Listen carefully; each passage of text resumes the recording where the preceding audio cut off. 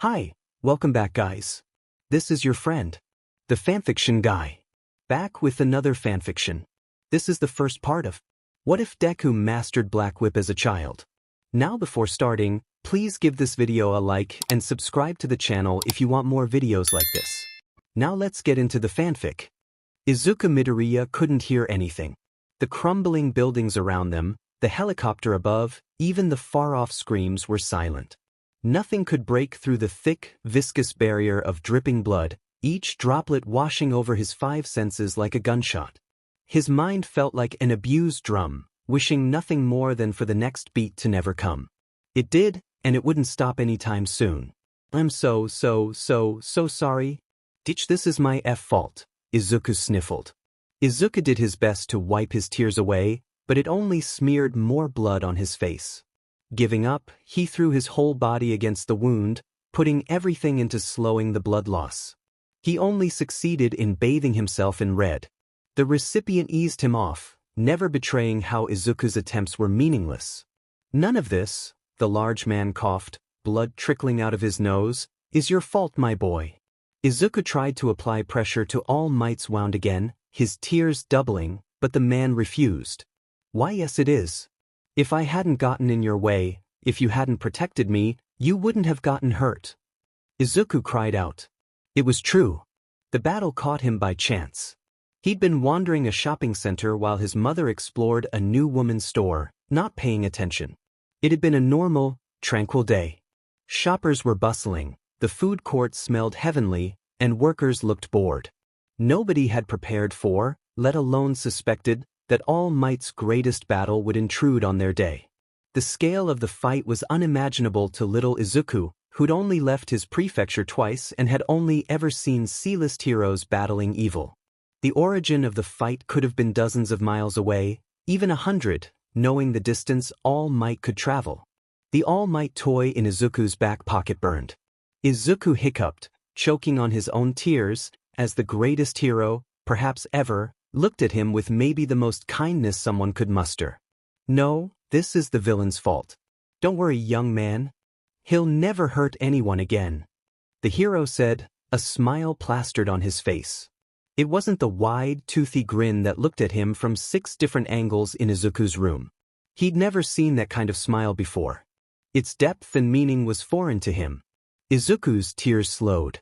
If All Might could smile with a gaping hole in his stomach, perhaps he could be brave. You saved me though. You might have gotten out of here safely if you had just let me. Izuku couldn't bring himself to finish the statement. He didn't want to die, but he'd rather do so than watch his idol gored through the stomach by that monster. How was that villain so strong? What he did to All Might was unthinkable. The villain had what seemed like hundreds of quirks, all of them designed to kill or maim. Blazing hot explosions, concussive winds, bullets that grew from his skin, and even flight were used against the hero, yet All Might won in the end. His victory came with a hefty cost, however. The hole in his chest could swallow his mom's purse. Izuku felt tears leak out of his eyes again as he looked at it.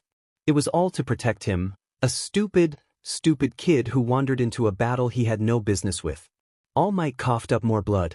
He didn't know what to do. Band-aids and kisses were the extent of his knowledge. At most he could apply pressure, but All Might wouldn't let him. At a complete loss and full of guilt, Izuku slipped into the older man's limp palm, threading their fingers together. It seemed to have the desired effect. All Might gave his fingers a squeeze, letting out a brief, wet hum. It only made Izuku feel worse. Why was he being comforted when he wasn't the one hurt? I have no regrets. I saved you. I defeated my nemesis. If I could go back and do it all again, I wouldn't change anything. All Might's voice grew coarse, straining with the effort of speech. He never let it stop him, though. He never let anything stop him. Except for one thing. My quirk. The ability to slowly gather strength over time and give it to a new host. One for all. I have nobody to give it to, no successor, no son. All Might whispered to himself. The man's eyes, once a brilliant moon, were waning. Izuku hung on every word said, imprinting the speech directly onto his soul. No one had ever known All Might's quirk, and if he was the first, or last, he would listen with reverence. The dull eyes slid over to the little boy holding his hand. Izuku said nothing as his savior gazed at him with an intense glint in his dying eyes.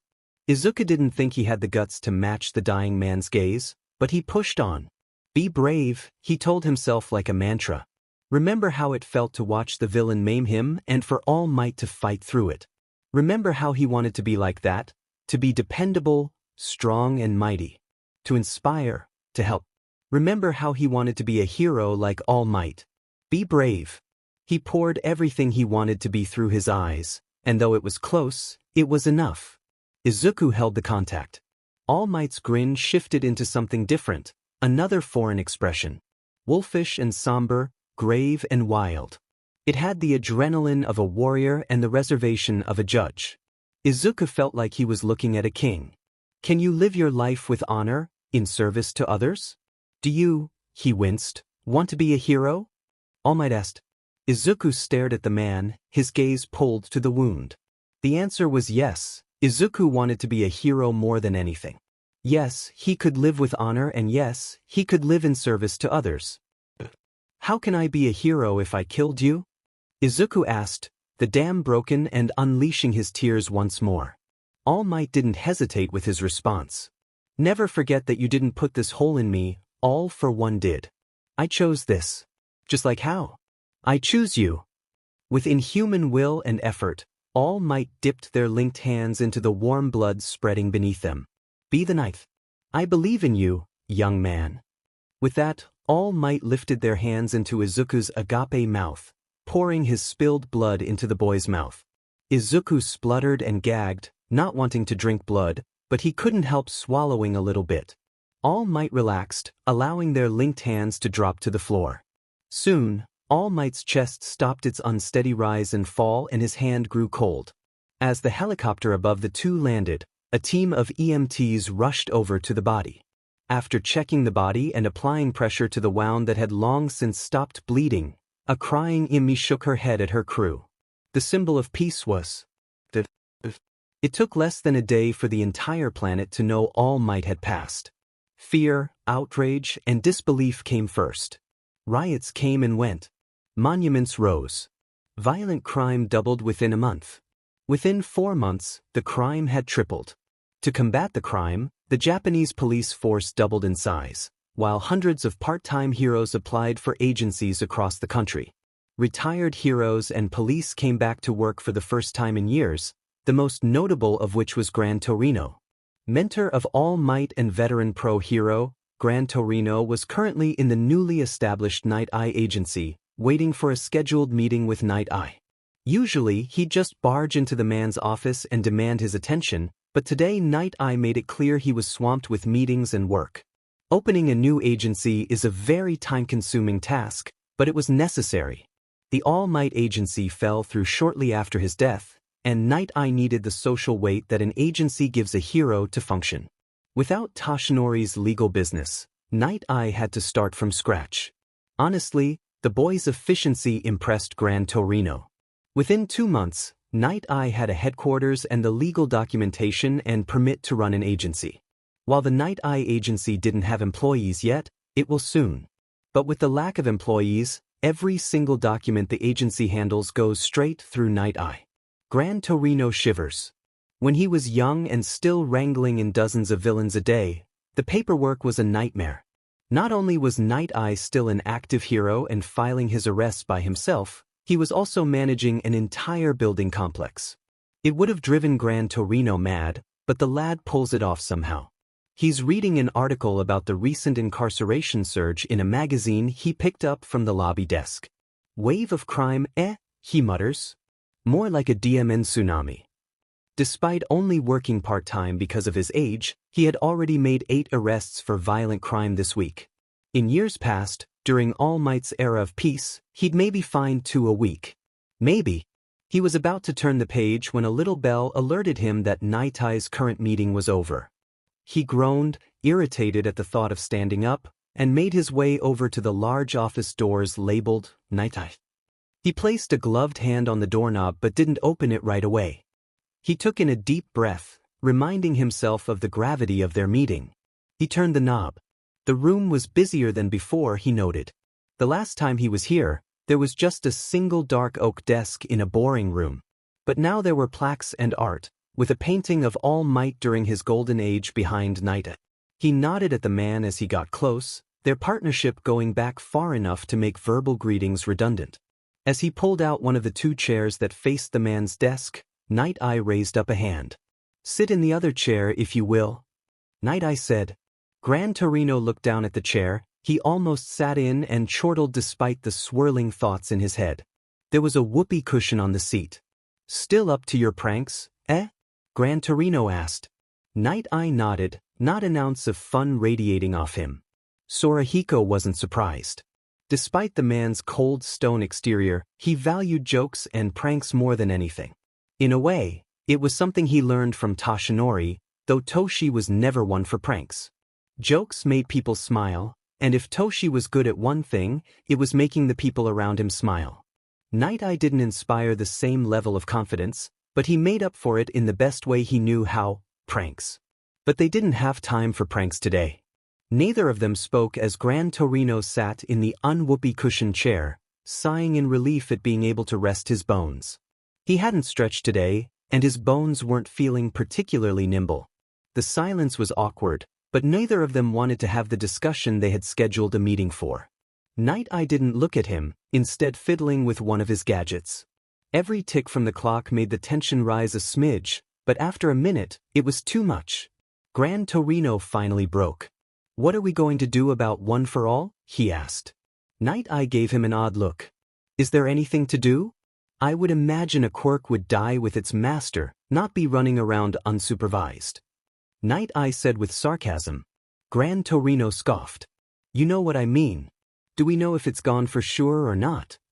Gran Torino asked again, but Night Eye wasn't having it. "He told us everything, Torino. He never once said anything about a successor. I know for a fact he went into that battle with All for One with the full power of the quirk. He never passed it on." Night Eye said, "You didn't know for a fact that Toshinori was going to die, despite looking into his future. Why are you so sure that he didn't give up the quirk before he died? Neither of us were there. He could have done anything." Gran Torino retorted. It was a low blow, but it was true. For some reason, Night Eye's future sight hadn't worked for their battle. "Shut up. You know for a fact that my future sight is never wrong. His death wasn't meant to happen. It was an anomaly." Night Eye said, "It wasn't meant to turn out this way." Night Eye trailed off. The lanky man thread his fingers together and pressed them to his forehead, covering his face from Gran Torino's view. "It wasn't my fault." All the fight that Night Eye had in him died almost as soon as it was awoken, leaving the room with an awkward air of grief. Gran Torino cleared his throat. "I know it's not your fault. That's why I'm here, to ask for your help to find the ninth, assuming he's out there somewhere." Gran Torino said quietly. Night Eye looked back up at him. "How would you suppose we do that? I don't have the time to go search everybody in the country, old man, and you're getting too old for this." I said glum. "Read my future. All of it." Gran Torino said. That gave Night Eye pause. "I don't do that anymore. If it didn't work on All Might, it isn't worth risking the future with fake knowledge in the present." Night Eye admitted. "Plus, how would looking into your future even help?" He continued. "If there is a ninth, I'd bet it'd be a kid. They're the only people innocent enough that Toshinori might have given the quirk up to in a pinch. He wouldn't risk giving it to any kind of adult, especially since they might have ulterior motives. Kids don't have those, Night." Gran Torino replied. So, if a kid suddenly has One for All, where do you think they'd end up?" Gran Torino asked. "You?" Night Eye immediately replied. Gran Torino nodded. "Yep. And if they were to use the quirk in the sports festival, I'd know. From there, I'd track them down and train them. I figure that has a high enough likelihood that if you saw me hanging out with a kid for a long time in the future, we could just track him down now." Gran Torino finished. Night Eye looked impressed. Far-fetched but possible. Night Eye didn't speak or move for a few moments, lost in thought.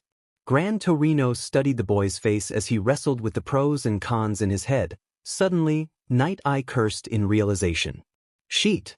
If a kid has one for all and somehow uses it, he'll blow his limbs off. That quirk has gotten way too strong in the past decade. There's no way a kid could handle it. Gimme your hand. Night Eye snatched his hand and gave the older man the most intense stare he could muster. Despite suggesting it, Gran Torino felt uncomfortable with the move. He had never wanted his future seen. It felt like an invasion of his privacy, but it was an emergency. He'd seen Night Eye look into people's futures before, and it was always an awkward affair.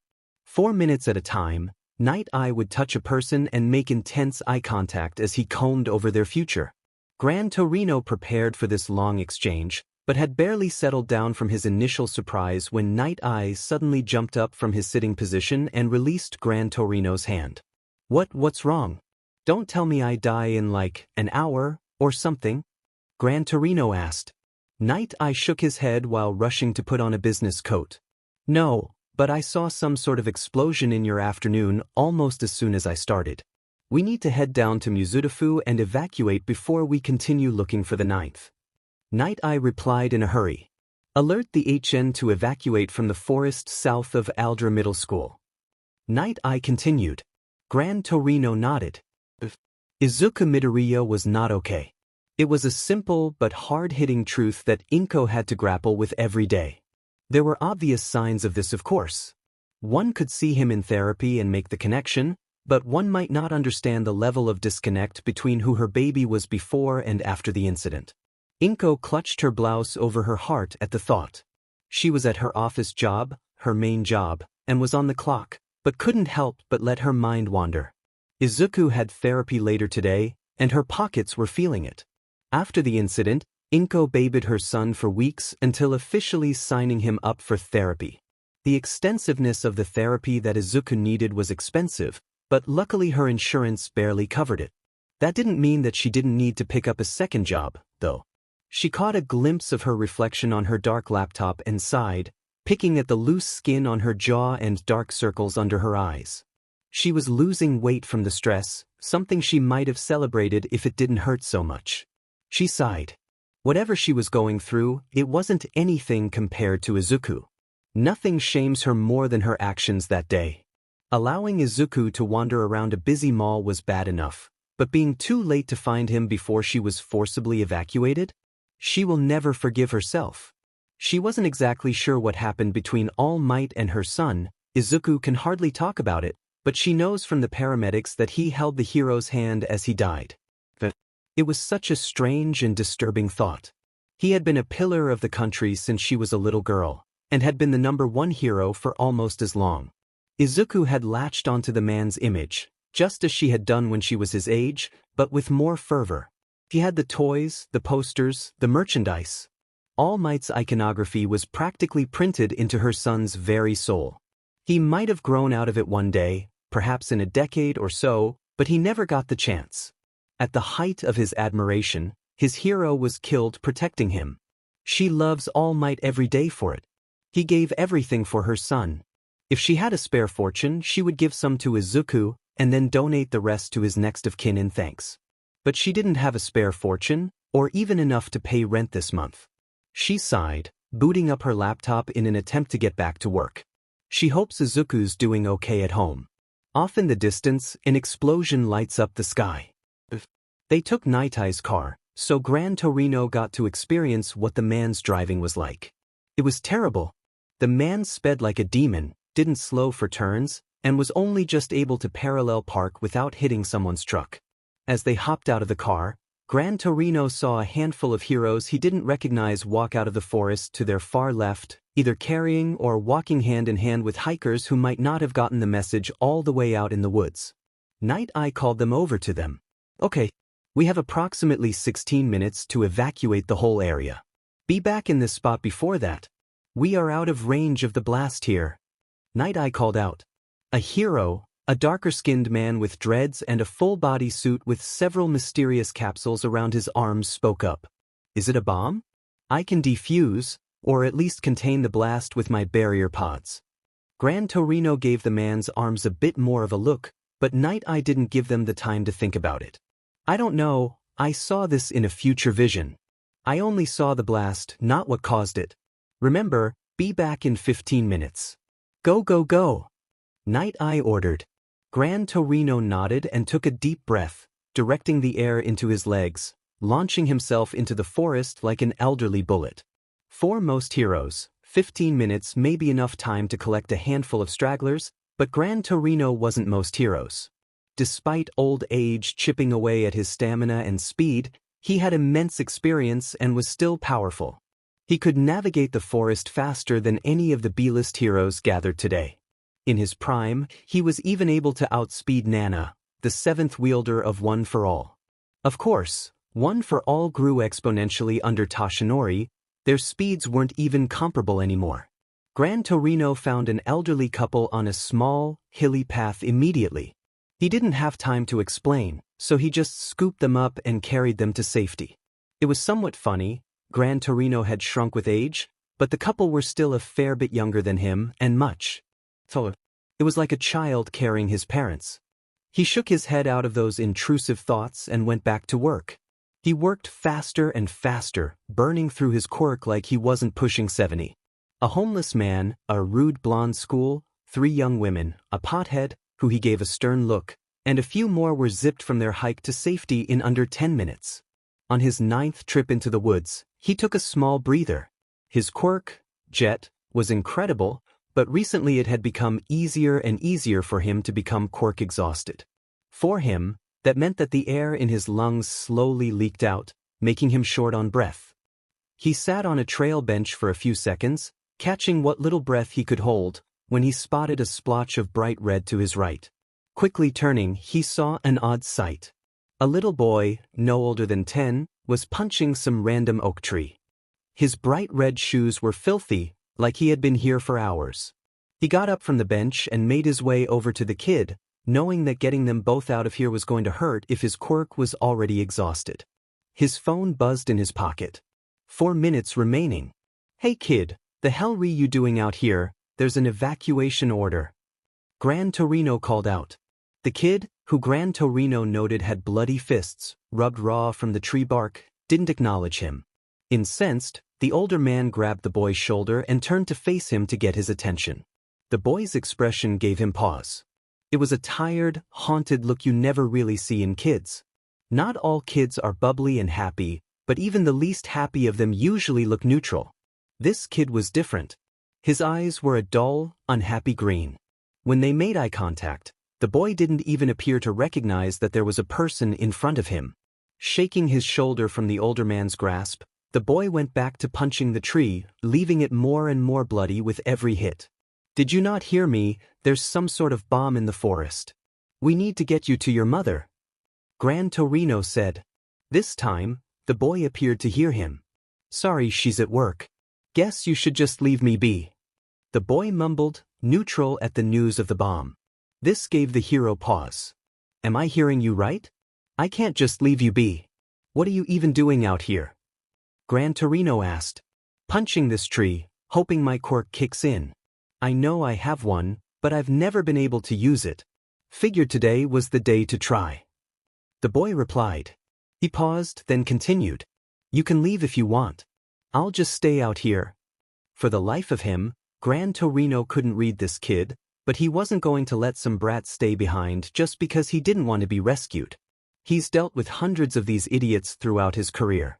People who don't think a situation is dangerous at all and don't want to be rescued are surprisingly common, usually in natural disasters. He's met plenty of morons who don't think very highly of typhoons. Boy, I can't be doing that. Whether you like it or not, I'm taking you out of here. Gran Torino said, picking up the boy and slinging him over his shoulder. The boy starts squirming and wiggling almost immediately, intent to escape from the older man's grasp, but Gran Torino wouldn't let him. His pocket buzzed. 3 minutes. Despite the quirk exhaustion, Gran Torino took as big a breath as he could and started bouncing from tree to tree, propelling himself towards the city with the unruly child complaining all the while. Let me go. Let me go back. I deserve it. The brat says, kicking and screaming. Gran Torino doesn't have the breath to reply and focuses on getting to the city faster. In the process, though, his grip loosens. The kid uses took the opportunity to jump out of the man's grasp. Sheet! Gran Torino yells, despite himself. The kid did the equivalent of jumping out of a moving car on the highway. Now, exhausted and weakened, he has to slam on the brakes and turn around. By the time he's able to slow to a stop, the kid is already running back where they came. The hero curses as his legs refuse to shoot any air, the quirk exhaustion denying him his powers. He starts to run for the kid like a quirkless plebeian, yelling the whole time. "Get back here, brat, we're running out of time." He yells ahead. "Good. Then get out of here. Let me go, I deserve to die here." The boy calls back, still running strong. Gran Torino doesn't know what the hell the kid means by that, but he can hear a faint crack in his voice. Despite the evident hesitation, the boy was still running strong. "You don't deserve anything except a DMN spanking. Whatever you did, it doesn't matter." Gran Torino yells, breathless. He's too old for this. "You don't understand, Dash. The kid was cut off by a root, tripping him at the base of a tree." The old man took this chance to catch up to the boy, but paused when he saw what the boy was doing. Having foregone trying to escape the aging hero, the child was attacking the tree with a scary fervor. He didn't know what to do while he watched the kid try to destroy the tree with reckless abandon. Blood was squirting out of his fingers as he attacked the tree, desperate for something, anything, to happen. The boy was starting to hit the tree harder and harder, holding nothing back. Gran Torino didn't immediately grab him, reminded of a rabid dog, and caught his breath. "What?" Gran Torino took a moment, sking in as much air as possible. "Am I missing? You're like 10, whatever you think you did wrong, I forgive you. Please, just come with me to safety. We're already running out of time." Gran Torino yelled. All he wanted at this moment was to get the kid to safety, but he couldn't do it if the kid was going to fight him. He thought his little speech would have been enough, but it only seemed to fuel the fire as the boy only started to cry harder. The kid climbed to his feet, still throwing careless blows at the tree. He starts muttering under his breath, which sounded something like a desperate prayer. "Please, please, please, please, please, please, Dash," he muttered. The old hero's phone vibrated in his pocket, reminding him of the dwindling seconds they had left. "We're out of time. Whatever you think you did, you need to forgive yourself so we can get out of here." Gran Torino screamed. "You don't get it."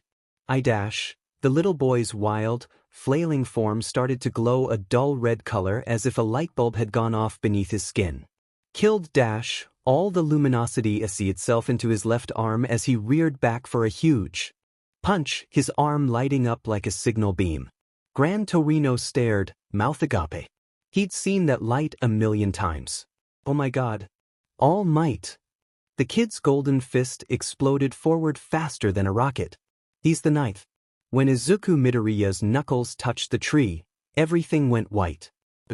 Inko's gut was twisting itself in knots as she watched Izuku take his first steps in over a month. She had been anxious for this moment. The hospital had cared for Izuku for weeks, and even when they relinquished him to Inko, he was still wheelchair-bound. Despite having suffered virtually no injuries in his legs, Izuku's ability to walk properly had been hindered. That was why this moment was so important, and why Inko desperately wanted to help her son. She wanted him to be as comfortable as possible for his first few moments of independence in over 4 weeks. The only thing stopping her from rushing over and helping her son herself was the physical therapist who was guiding Izuku in her stead. Her eyes burned as she watched him wobble around the room, still unused to the state of his body. "Good job, honey. I'm so proud of you." Inko calls out. Izuku glances at her for a second but turns away, unable to look her in the eye. Inko followed his gaze to the mirror on the opposite wall. She could only see Izuku's face indirectly, but she could read him like a book. His face was stone cold. Traumatized. Broken. It was all the things a little boy's face shouldn't have, but there was something underneath. Something she couldn't quite define yet. The therapy continued, with the physician coaching Izuku on his posture and balance. Izuku exhausted himself with his efforts throughout the session. He was more confident on his feet because of it, but he needed a break. Leaving the boy to rest in his wheelchair, the physician made her way over to Inko. "He's doing great for his first session, ma'am. I know how tough this is for the both of you, but be proud. He's taking to the situation better than most. A lot of kids struggle to find their balance within the 5 sessions, let alone the first. The woman spoke. Inko glanced at her name tag. She hadn't caught her name when scheduling the appointment, too stressed to care about the small detail. Thank you, Ms. Utsushimi. It's hard, but we'll get through it. With your help, of course. Inko replied, glancing at Izuku to check on him. Ms. Utsushimi smiled. Yes, of course. You'll be emailed your schedule for the next few months by the end of the week, ma'am.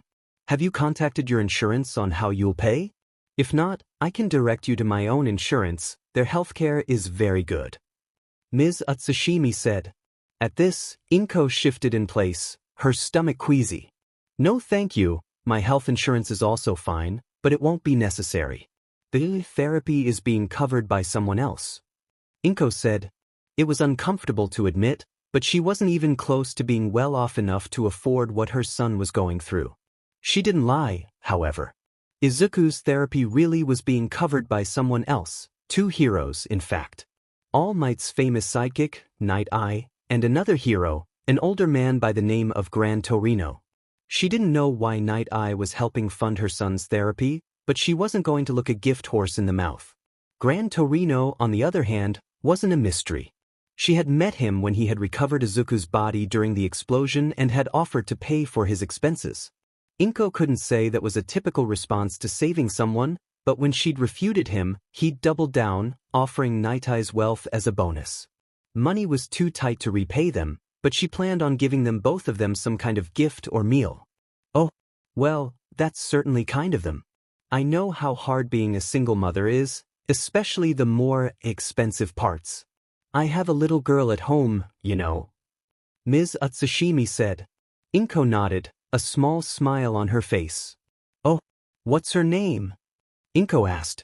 Ms. Utsushimi's face lit up at the chance to talk about her daughter. Oh, well, her name is Kami. Sweetest little thing, but talks my ear off whenever I'm home.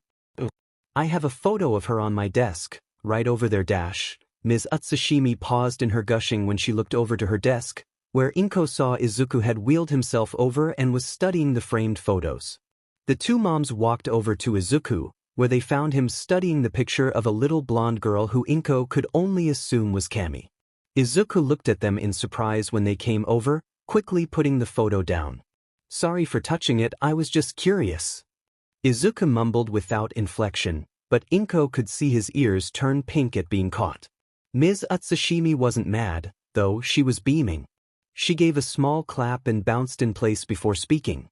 No problem. That's Kami, my daughter.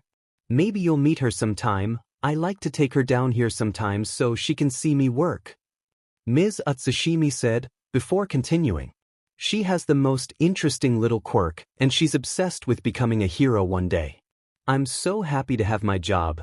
It gives me a great opportunity to help her do what makes her happy, be it coaching her on her quirk or making sure she doesn't hurt herself from quirk exhaustion. Inko felt a pang of guilt in her chest as the physician continued to gush about how her daughter wanted to be a hero. She knew her son, at least before the incident, had wanted to be a hero more than anything. She would love it if her son could grow up and follow his dreams, but she had never really been sure if it was possible or not, with Izuku being quirkless. Especially now, her quirkless little boy had been battered and bruised beyond anything she'd ever seen. She doesn't want him to be a hero, she doesn't want him to get hurt ever again. She prays Izuku could let go of that dream, especially now that he was missing an arm. She allowed the woman to continue about her daughter for a few minutes, silent and stewing in guilt. She didn't want Izuku to feel even worse about himself than she knew he already did, but she also didn't want to be rude. Inko glanced down at Izuku in worry, expecting to see her son looking uncomfortable or even tearing up. What she didn't expect, however, was for a feeble smile to be teetering on his lips. It was a weak, pitiful thing, but it was the first one she had seen on her son in months. Despite all the trauma and pain her son had gone through, his smile sent butterflies down her chest and blood through her heart. She lived for his joy, and she hadn't felt alive in quite a while. You said she wanted to be a hero? I hope she does her best. I used to want to be a hero, but I'm not so sure anymore. Izuku said, lifting up his residual limb, what used to be his left arm, for clarity. Ms. Utsushimi stopped her rambling, her shoulders slumped. She had gotten carried away. Inko watched as the woman knelt down on one knee in front of Izuku, cupping the back of his head with her hand. Listen. I know you might feel a little lost on what to do, and I'm not one to put ideas in anyone's head, the woman glanced at Inko as she said this. But just because you lost an arm, doesn't mean you lost anything important. It's just an arm. You're still the person you were before, arm or not. She said, her voice so soft that Inko almost didn't hear her. Inko's eyes welled up for the second time today, but she didn't let the tears fall. Wiping her eyes so nobody could see her cry, she gently patted Izuku on the shoulder. She's right, honey. She's right. Inko was wheeling Izuku to the train station when her phone buzzed. After boarding the train and getting Izuku's chair into a safe place, she checked her notifications. One message from Gran Torino showed up on her timeline, and she decided to read it now. Gran Torino, I think it's time to have a meeting to discuss what happened to Izuku. Inko wasn't sure what to make of this, so she replied with a simple request for a time and place. Not 2 minutes later, she got a reply. Gran Torino, could we discuss this tonight? I know managing the boy in public is a hassle, so Night Eye and I could come to your apartment.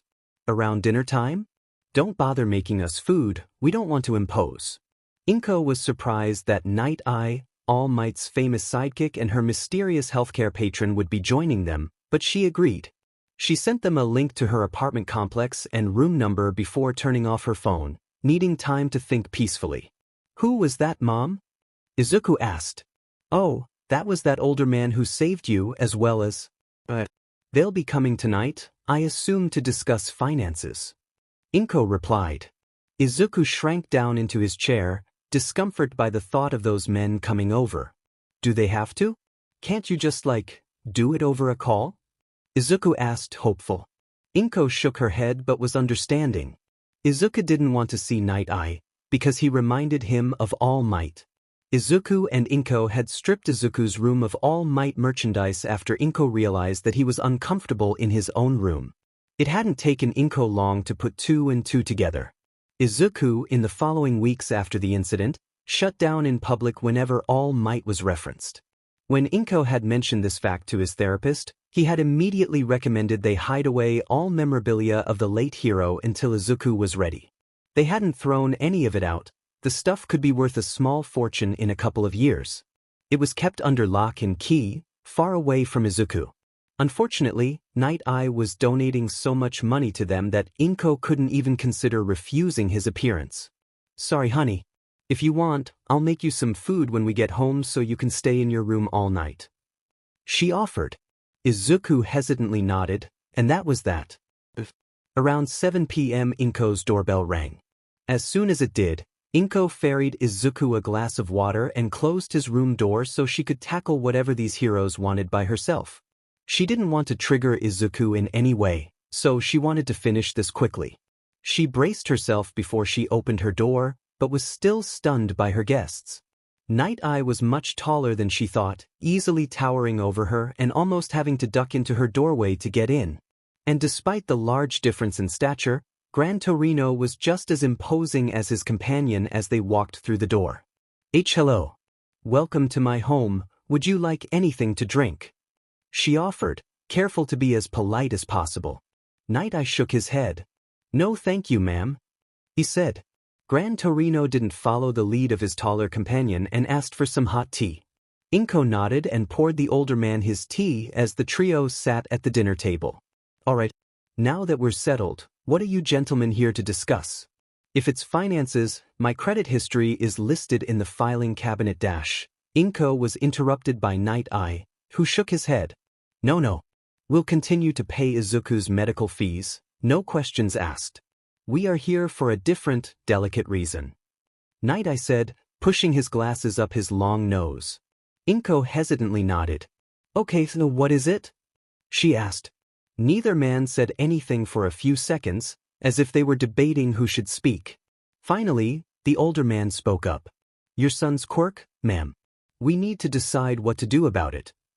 Inko tilted her head in confusion. Quirk? I don't think you understand. My son is quirkless. Always has been. She said. She refrained from getting defensive, but it was rather rude and strange for these men to ask about her son's quirk. Both men looked uncomfortable. I guess this makes things simpler if your son hasn't told you anything yet. We can set the facts straight. Night Eye said, before continuing. I know this is a sensitive subject, but are aware of why your son lost his arm? Inko gaped at him. Of course I am. What do you take me for? There was some bomb, or a villain attack. Whatever the cause, an explosion stole my baby's arm.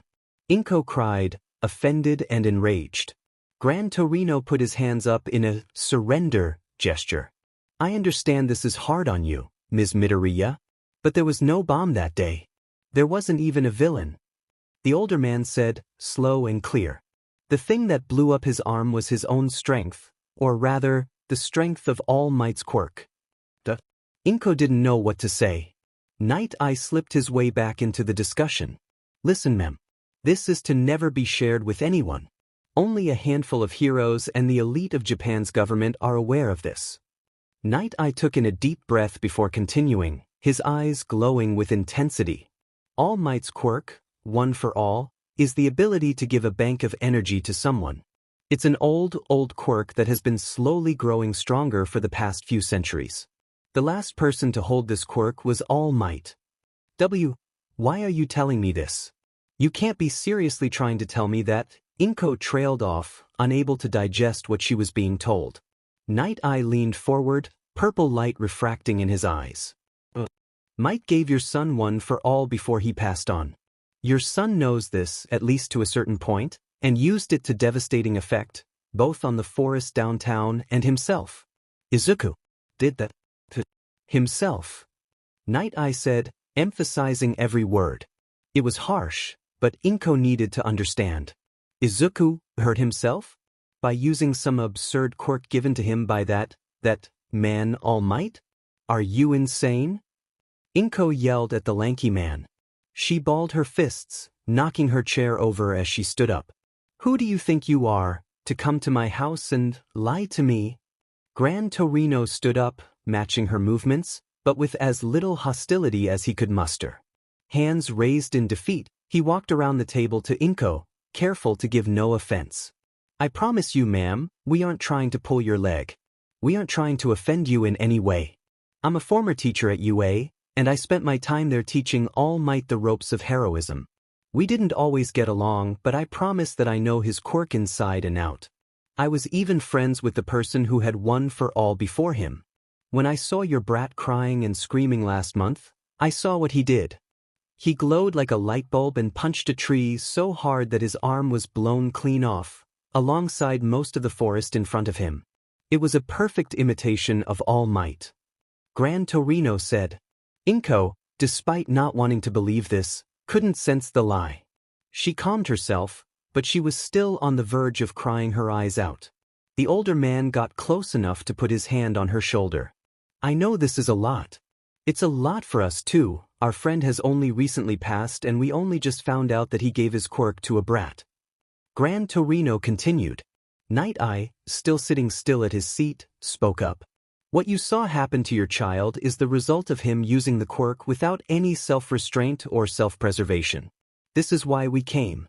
We have a solution so that he'll never hurt himself with the quirk like that again. Night Eye said his edge has disappeared, but he was still serious. Inko, overwhelmed with this roller coaster of a discussion, couldn't hold in her waterworks anymore. Unbothered, Night Eye continued. Your son isn't stuck with this curse. I suggest you convince him to give up the quirk entirely. All he would have to do is consent to someone consuming a small part of his DNA. Inko hiccuped, her tears still streaming out of her eyes. Really? She asked. My baby would never hurt himself again? Of course, ma'am. The second we find a suitable host, your son could be safely quirkless within the day. Night Eye said. Gran Torino awkwardly coughed into his fist. We can't force him to give it up, of course. In that case, I would be willing to take him under my wing, so that an accident like what happened in the forest could never happen again. Regardless of what he chooses, your son will be okay. At this, Night Eye glared at Gran Torino, but Inko was too busy crying to notice. Inko slowly sat back down, her hands trembling as she placed them flat upon the table. She took a deep breath. I need time to think this through. I would appreciate it if you leave. I'll reach back out when Izuku and I have talked about it. Inko said with her most firm tone, but even she knew her voice was shaking. The two men nodded, Night Eye stood up, and both men made their way out. Before Night Eye was fully out the door, he looked back at Inko, who was still at the dining table. If you want what's best for your son's health and the future of our country, you should make him give it up. With that, he closed the door behind him, leaving the apartment in uncomfortable silence. Inko sighed as she laid her head down on the table, too exhausted to sit up straight. Before she closed her eyes and fell asleep though, she made eye contact with Izuku, who had been watching the whole exchange with his door slightly ajar. Hello, Ms. Midoriya. Ms. Utsushimi called as Inko walked into her office hand in hand with Izuku. It had been about a week since their last visit and Inko's eventful conversation with the heroes. Today, they had decided to leave the wheelchair behind. Izuku had been practicing his walking all week and had pretty much got it down, save for the occasional stumble.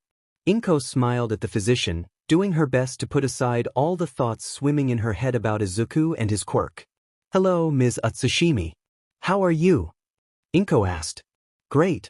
Oh, Midoriya, I have a surprise for you. I brought along a little spectator with me today, so I'll leave you some time to play with her if you want. Kami, say hello. Popping out from behind Ms. Utsushimi, a little girl who Inko thought must have been a clone of the grown woman stepped out. Hi. It's nice to meet you. Ooh, your hair is green. Is it dyed or dash? Kami Utsushimi's excited babbling was interrupted by her mother, who shushed her. All right, Midoriya.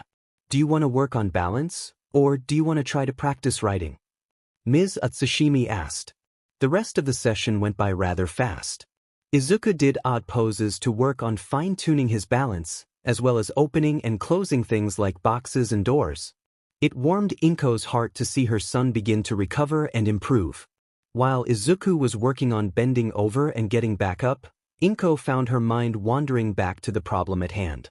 She hadn't spoken to Izuku whatsoever about her meeting with the two heroes, but she knew that he had been watching the conversation go down.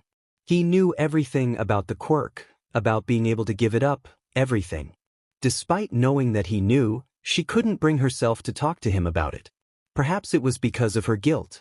Despite knowing that her son could never be a quirkless hero, she had let him live his lie, just to let him have something to strive toward. She loved her son more than anything, but she knew that Izuku, physically speaking, had never been anything special. He was small, he was scrawny, even for a kid his age, and he didn't have powers. He was just a normal human kid. And now, because of a superpower he wasn't born with, he was permanently disabled. She should be horrified. Perhaps she should even be mad. All Might, despite his graces, had cursed her son with his dying wish. Maybe she should hate him. Maybe she does hate him. But deep down, she knows why she is so conflicted. She knows why she doesn't want to march into Izuku's room, make him give her a blood sample, and ship one for all off to some up-and-coming hero who has 2 arms. And a quirk. She knows why she doesn't want to take this from him, even though it gave him a wound he'll never recover from. She didn't want to take away the one thing he's always wanted, powers. It would kill her to let her son lose his left arm, and get nothing in return. In her mind, despite the objective horror and danger this quirk represented, her son had earned the power, he had paid for it in blood. If Izuku even vaguely suggested that he'd be okay with giving up one for all, she would make him do it in a heartbeat. She desperately wanted him to be happy and fulfilled, but she wasn't sure with it being at the cost of his safety. Inko shook her head, clearing her thoughts. She would talk to him tonight. Inko looked over to where Izuku was. Ms. Utsushimi had kept her promise and had ended their session early so that he and Kami could play. Inko must have zoned out for so long that she missed the transition from PT to playtime. She made her way over to another set of chairs in the office, close enough to eavesdrop without being noticed. So, how did you lose your arm? Kami asked, rolling a rubber ball across the floor to Izuku. Inko almost choked at the bold question. Oh, It got blown up. My quirk kinda went haywire, I guess. Izuku replied, unbothered by the question. Cammy tilted her head in interest. What kind of quirk blows off your arm? Are you really strong? Izuku gave her a tired smile before rolling the ball back to her with a little difficulty. Well, I'm not sure you could call me strong, since, my arm got blown off. Your mom said you wanted to be a hero? Izuku asked. Cammy beamed at him, catching the ball between her legs. I think it would be pretty fun and helping people is cool. My mom she gestured over to Ms. Utsushimi, who was hard at work on her laptop, apparently updating a spreadsheet. Is a physical therapist, obviously. She helps people all the time, which is really cool. I want to do what she does, but with more fun. So, I'll be a hero. What about you? Do you want to be a hero? She rolled the ball back to Izuku. He frowned. Being a hero? Don't you see my arm? Izuku wiggled his stump at her as if she hadn't noticed it before. I always wanted to be a hero. I used to look up to the big guy all the time. But I think that's out of the question now. Izuku said. He rolled the ball back. Inko could tell he was getting better at it the longer their little game went on. Besides his increasing comfort with his singular arm, she was also paying a lot of attention to their childlike discussion. While she didn't want to intrude, it felt like her only opportunity to be able to understand Izuku. Mother's intuition went a long way, but it wasn't perfect. Izuku didn't actually talk to her. He didn't talk to anybody save for his therapist. She hoped he would be more open with someone his own age. So, even if you're not strong right now, your quirk seems to be. I guess it might be a little harder for you since you only have one hand, but becoming a hero was never going to be easy anyways. Cammy said, rolling the ball back to Izuku. His frown deepened. You don't get it. It was pretty unlikely for me before. Now it's impossible. People like me can't be heroes. Izuku said. He held the ball for a few seconds before lightly bouncing it to Cammy. Inko's heart ached at how dejected he sounded, how defeated he was. Cammy scoffed. That's dumb. You're being dumb. Plenty of heroes are missing limbs. Psychos? She doesn't have legs from the knees down, but her telekinesis is so cool and useful. I feel like not having feet should make it a lot harder for her to be a hero than for you to become one without one measly arm. Cammy said, bouncing the ball back to Izuku a little too hard, irritated at his words. Izuku snatched the ball out of the air with his single arm like a snake striking its prey. Inko was surprised at how snappy and efficient the movement was, but Izuku didn't even seem to notice. You still don't get it. I blew my arm off because I was upset and being careless. What if me being careless got somebody hurt or killed? Izuku mumbled out something else. Inko wasn't able to catch all of it, but she swore it sounded something like, again. That's what practice is for, dummy. Just keep practicing until you don't make dumb mistakes like that, and you'll be fine, 2 arms or none at all. Cammy said, matter-of-factly. Izuku looked down at his hand, marveling at it in silence. Do you really think I could be a hero? Even though I'm disabled? Even though I've done bad things? Izuku asked, a small whimper in his voice. Inko noticed Ms. Utsushimi closing her laptop to watch the exchange. I don't know what kind of bad stuff you did, but don't you want to help people? Cammy asked. Izuku slowly nodded, his bangs covering his eyes from Inko's view. Then you can be a hero, dummy. Izuku was silent for a few minutes as he studied his palm, his game with Cammy forgotten. Inko watched as Cammy respected the silence, silently thanking her. Izuku sat long and hard thinking, but eventually he must have had an epiphany, because he shot to his feet. He hurried to Inko, grabbing her hand and pulling her to the other side of the room, more excited than she'd seen him in a long time. Inko pretended she hadn't been eavesdropping on them and allowed herself to be taken away from the prying ears of the Utsushimis. What is it, baby? Inko asked. As she looked at her son, he gazed up at her, his bangs no longer hiding his eyes. They were full of a beautiful livelihood that hadn't been there before. Or maybe it had always been there, and Inko hadn't taken the time to look for it. I know. I've made mistakes. I almost died in that forest. But I need to know, if I keep his quirk, do you think I could be a hero? Izuku asked. Inko, at that moment, remembered a similar moment from a few years ago. Izuku had just been diagnosed quirkless, and he hadn't taken it well. He had cried for hours, watching old All Might clips on repeat before posing a question to Inko: could he be a hero, even without a quirk? Back then, Inko hadn't known what to say to him. She had apologized profusely, over and over again until he fell asleep. She never told him he could be a hero, she never wanted to give him false hope. She regrets that now. Inko dropped to her knees, eye level with Izuku. She placed her hands on her son, whose eyes were shining as if he had never been hurt in the first place. She knew what to say this time. Honey, Cammy was right. You could be a hero without one for all. Are you sure that you want to keep it? Inko asked, holding in her sobs as best she could. Izuku nodded, also tearing up. I do. I need to make it up to him. Izuku was stretching when Gran Torino blindsided him, sending him sprawling on the floor. In the corner of his eye, Izuku saw Night Eye nodding in approval. He struggled to his feet, coughing. Why did you do that? I didn't think we were starting for 5 minutes. Izuku said. The older man, unbeknownst to Izuku, hooked his ankle with his cane and sent Izuku back to the floor. You made a choice. A stupid, selfish choice that we can't do anything to stop. Night Eye said. His words burned Izuku's heart. They hurt worse than getting knocked flat on his butt. The world needs All Might and soon. You've decided to make the world wait until you're ready, so I hope you're ready to go through hell. He continued. Gran Torino nodded. You're too young to even attempt to weight train you, let alone let you practice one for all. Gran Torino said. I respect your decision to keep the quirk, unlike some people. The old man's eyes flicked to Night Eye. Guilt spread into Izuku's heart for a moment before his brain crushed it. Night Eye hated him even though this was their first official meeting. But that doesn't mean I can go easy on you. Starting today, we're going to turn you into the perfect vessel for one for all.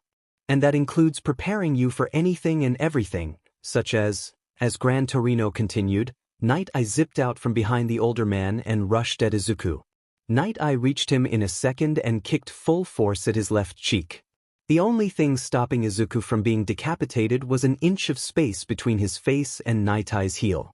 The man straightened back up, pushing his glasses up his nose. He looked unimpressed. You're scrawny, even for your age, and your entire left side is completely unguarded, Night Eye said. Izuku furrowed his eyebrows, grabbing at his left flank. That's not fair. I wouldn't have that problem if I had 2 arms. Izuku said, feeling defensive of his obvious disadvantage. Night Eye scoffed. But you don't, do you? That's why we're going to train on how to defend yourself and how to avoid getting hit. We'll do this every single day until you're able to either dodge my kick at full force or begin training his quirk. Night Eye said, his voice rigid. His quirk, Izuku thought. Not Izuku's, but All Might's. It hurt to be told that straight to his face, but he agreed deep down. Before he could dwell on it, Izuku glanced at Gran Torino, suddenly curious. What about him? Do I have to dodge a kick from him? Izuku asked. Gran Torino laughed. If you could dodge me before you even hit PBRY, I'd give you $1,000,000. Gran Torino said, still laughing. No, Night Eye's just being an arse. Now get runnin', brat. He continued. Izuku obliged, not wanting to embarrass himself more. Running on the indoor track, Izuku found himself trying his best to not tip over. While he was slowly adjusting to moving around and doing everyday tasks with one arm, running was a whole other issue. After he began, he quickly realized that this was going to be a lot harder than he expected. Arms play a critical role in any movement. Despite not being very heavy, they can shift your center of balance easily. Without that vital extremity, Izuku had a center of gravity that was a little too far right. It made turning right corners easier, but everything else is harder. All of a sudden, something nailed Izuku in the back of the head, sending him stumbling forward. Stopping mid-jog, he turned back to find Night Eye next to a pile of rubber dodgeball. Izuku reached up to rub where he got hit but touched nothing but air. Confused, Izuku tried again but soon realized his mistake. He didn't have a left hand. God, it was going to take a lot to get over this. Who said to stop? Keep running, brat. Gran Torino called out. Izuku did so, but not without scowling. Why'd you throw that at me? Izuku asked. Give me some time to get used to my new balance. No can do, brat. If you don't want to get hit, pay attention. Gran Torino continued, motioning for Night Eye to throw another ball at Izuku. Now running and paying attention, he was able to determine the trajectory of the ball and move out of the way with a little difficulty. You missed, oof. Ricocheting into Izuku's back off the wall, the ball knocked him to the floor. He was tired of his mentors tripping him. Within a few seconds of not getting up, another ball hit him. No breaks. So you're exercising? That's good. That's very good. Dr. Fujimaki said. Izuku nodded, uncomfortable in his chair. It wasn't a bad chair, it was soft and had a nice leather texture. No, Izuku's body was just very sore. Bruises littered his body after hours of training with Gran Torino and Night Eye. The old man had offered to mentor Izuku if he chose to keep one for all, but he hadn't expected the man to be a SLV driver. Despite the physical pain and stress of their first session, however, Izuku was thrilled with it. He was equal amounts tired and fulfilled, something he hadn't felt since he had completed his last hero journal. Did you know that working hard naturally gives you dopamine over time? When you exhaust yourself with exercise, you're manually making yourself happier. Dr. Fukimaki continued. His therapist was nice, Izuku thought. He was easy to get along with and wasn't judgmental in the slightest. Izuku was lucky to have him. Yeah, I guess. It's hard though. Izuku mumbled out. Dr. Fujimaki smiled, nodding. Yes, it is. For many people, it's a vital part of their recovery, and recovery is difficult. Dr. Fujimaki said. What brought you to exercise? You don't have to answer, of course, but I'm curious. He continued. Oh, am I kind? Izuku trailed off, unsure if he wanted to tell the truth or not. His therapist waited for him to answer, perfectly silent and relaxed. Izuku spent a good 30 seconds thinking it over before remembering his promise. He can't be ashamed of trying to avenge someone, even if he was the one who killed them in the first place. I know I'm hurt, I know I'm crippled, but I decided I want to try to become a hero again, Izuku said, eyes downcast. Dr. Fujimaki didn't say anything for a second, and Izuku thought he had upset the man somehow before he smiled. That's a lovely goal to have. I know we haven't discussed the odd circumstances with your quirk yet, but rest assured we will get there eventually.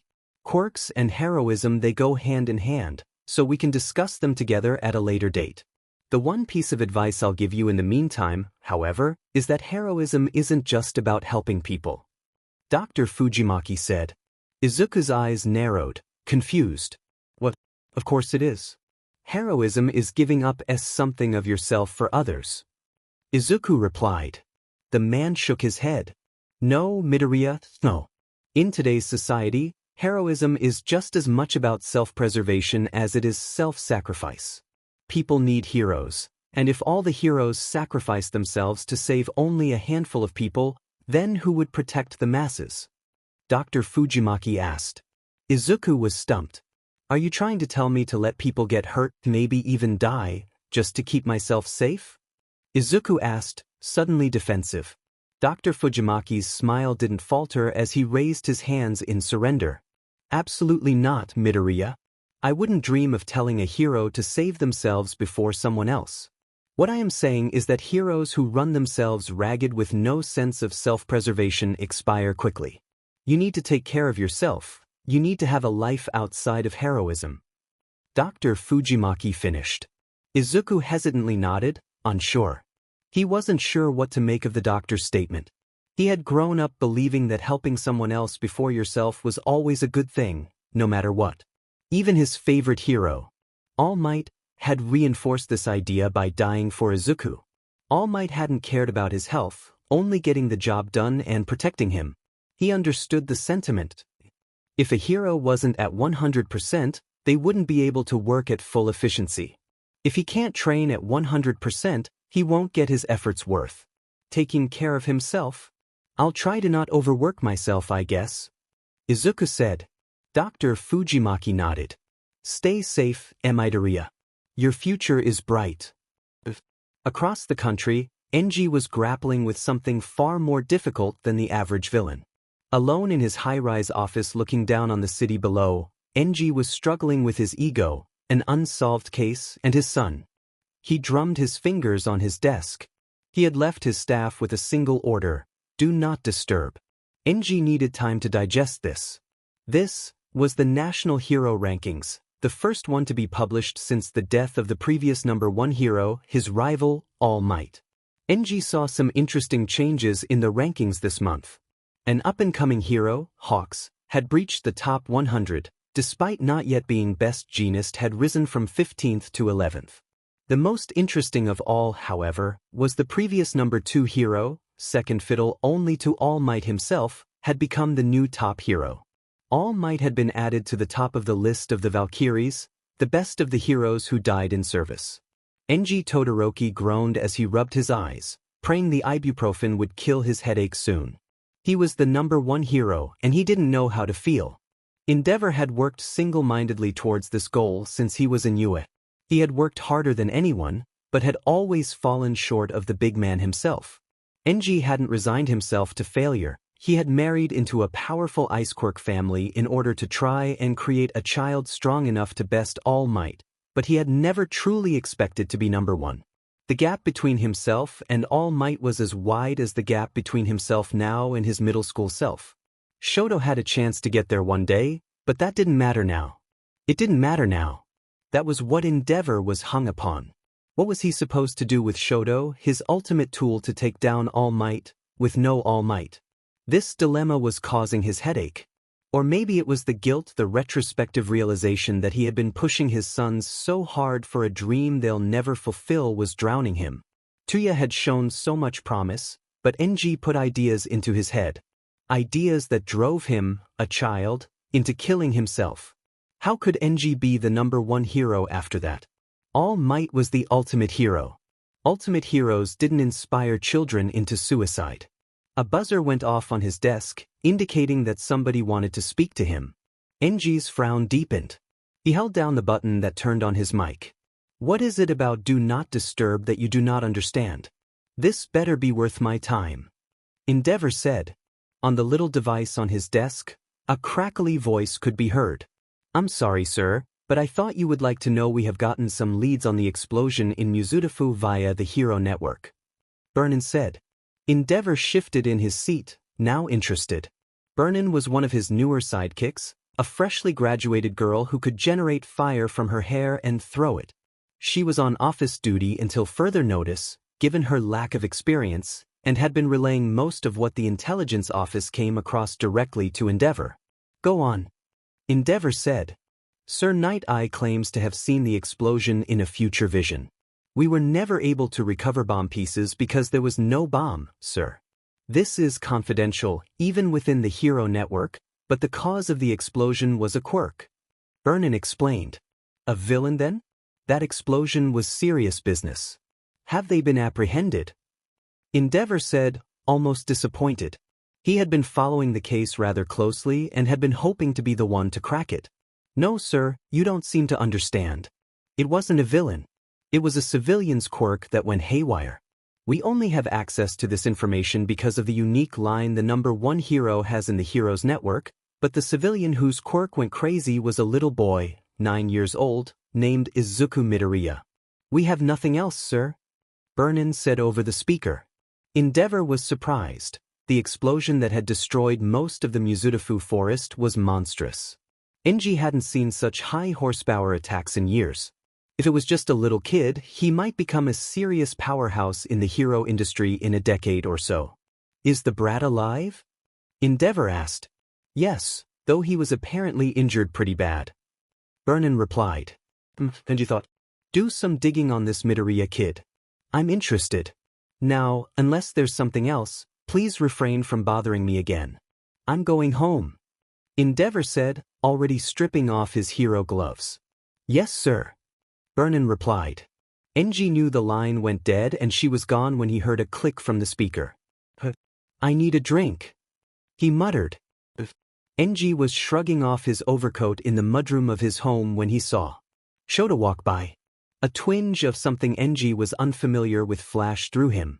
Bright red scar tissue covered Shoto's left eye. It was a permanent reminder of his own failures as a father and husband. Oh, Enji realized. That twinge he felt was shame. Enji had strived to avoid thinking about his past for years, instead choosing to always look forward. He'd never take the time to look around him, and God forbid he start thinking about what has already happened. But now that he was the #1 hero, he needed to be more conscious of his mistakes. The biggest one of all, of course, was the one he had been making for over 4 years now. Shoto. Enji called over to his son. Shoto, who had attempted to walk to his room without acknowledging his father, paused. Enji didn't have to see the boy's face to know he was glowering. What do you want? Shoto asked, not turning back to look at him. Enji didn't know what to say, so he didn't. He let the silence hang for 5 seconds, 10, 30, and then a full minute. All the while, Shoto was still turned away from him. Finally, the boy relented and faced his father. What do you want? Shoto called out, irritated that Enji hadn't said anything. Training is cancelled for the rest of the week. Enji finally let out. Shoto paused, his angry demeanor lessening but not disappearing. Why? He asked. What a loaded question, Enji thought. He turned away from his son. I don't know. It was only later that Enji realized that this Midoriya Izuku kid was the same age as his son. So, Midoriya, have you decided what you want to do about a prosthetic? Dr. Fujimaki asked. Izuku shrugged. I don't know. I've only just barely gotten all of my balance back from before. I don't want to throw it off again. Plus, I don't have any forearm muscles to get those expensive finger prosthetics, so it wouldn't serve any real function besides aesthetic. Izuku replied. It had been a few weeks since his last session with Dr. Fujimaki. He had spent a lot of time considering if he wanted a prosthetic. His arm was cleanly cut off right above the tricep, right at the top of where his bicep used to be. Sure, he could get an attachment with an AI hand so he could do basic two-handed tasks again, but he would never be able to punch somebody with one for all with it. Sure, he could turn the prosthetic into some sort of support item for hero work, but he wasn't sure that was something he needed. He still wasn't completely comfortable not having an arm, but the loss of it was symbolic to him. If he was able to become a hero without even having an arm, maybe somebody could become a hero without a quirk. If he wore a fake arm, that aesthetic, that inspiration to disabled kids and adults might be washed away. He didn't have to say this, because Fujimaki understood him. Perhaps he understood Izuku better than he did himself. I understand you want to be seen as a disabled hero. It truly is an inspirational idea. But I'm not talking about some fancy piece of tech to help you with possible hero work. Dr. Fujimaki said. Izuku looked at him confused. Then what would I need it for? I can walk, run, and use most two-handed devices with no sweat. Izuku said. The doctor gave him a warm, understanding look. It wouldn't be for doing tasks better. You're almost independent as you were before the accident. This fake arm, it would just be there to ease your conscience. The man said. Izuku was even more confused. Ease my conscience? Izuku asked. Fujimaki nodded. Yes. If you would please, can you tell me what you feel when you look at your stump? You don't need to, but I would appreciate it. He asked. Izuku furrowed his brows at the request but obliged. He looked at his stump and let his mind wander. The first thing that came up was embarrassment. A sort of awkward shame crept up in him as he gazed at his greatest weakness. His regret began to overflow as he continued to gaze at himself. Soon, other emotions popped up. A feeling of inadequacy, as if he was less of a person because of his disability, was hovering there. Its full strength had been dismissed by Ms. Utsushimi's speech to him a few weeks ago, but a part of that still lingered. There was a certain sense of grief that Izuku hadn't realized he felt until he let it flow through him. He really missed being whole. He hopes one day he'll stop feeling bad about it, but he knows he'll never forget it entirely. His body won't allow him to. The phantom pains were constant, and his body often forgot his arm wasn't there anymore and told him to use it. Eventually, he'd be able to overcome his innate reactions to use his non-existent arm, but he'd never be rid of all the phantom sensations. Finally, there was a quiet anger below it all. He hated the way people looked at him in public. Izuku hated that he lost his arm because he was throwing a tantrum. It angered him it was gone in the first place. At this revelation, he ripped his gaze from his amputation. Sweat trickled down his face and back. He was breathing raggedly and unevenly. He didn't know how long he had been looking at his arm, but it had been a long time. Eventually, he was able to collect himself enough to give a proper answer to the question. I hate the way that it's not there anymore and how it's my fault. I hate the way people look at me when I'm outside with my mom. I don't want to look at it anymore. Ever again, actually. Izuku said. Fujimaki nodded in understanding but still looked pleased. Those feelings will fade with time, my boy. But that's why I think a prosthetic is a good idea. You don't have to wear it at home or while you work, but maybe it would be a good idea to wear it, say, out on the train or in a grocery store. You'll get less attention that way. I know how cruel strangers are. He said. Oh, yeah, that makes sense. But wouldn't wearing it just put off the main issue? If I'm just pretending to have an arm, how am I supposed to get over not having one? Izuku asked. That's a good question, Midoriya. The answer is pretty simple, however. Most amputees hate the sight of whatever they're missing. They get agitated over it fairly easily and their stress builds up. The best way to avoid that buildup of stress is to just ignore it. With you, I just want you to be comfortable when you're out in public. Dr. Fujimaki replied. It made sense, Izuku thought. Izuku's goal was to master his negative feelings, but for other people it might as easy as forgetting the problem entirely. So this would be to, like, give my brain a rest? Izuku. In essence, yes. He answered. Izuku stayed still for a few moments, pondering the possibilities before nodding. I'll ask Ms. Utsushimi about it next week. I'll need a really light one so it won't mess up my balance though. Make sure it looks lifelike. That's the key. Fujimaki said. Yes, sir. They spent a few minutes making comfortable small talk. Izuku didn't get to talk to many people much anymore, not that he wanted to, but it was nice. Eventually, the topic of school came up. School was something Izuku hadn't been putting much thought into. He wasn't sure what his future looked like in regards to his education, besides maybe, hopefully being accepted into UA, the greatest pro-hero academy. After the incident, Izuku enrolled in remote learning. He had needed time to get away and children were nosy demons, so Inko had pulled him out of conventional classes. It was, in Izuku's opinion, the single best thing she had done to help him during his recovery. When he was able to stop moping around the house, he was able to blaze through his work like never before. School had always held him back, biased teachers and slower students either intentionally giving him less attention because of his quirklessness or holding him back from working at his pace, which was typically faster than the average kid. Now that he had dedicated himself to becoming a hero, his work ethic had been restored and he was able to get more school work done than ever. He didn't want to go back if he didn't have to. Are you sure? I understand you were bullied, but you need to interact with people your age. Dr. Fujimaki told Izuku when he revealed he didn't want to go back to school. They hated me, especially Kaken. Izuku said, not happy about it. Fujimaki leaned forward. This being Katsuki Bakugu, correct? Why do you think he hates you? He asked. Izuku shook his head. I don't really want to talk about that. Izuku said. Fujimaki nodded, returning the conversation back to school. You can't just hang out with me and your mom, Izuku. How are you going to survive a hero academy if you haven't socialized in years? Their courses are hard enough by themselves, I don't want you to struggle socially too. Fujimaki said. Eventually, you're going to have to make friends.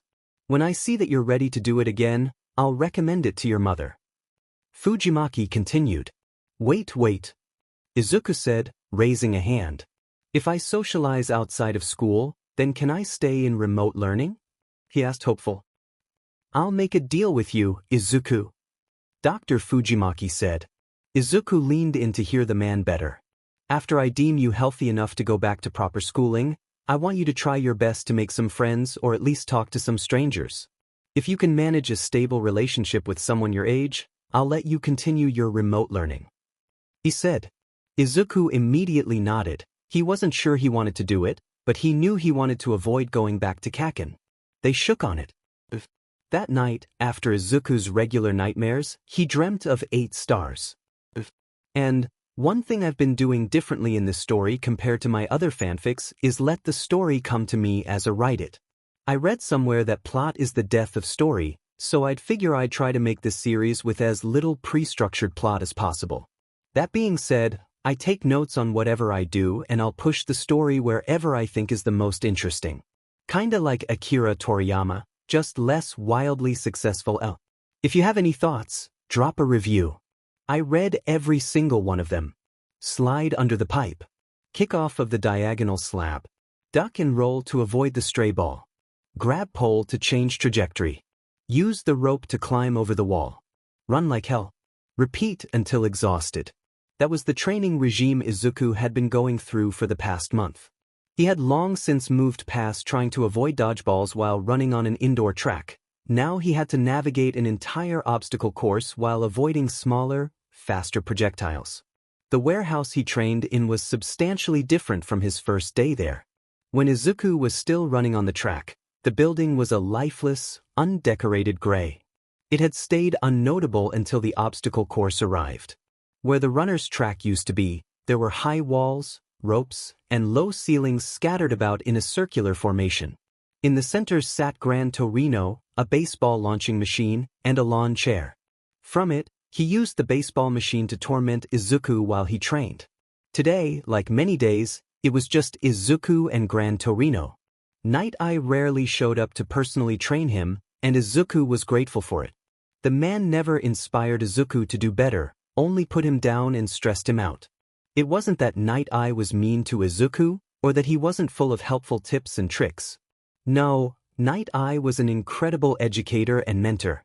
Night Eye just didn't want Izuku to have one for all. At least, that was what Gran Torino told him. Izuku thought it made sense, so he went with it. Night Eye blatantly called him selfish for keeping the quirk, and maybe he was. As long as Izuku held the quirk, nobody more physically fit could use the power to fight back against the giant wave of crime sweeping the nation. Night Eye saw him for the child he was, but not the hero he would be. When the time came, Izuku wanted to show Night Eye he was wrong about him. But that time was not now, Izuku realized, as his fingers slipped while pulling himself over a wall, sending him plummeting back to the floor. Within a few seconds of not moving, Izuku was pelted with a baseball. Izuku groaned as he heard a whistle sound off from the center of the course. Needing some water, Izuku gathered the ball that were lying all over the track as fast as he could. As soon as he deposited them all back into the launching machine, he grabbed a bottle of water, took a large swig, and sat down. Next to him, Gran Torino put down a book he'd been reading. "So, have you had any more strange dreams?" he asked. Izuku shook his head as he wiped his cheeks clean of water. "No, sir. That weird dream about the 8 stars was the only one so far," Izuku replied. Gran Torino grunted. "Keep updating your dream journal then, brat. Nana and Tashinori never told me anything about dreams, but maybe you're special," he said. Izuku shrugged. Maybe it was a one-time thing. Izuku offered. Gran Torino shook his head. "Nah, probably not." Gran Torino didn't elaborate further. They sat in companionable silence. For a few minutes, Izuku was doing his best to regain his energy after his workout, and the old man was pondering something Izuku couldn't guess. Eventually, Gran Torino broke the silence. "How many times do you think you got hit?" he asked. Izuku shrugged, unsure. He pulled off his tank top to look at any bruises forming on his torso. Poked and prodding them to check their age, he counted how many were from this session or not. Eventually, he came to a consensus. About 16, maybe 17. Izuku said. Gran Torino snorted and whacked the back of Izuku's head with a cane. "It was 25, brat. I kept count," he said. "Geez, does it matter all that much?" Izuku whined, rubbing the back of his head. 25 or 16, both were a lot of hits.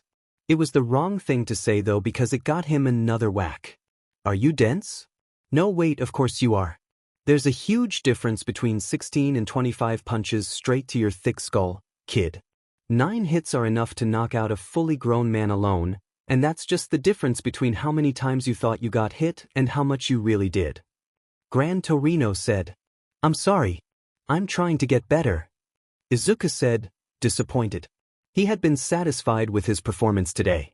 Izuku had done better today than he had ever before, in his opinion. But even that wasn't good enough, he guessed. You need to. But if it makes you feel better, how many ball do you think got launched? Gran Torino asked. Izuku pondered this for a moment before remembering he had just picked up the pile of missed throws. Overall, I'd say maybe 50. Izuku guessed. Gran Torino smiled.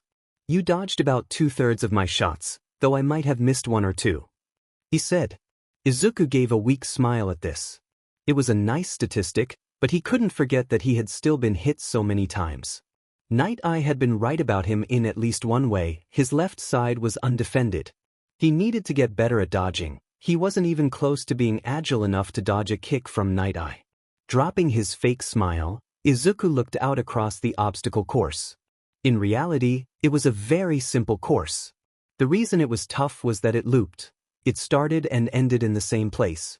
Izuku was forced to do several laps before he either got hit too many times or got too tired to keep running. The course helped him with a lot of things, namely his cardio, agility, and awareness. Be it before the incident or after he lost his arm, if you put the old Izuku in this course, he wouldn't last 2 minutes. He was making good progress, but Izuku wanted more. He wanted to be able to dodge a kick from Night Eye. I want to try something else. Izuku was smiling as he went into Tokage Groceries. Fujimaki had been right. Izuku felt a lot better out in public with his prosthetic. Before, when Izuku went grocery shopping, he rushed through his list so he wouldn't get stared at. He hated the way people looked at him, as if he was helpless. That wasn't a problem anymore. His fake arm was a gift from the heavens. The arm looked real and, as Izuku wanted, was light as a feather. He could take it on and off with ease, his center of gravity being none the wiser. Even though the arm gave him a certain peace of mind, he made sure to only wear it out in public. One day, when he was a hero, he wanted to shed his prosthetic and show the world his real body, his true worth, with or without 2 arms. Ms. Utsushimi had given him that confidence, and he wanted to repay her faith with concrete action. Still, he liked having the arm. It made him feel symmetrical, and symmetrical felt good. Being in a grocery store by himself felt nice, too. His mother hadn't let him wander around without her for months in fear of him hurting himself again. But today she had decided to let him fly the nest for a few hours while she cleaned. So, she sent him off to the grocery store with a few extra dollars for himself. It was a nice gesture, he thought. It meant she trusted him again. He had almost retrieving everything on his list. Ham, some skis, and tomatoes were easy to reach, and Izuku thought he'd be home free until he reached the soap aisle. The brand of soap that his mom liked was on the highest shelf, and Izuku couldn't reach it. That normally wouldn't be a problem in a large chain supermarket. They typically had little footstools scattered about to help. But this place was locally owned, meaning he'd have to ask somebody to help him. He wasn't sure he was up for that today. He was about to settle for a different brand of soap when a little girl, his age, popped her head out from behind another aisle. Izuku glanced at her but thought nothing of it until she started waving at him. "Hey, do you need any help?" she asked. Izuku looked at her and then looked behind him, making sure she wasn't talking to someone else. "Me? I guess." Izuku replied. The girl smiled and bounced her way over to him. As she got closer, Izuku got a closer look at her. To his surprise, he realized they looked remarkably similar. Green tousled hair with big, round eyes and fair skin. They could almost be siblings if it wasn't for 2 things. Her hair and eyes were more of a swamp green, whereas Izuku's were more forest green in the light. And her teeth were as sharp as knives.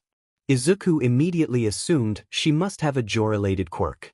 Perhaps it was just a minor mutation, or she could grow her teeth in size and shape. Izuku couldn't tell.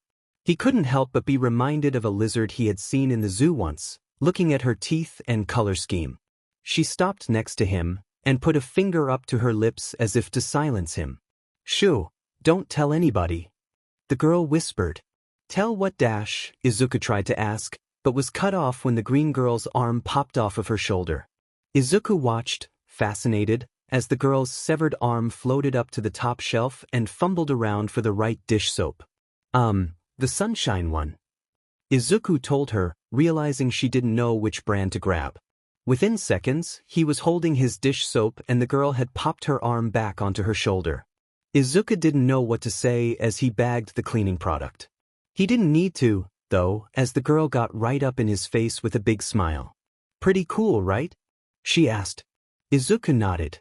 It really was cool. What about the quirk laws? Izuku asked, concerned for the girl. Public use of quirks was outlawed despite their wide prominence. Everybody thought it SCKD, but it remained an integral part of their society. The girl shrugged her shoulders.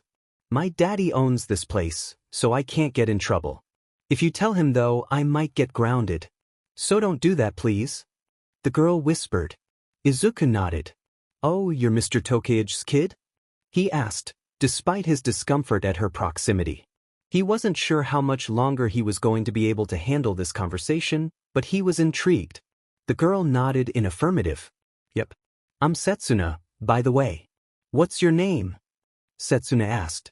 Izuku Midoriya. Yours? Oh crap, wait. Izuku fumbled as Setsuna laughed at him. His face was bright red as she continued to giggle.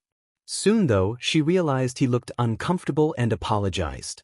It's no problem, Tokage. Anyways, what is your quirk? It looked cool. Izuku asked, trying to redirect the conversation. Setsuna beamed at him. Oh, I can split my body up and move the pieces all around like drones. Setsuna looked around them to make sure nobody was in their aisle. Watch this. Izuku almost screamed when her head fell off her shoulders and started circling him. Giggles came from all directions as he fought back his surprise. After her head got reattached and Izuku calmed back down, he couldn't help but look at her in small amazement. Why your quirk is so cool. Are you going to be Setsuna cut him off. A hero? I haven't decided yet. People keep telling me that I could be a really good one, but I'm not sure it's what I want. She said. Izuku nodded, a little disappointed. Yeah, you could be an amazing one with a quirk like that. If you wanted to, you could totally do it. Izuku said in earnest. She really could, he thought. He couldn't think of any major heroes that were currently active that had such a unique and diverse ability. One day, when her quirk had fully matured and she mastered it, she could be a force of nature in the crime-fighting scene. She could scout disaster zones with ease by making her eyes fly ahead of her. Or, she could help people out of dangerous areas by letting them fly on her limbs. Her ability was wonderful. It was only after all these thoughts went through his head that he realized he had said them all aloud. She was staring at him with a guarded appreciation, like she was flattered, but thought he was weird. Which Izuku thought he guessed he was. I'm so sorry, sometimes all of my thoughts just spill out and Izuku tried to explain, but the girl shook her head. Nah, it's fine I guess. What was your quirk, by the way? She asked. Izuku, still feeling apologetic, didn't know how to respond. He'd been asked this 1,000 times as a child, many times just to make fun of him for his quirklessness.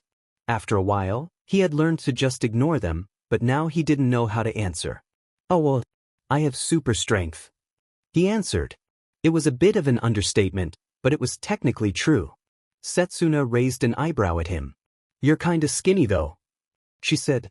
Izuku choked out a laugh, rubbing the back of his head in embarrassment. He wasn't offended. Why yeah, you got me there.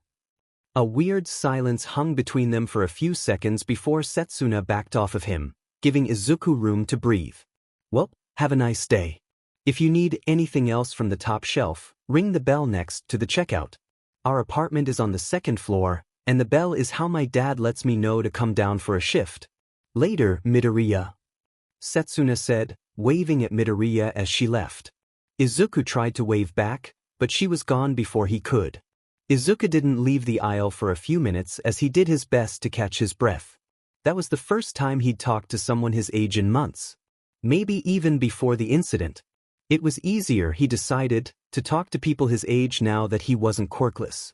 Everyone at elementary school had defaulted to bullying him for it, but maybe it would be easier to make friends now that people didn't think he was broken.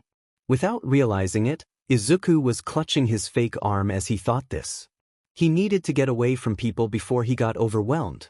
He got the last items on his list before checking out. Mr. Tokage was the cashier today. Sporting a thin smile and hints of gray in his temples, Mr. Tokage looked much older than he actually was. "Will that be all, young man?" Mr. Tokage asked. Izuku nodded, not saying a word. "All right," he continued. The man glanced down at Izuku's left hand, a knowing look in his lidded eyes. From under the counter, he pulled out a small chocolate bar and tossed it to Izuku. "To your recovery," Mr. Tokage said. Izuku's eyes widened. He tried to give it back, but the man refused. "I've seen you come in here with your mom a bunch of times, kid. You're looking a lot better. You earned it," he said. Izuku sighed and accepted the treat. Thanks." Izuku was still thinking about the Tokages while training with Gran Torino the next day. They had been so nice to him, more than he deserved. It was hard to forget.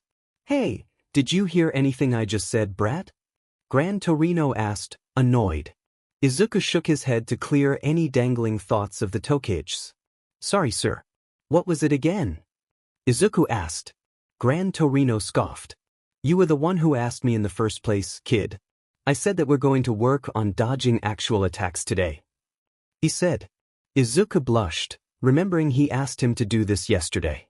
Hopefully his grogginess would clear up by the end of the day. "All right, let's get started. What's first?" Izuku asked. "First, we dash." Izuku never got to hear what the man was about to say because, across the warehouse, a door slammed open. In the entrance stood Night Eye, and he looked serious. "Night Eye? I didn't think you were coming today," Gran Torino called out. Izuku nodded. Night Eye had a schedule that he kept religiously, and they were not on that schedule today. Night Eye dropped a briefcase he carried next to the door and walked in, hands in pockets. He didn't even glance at Izuku. "It's been 6 months to the day since All Might left us.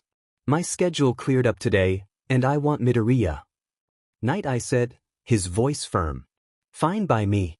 We were going to start real combat training today dash." Gran Torino was cut off when Night Eye shook his head. "No. I'm taking him out of here. He needs to see what it's like before we actually start training him.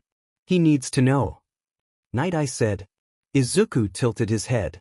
"See what? Where are we going?" Izuku asked. Night Eye turned to him for the first time, and Izuku got a good look at him.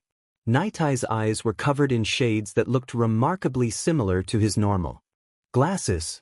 He couldn't make out a specific expression because of them, but he noticed that Night Eye's eyes were red and puffy. "I'm going to take you out on a patrol. You'll be perfectly safe with me," Night Eye said. Gran Torino spoke up. "That's a bad idea. You know how rough crime has been. We don't need to expose him to that crap," he said. Night Eye didn't appear to care. "What about combat training?" Izuku asked. Night Eye shrugged. "Later. Come on now, I don't have all day," Night Eye said. Izuku looked at Gran Torino, who was shaking his head at him. He wasn't sure what Night Eye wanted, but whatever it was important. "All right," he agreed. Gran Torino sighed while Night Eye nodded in approval. "Let's go," Night Eye said. Night Eye didn't play the radio as he drove. He found it distracting. So many songs with different tempos and meanings, if he wasn't careful, he might crash while he got too invested in a song.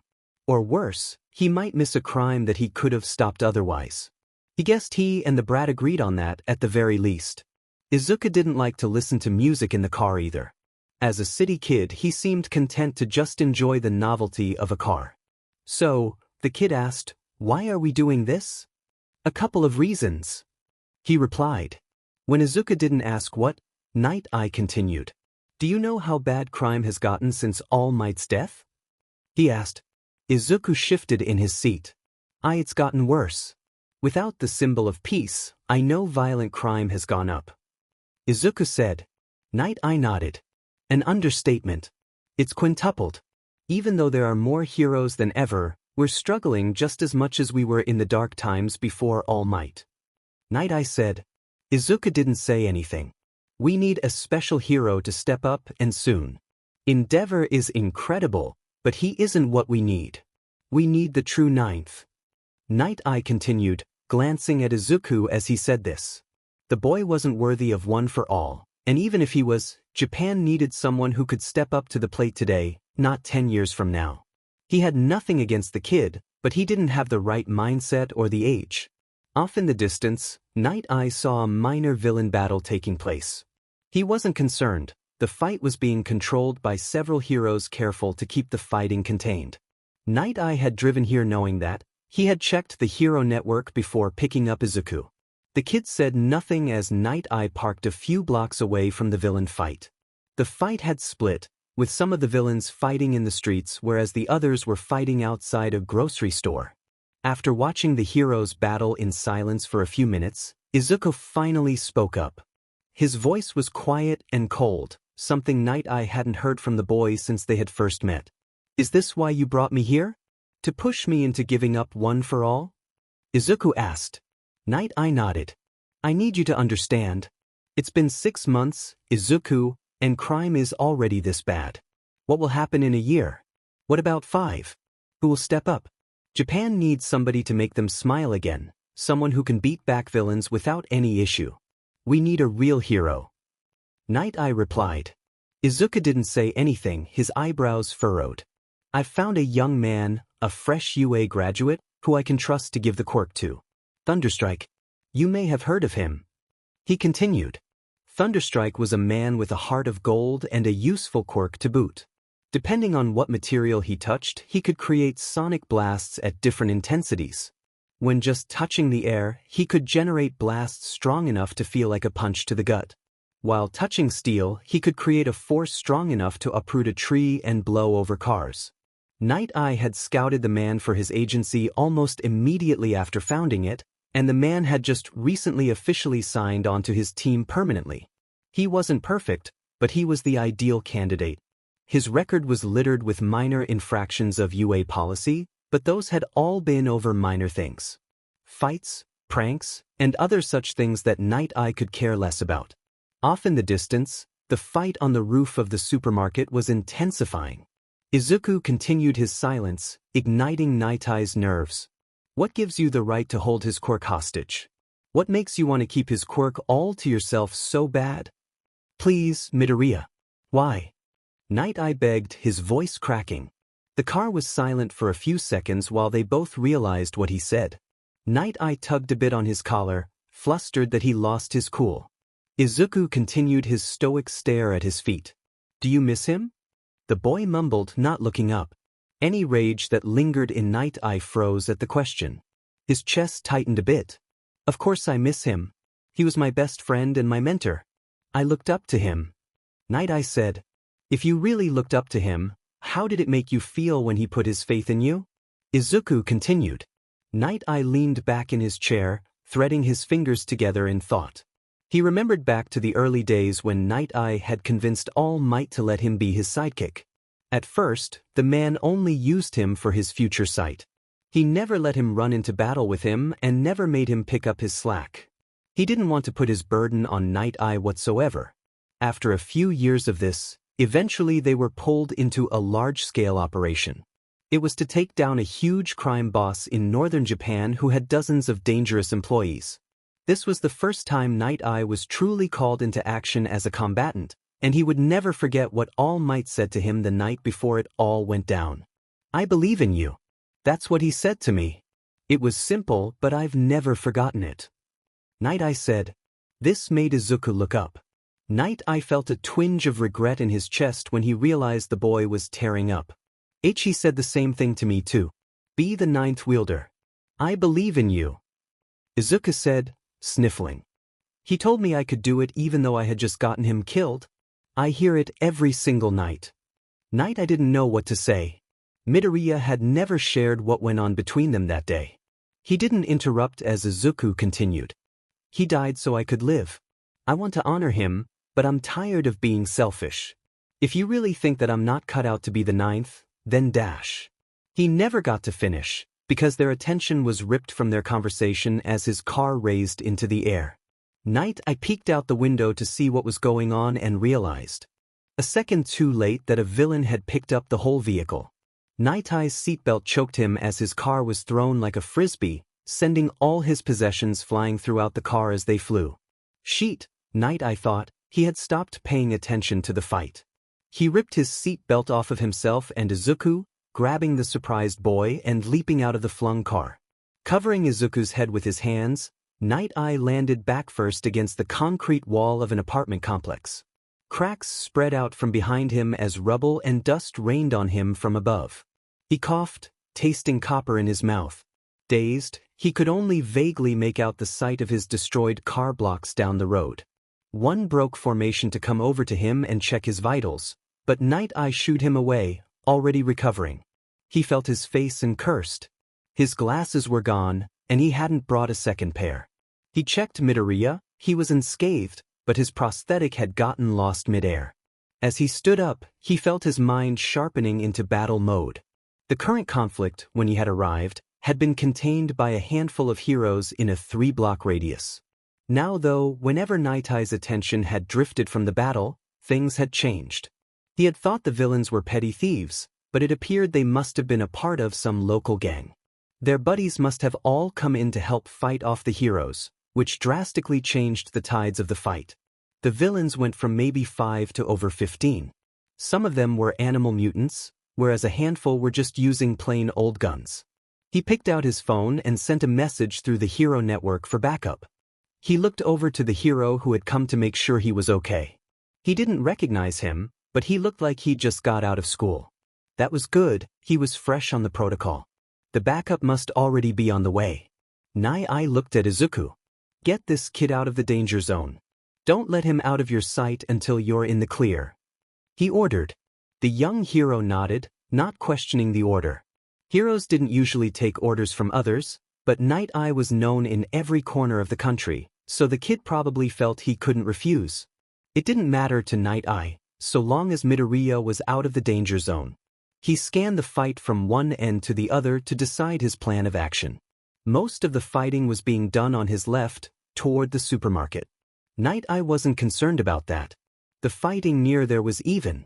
What he was concerned about was the very thin line of heroes keeping the other gangsters from joining their friends. If that group was to fall, this might turn into a problem for the main force. His eyes settled onto the villain who had destroyed his car.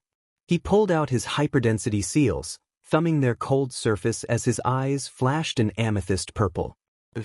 Izuku's head felt hollow as he was carried by the hero escorting him. He was hyperventilating. Nausea permeated his entire body as if he had been riding a roller coaster for 2 hours straight. It wasn't the sudden movement from being saved from the car, nor was it the emotional stress of almost giving up one for all. It was the battle itself. At this moment, all Izuku could think about was when he made the biggest mistake of his life. Images from the battle he had long since thought he blocked out made their way into his skull, giving him a splitting headache. A man in a pristine black tux, his arms spread out as thousands of mechanical tentacles erupted from his back.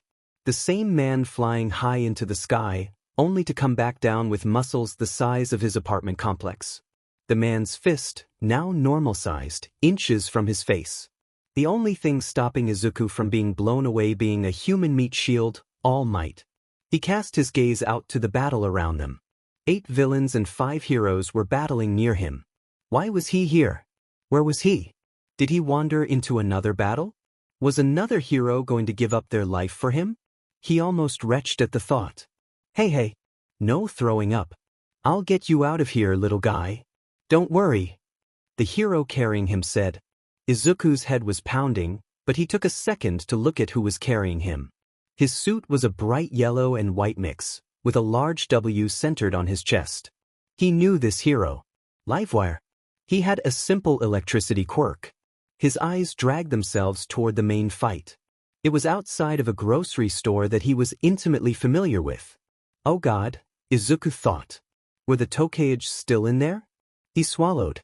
Were you able to evacuate? Izuku choked out. The hero looked grim. We cleared the streets, but any residence dash he never got to finish, because he was blindsided by another flung car. Livewire was sent flying, crashing into the back of an alleyway near them while Izuku was sent tumbling down to the concrete. Despite his nausea and all the scrapes littering his body, Izuku was able to drag himself behind a building to avoid any more flying cars. He breathed in as hard as he could, holding it until it hurt before releasing it. Dr. Fujimaki had told him that the most important thing to do when panicking was to breathe, so he focused on that. Once his head was spinning less, Izuku took stock of his body. His prosthetic was gone, lost somewhere between here and where they had parked. That was fine, it couldn't help him anyway. He felt around his limbs, none of them were broken. He was bleeding in 4 places, none of them his head. He was okay. When he realized he was okay, his memories of the situation began to return to him. No, he hadn't wandered into the battle. Night Eye had tried taking him into a controlled environment to convince him he needed to give up one for all. He locked away those thoughts, they weren't going to help him. Where was Livewire? He peeked down the alleyway he crawled into. Away from the road and in a pile of garbage bags, Livewire was sprawled out in unconsciousness. Izuku stumbled over to the hero to check his pulse. It was still beating. Izuku wasn't a medical expert, nor did he have a good understanding of the human body, but he knew that Livewire's arm was broken. Arms weren't meant to bend that way. He did his best to push it into the correct position before trying to pull him out of the side from the road. He didn't want any villains to see the unconscious hero and try and beat on him while he's down. He grabbed at the hero's skin-tight suit, but he didn't quite have the grip strength to haul him to where he wanted. He settled on using the garbage bags as leverage while he rolled the unconscious man out sight. Izuku made a mental note to work on his grip strength. He needed it to be twice as strong as a normal person's. With Livewire now safe, Izuku remembered the main issue at hand. The streets were a war zone, and while there weren't any pedestrians in danger, anyone who lived in the area was threatened. His stomach dropped as he remembered that he was almost 20 meters from Tokage groceries. Izuku glanced at the villain fight. It was still going strong, but the fight was gradually being dragged towards the store. Izuku couldn't fight anybody. Not just because he didn't have a license, but because he was weak. If he went back into that chaos, his panic attack would resurface and he'd probably be killed. He had never wanted to be strong as he did right now. If he could use all of one for all, or even a little bit, he'd be able to clean up all these gangsters in a matter of seconds. Nobody could get hurt again. Livewire wouldn't have a broken arm and probably a concussion. Night Eye's car wouldn't be a burning pile of destroyed steel. If only he was strong. Izuku slapped his cheeks, he was just a kid. He didn't have to do anything, he couldn't do anything. If a hero didn't step up soon, the battle was going to be taken inside of the store. From across the street, Izuku could see cracks begin to form on the building's load-bearing walls. The building was being weathered rapidly by the onslaught of attacks from the villains. Whenever an attack from the villains missed a hero, the building was the one who took the damage. It was a no-brainer for the heroes, they'd rather the building tank the big hits than get hurt themselves. What they didn't know, however, was that an entire family lived in that building. An entire family that showed nothing but kindness to Izuku. Before Izuku even knew what he was doing, he was sprinting across the street. He didn't know when he started running, all he knew was that he was. Izuku could hear his heart in his ears as he stumbled past an unconscious villain sprawled out in the street. The man didn't look much like a villain, but he was swathed in yellow clothes. All the villains were coordinated in yellow colors, he noticed. They all must be gangsters, Izuku decided. Behind him, the hero who defeated the unconscious gangster called out for him to get to safety. Izuku ignored him. He weaved between fish mutant and a gun-toting gangster alike as they focused on their own fights. Izuku didn't have to worry about the villains, he realized. They were already preoccupied with the heroes. Realizing this, he could ignore the chaos of the streets and focus on the building ahead of him. It was a 2-story brick structure with a cozy balcony above the entrance. Izuku pressed himself up against the window to try and see inside, to make sure there were no customers trapped in the building. He tried to yank and pull on the front door, but it was sealed shut. Mr. Tokage must have locked all the doors and windows when he realized a brawl was breaking out in the street. Izuku couldn't find another way in. Izuku couldn't find a fire escape and the doors were locked. He looked between the glass doors and the pieces of stone breaking off of the building. The battle was tearing the store apart. Izuku sighed. Sorry, Mr. Tokage, Izuku thought. He grabbed at the crumbled concrete, picking a stone the size of Izuku's fist, and chucked it through the front door. Izuku's innocent mind immediately recoiled at his brash action. He just vandalized a man's property, and without good reason. For a second, Izuku thought he might go to jail. He crushed that thought when he remembered why he was doing this. Nobody except him knew the Tokages lived upstairs. The heroes would let the villains destroy the grocery store if it meant saving their own skins. As he stepped over the shards of broken glass, he could feel the way the building ummed and groaned, as if the store itself could feel the scattered blows across its surface. A bullet whizzed past Izuku's ear, scaring him to the floor. He tucked into the fetal position under the cover of a shelf, praying he hadn't been shot at intentionally. When no more shots went off near him, he allowed himself to relax. Izuku's ears rang.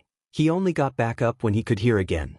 It took him a few moments to process what just happened. A bullet had missed him by not even 6 inches. He almost died. Much like his shame at almost giving up one for all, Izuku packed down his shock and fear into a tight ball deep in his gut. Hopefully he'd never have to unpack those feelings again. Izuku still flinched when he heard gunshots go off down the street. He made his way over to the register, careful not to be in the sight lines of a hero or a villain as he did so. Izuku didn't want to bring more attention to Tokage groceries than there already was, nor did he want to distract a hero from their battle. Izuku fumbled around in the checkout line for a moment, recalling what Setsuna had told him not 2 days ago. If you need anything else from the top shelf, ring the bell next to the checkout. Izuku muttered under his breath. Not having looked for it yesterday, Izuku struggled to find where the supposed bell was. After fumbling around for it for about a minute, Izuku's fingers snagged on something. In his hands, he held a rope with a tiny little bell on the bottom. His eyes trailed up and down the rope, fascinated. It wasn't just a simple bell on a string, but a pulley system. There was a hole cut in the ceiling of the first floor, just big enough for a bell to fit through. When Izuku pulled the rope down, there was a second rope that went up to the second floor. It was like a vertical conveyor belt. He pulled the rope all the way around so that the bell attached to the rope was sitting on the second floor. He gave it a little jingle. Above him, he heard several footsteps all at once. A heavy set of footsteps, presumably Mr. Tokage, and then 2 much lighter steps, his wife and daughter. Izuku peered up through the hole in the ceiling. He couldn't make out anything specific, but he was sure that someone was standing right above him. Who's down there? A low, masculine voice said. It was feeble but threatening. Whoever was speaking was afraid, and Izuku knew exactly who it was. It's me, Mr. Tokage. Midoriya. Izuku said. A small, girlish squeal sounded out from above him, but Izuku couldn't tell if it was Setsuna or her mother. Mr. Tokage didn't say anything as Izuku heard shuffling from upstairs. Izuku, still peering up the hole as best he could, almost jumped back in surprise when a thin eye began to peer back. Midoriya, the hell were you doing here? Mr. Tokage asked. His eye disappeared for a second as he looked away. Setsuna, he hissed, open the hatch. Within moments, Izuku was on the second floor. He watched as Mr. Tokage slammed the latch shut and pushed a heavy piece of furniture over top of it. I'll ask again, Midoriya, what are you doing here? Mr. Tokage repeated. I got caught up outside, sir. Do you know what's going on? Izuku replied. Mr. Tokage shook his head. Not a thing. I heard a gunshot and just shut everything down and locked up for the day. Did you see what's happening? He asked. Izuku nodded. There's a whole gang attack going on out in the streets. I didn't even know there were gangs around here. Anyways, the fighting is getting worse, and they're right outside. Haven't you felt all the shaking? Heard all the gunshots? Izuku asked. From his right, Setsuna spoke up. Yeah. What's going on? How'd you get in the store? She asked. Behind her, Ms. Tokage nodded. Are you okay? Setsuna's mother asked. Izuku nodded at her appreciatively before replying to Setsuna. The fighting is being dragged close to the building by the heroes. I don't think they know you're in here. Izuku said. Oh, and kind of broke in. Sorry. Izuku said. Mr. Tokage tried to speak up, but Izuku shook his head at him. No. Whatever it is, that's not important. We need to get you guys out of here before they break and dash, Izuku tried to say, but was cut off by a gunshot. He tackled Setsuna and her mother to the floor and behind a dresser as another gunshot went off, shattering 2 windows in the upstairs room. He glanced at the father. He had taken cover himself and was fine. Doing his best to cover their bodies with his own, he got awkwardly close to Setsuna. She stared at him, gobsmacked, before her gaze naturally drifted to where Izuku's stub was digging into her side. Because of the bullets making Izuku's ears ring, he couldn't hear what she said to him, but he could read her lips. Your arm seemed to be the thing she was confused about. Izuku ignored her for the moment.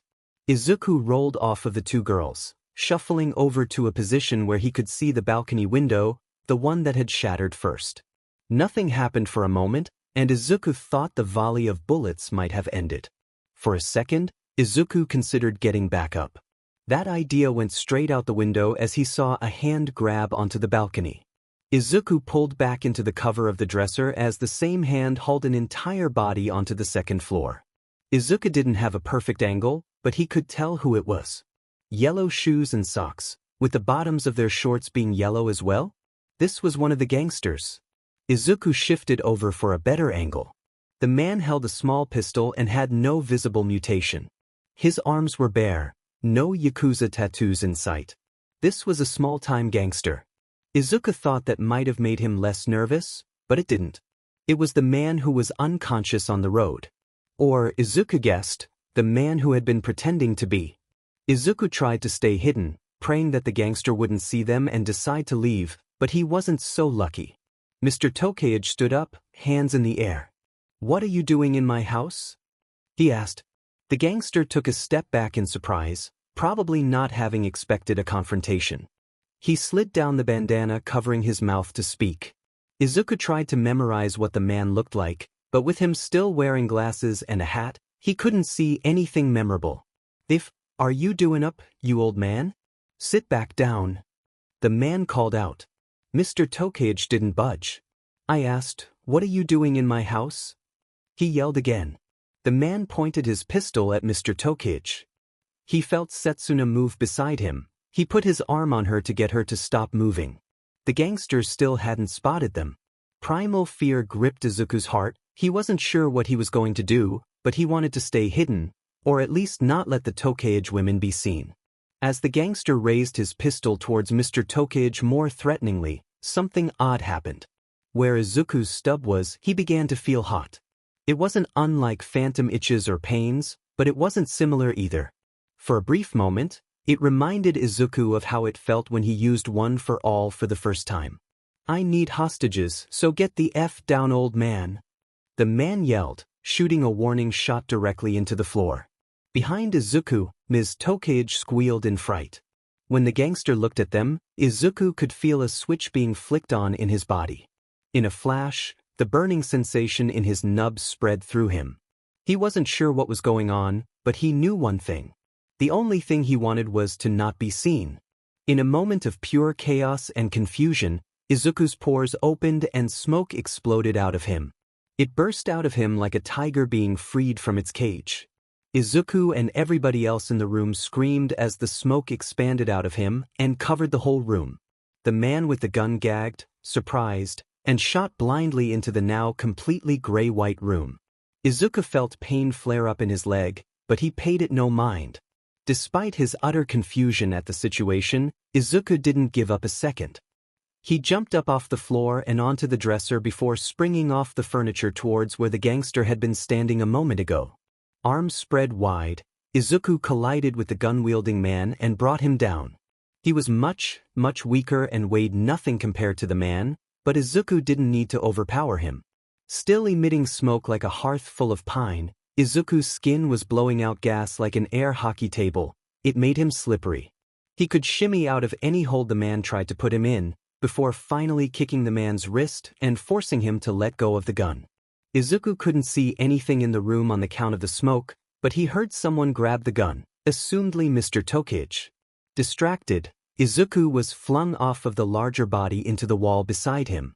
He still couldn't see anything, but he heard the gangster, now gunless and presumably without a quirk, get up hastily and scurry on out towards where he broke the balcony window.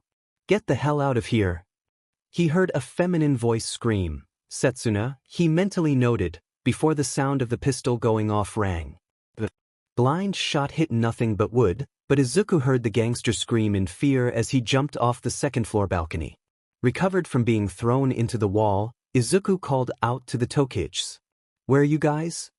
"I can't see," Izuku shouted.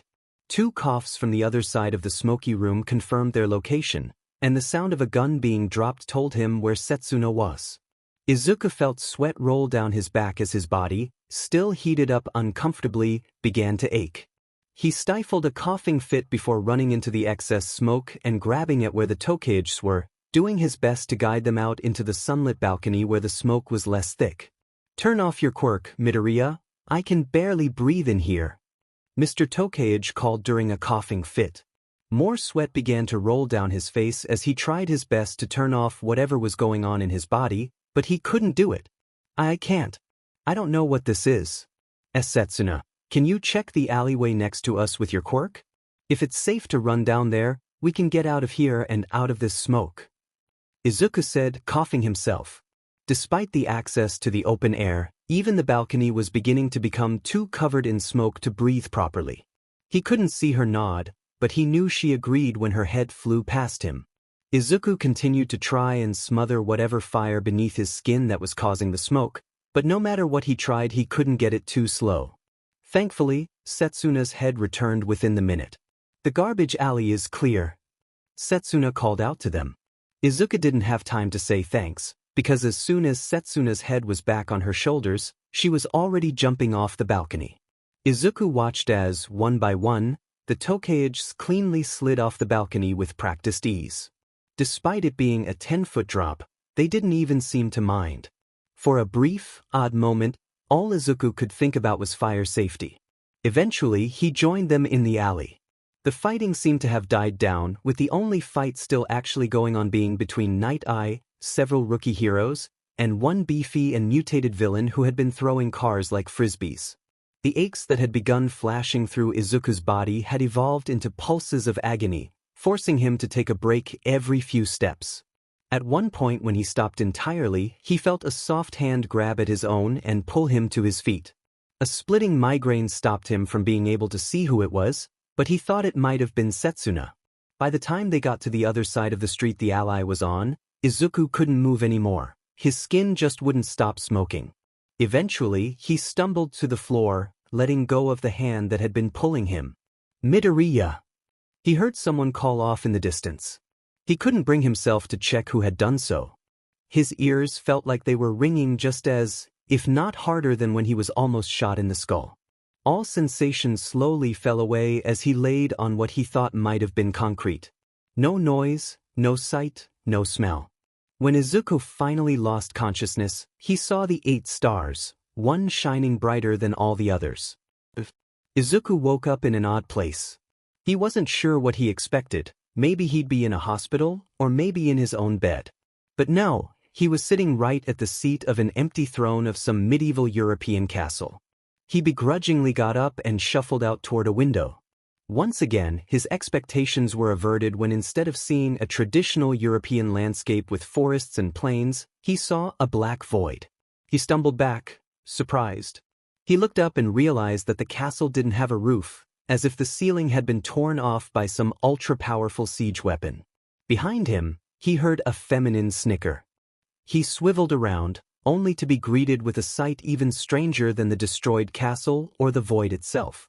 A large round table with 8 grandiose chairs circling it, all of them full of people who looked nothing alike. All of them except for one, that is. The chair closest to Izuku was empty. He tried to call out to them, only to realize a moment later that he didn't have a mouth. Or a nose, ears, legs, or a torso. Izuku's body was made up of wispy smoke that circled around him like a humanoid tornado. For a moment, Izuku thought whatever power he had awoken in the Tokage's apartment had fully transformed him into a smoke monster. He still had eyes, though, and a left arm. Surprised, he tried to flex it and feel the lost limb, but he didn't have any sensation. As he tried flailing his arm to try and get his blood flowing, he heard the same female snicker. He turned back to the people he didn't recognize and saw that a brunette woman with a strong build was giggling at him. When she noticed that he saw her, she waved. "You're here early," the woman said, smiling wide. A handful of the other people around him also gave a wave but didn't say anything. He wanted to ask so many questions. Where was he? Who was she? Why was he here? And so much more, but without a mouth or lungs, he couldn't. The woman must have understood he was frustrated through his eyes, as she got up from her chair and walked over to him. She put a hand on his non-existent shoulder, simultaneously motioning one of her companions to join them. "Hey kiddo. I know you're confused right now, but rest assured. When you wake up, you'll be back with Sorahiko and your mom. And can you come over and explain what happened before he wakes up, please?" the woman asked. The man walked over. He was somewhat short for a fully grown man and wore a high-collar jacket that covered everything below his eyes. He had short black hair messily parted away from his snake-like eyes. "I'm 6. And introduced." Izuku suddenly remembered how the woman had greeted him. She had called him the 9th. Was she talking about one for all? "Sorry about the scare earlier. Quirk exhaustionness is I know. What you did back there and gestured to the void, was tap into my quirk, smokescreen." And said. Izuku didn't know what to do or say. He stared at N for a few seconds before trying something. He dropped to his knees and cleared the ground of dust and rubble. With his fingernails, he cut into his palm. He was glad to learn he could bleed in this place, even if he couldn't feel anything. He smeared one word into the floor between himself and N with his blood. N knelt down beside him to read what he wrote. The man tilted his head back up to look at Izuku before he began speaking.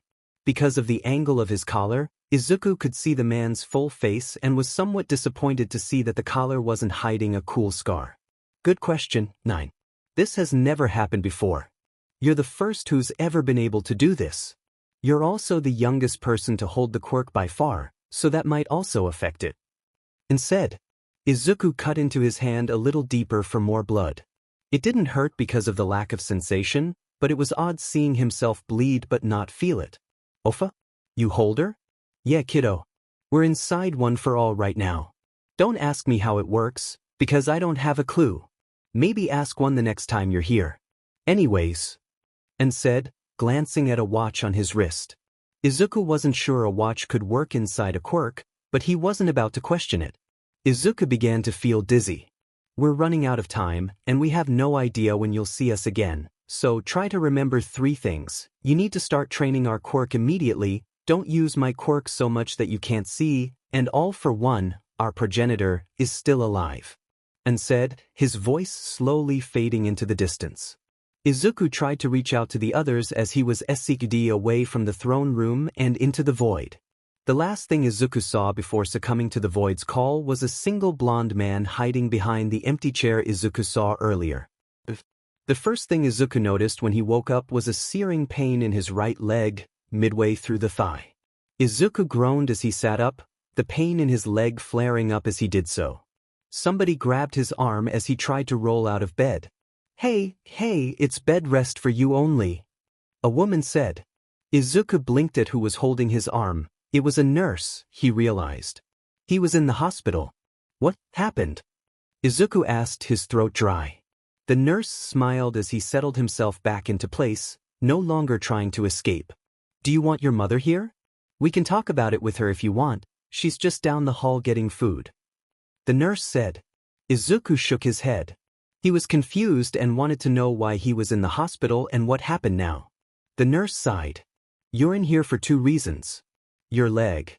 The woman gave his leg an angelic touch, so much so that it didn't hurt, and for severe quirk exhaustion. For this, the nurse just gestured toward him in his entirety. "Oh." Izuku said. It all came back to him in a moment, the dream, the smoke, the Tokiges, and Ogo to Washington. I don't know the details of your injury, but I know you were shot in the thigh. How does your leg feel? The nurse asked. Hurts. Can you go get my mom? Izuku asked. The nurse nodded and went to fetch his mother. He used the time to comb through his memories for when he got shot. He doesn't think it was after they escaped the apartment, and he knew it wasn't before he broke into the store, so. Oh yeah, Izuku remembered. Adrenaline had kept him going, but now he distinctly remembers his leg getting shot after his skin exploded into smoke. Izuku stirred in his thoughts for a few minutes as the nurse was away, thinking about all the things he didn't want to. Lucky for him, the nurse and his mom returned after a short time. Excuse me, I'll be back in a few minutes, but I'll let you have some alone time. The nurse said. Before she left, she gave Izuku another dose of painkillers for his leg and scampered on out. Inko looked at him with wide eyes brimming with tears. Her eyes were filled with love, anxiety, and a small amount of pride. My baby boy, she whispered. Izuku felt tears well up in his eyes. Mom. They cried together. Night Eye decided it was awkward. A week had gone by since Midoriya had woken up, and now they were in a car together again. The last time they were here, Night Eye had been wound up so tight he had actually dared scream at the boy. He had demanded to know why this boy, a child, was being so selfish. Night Eye had been the selfish one that day, he realized. He had been so stressed out that he began to think that the only way to solve all the world's problems was to give some rookie, who he barely knew, the greatest power in the world. He had dared to think that Izuku Midoriya wasn't worthy of one for all. He wasn't one to admit when he made a mistake out loud, but he would certainly internalize it. It was his greatest fault. But this was a special occasion. Midoriya. I'm sorry for the things I put you through last week. It was rash, foolish, and out of line. Please do not forgive me. Night Eye said in all seriousness. Izuku was worthy. He proved himself after he saved that family. Night Eye didn't have to be there to know. That little family of 3 Izuku saved had spoken so highly of him when the ambulances arrived that Night Eye had been shell-shocked. His world had practically collapsed in on itself once the dust had settled. He'd brought a little boy, not more than a child, into live combat to prove a point. Not only that, but he'd been so negligent that Izuku had been able to sneak into the fighting to help. That shame by itself was nearly enough to push him over the edge, but Izuku had gone beyond all expectations. Any doubt he had for the boy's worthiness was snuffed out when he learned Izuku had used a previous user's quirk. If the quirk itself accepted him, then it seemed the only one in the equation with objections was him. You know, when we were in here last time, I almost gave up the quirk. Izuku said. Night Eye nodded, he remembered. To crack under all those emotions. He doesn't blame Izuku a single bit. It's fine. We have bigger issues anyway. Izuku continued, still facing forward. Night Eye's gaze darkened. Yes. Among Izuku's marvelous display of an old user's quirk, he had also relayed information that made Night Eye's blood run cold. Yes. One for all's nemesis, all for one. Night Eye muttered. Izuku nodded and began to whistle a simple tune. Night Eye turned to him, taking his eyes off the road for a moment. Whistling. When you're in mortal danger. All for one being alive without All Might is practically a doomsday scenario. Night Eye asked, concerned. Izuku shook his head, an alien calmness over the boy the likes of which Night Eye had never seen before. Unlike you, I saw what All Might did to that poor man. He'll be on life support for the rest of his life. Izuku said. If he ever starts to make moves again, it'll be after I've had time to catch up. He said. A guilty sort of pride wormed its way into Night Eye's heart. He'd done nothing but put the boy down since Sorahiko had insisted on him training him. In all honesty, he'd only hindered the boy up until this point. Still, he felt proud of the boy. Perhaps, logically, One for All should go to Thunderstrike, or someone else ready to take the world by storm. Maybe, logically, Izuku was the single worst choice Night Eye could have thought of 2 weeks ago. The thing is, he realized, things like logic didn't apply to people like Izuku. He remembered being young and dumb, forcing himself into All Might's inner circle just because he adored the man.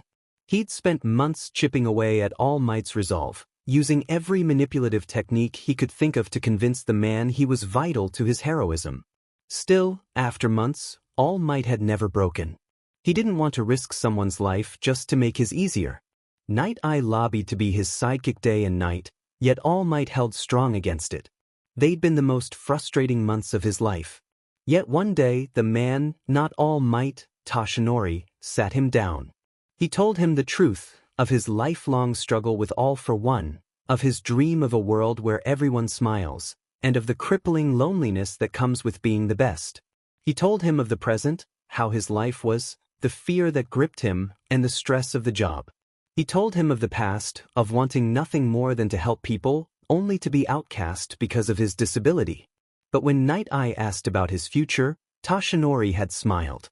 "I've been thinking, young Sasaki, about that. Truth be told, I'm scared. I've dedicated my life to my base instinct, service. I'm hot-blooded and rarely think about the consequences of my decisions. I help people because I must, not because I desire it. I guess you could call me a train, set to only move in one direction as fast as possible.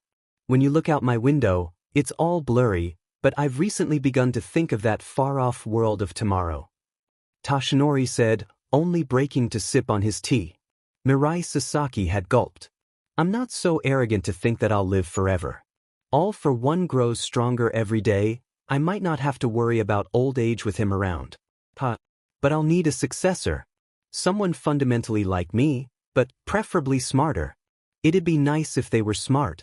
I've laid the groundwork, a society where children and adults can smile all the time, but I have no idea how tall this castle will be when it's all over. I'll need someone by my side who can look to the future, someone who can make the tough calls today so the world tomorrow will be easier. I need someone to balance me, someone who can invest in the future."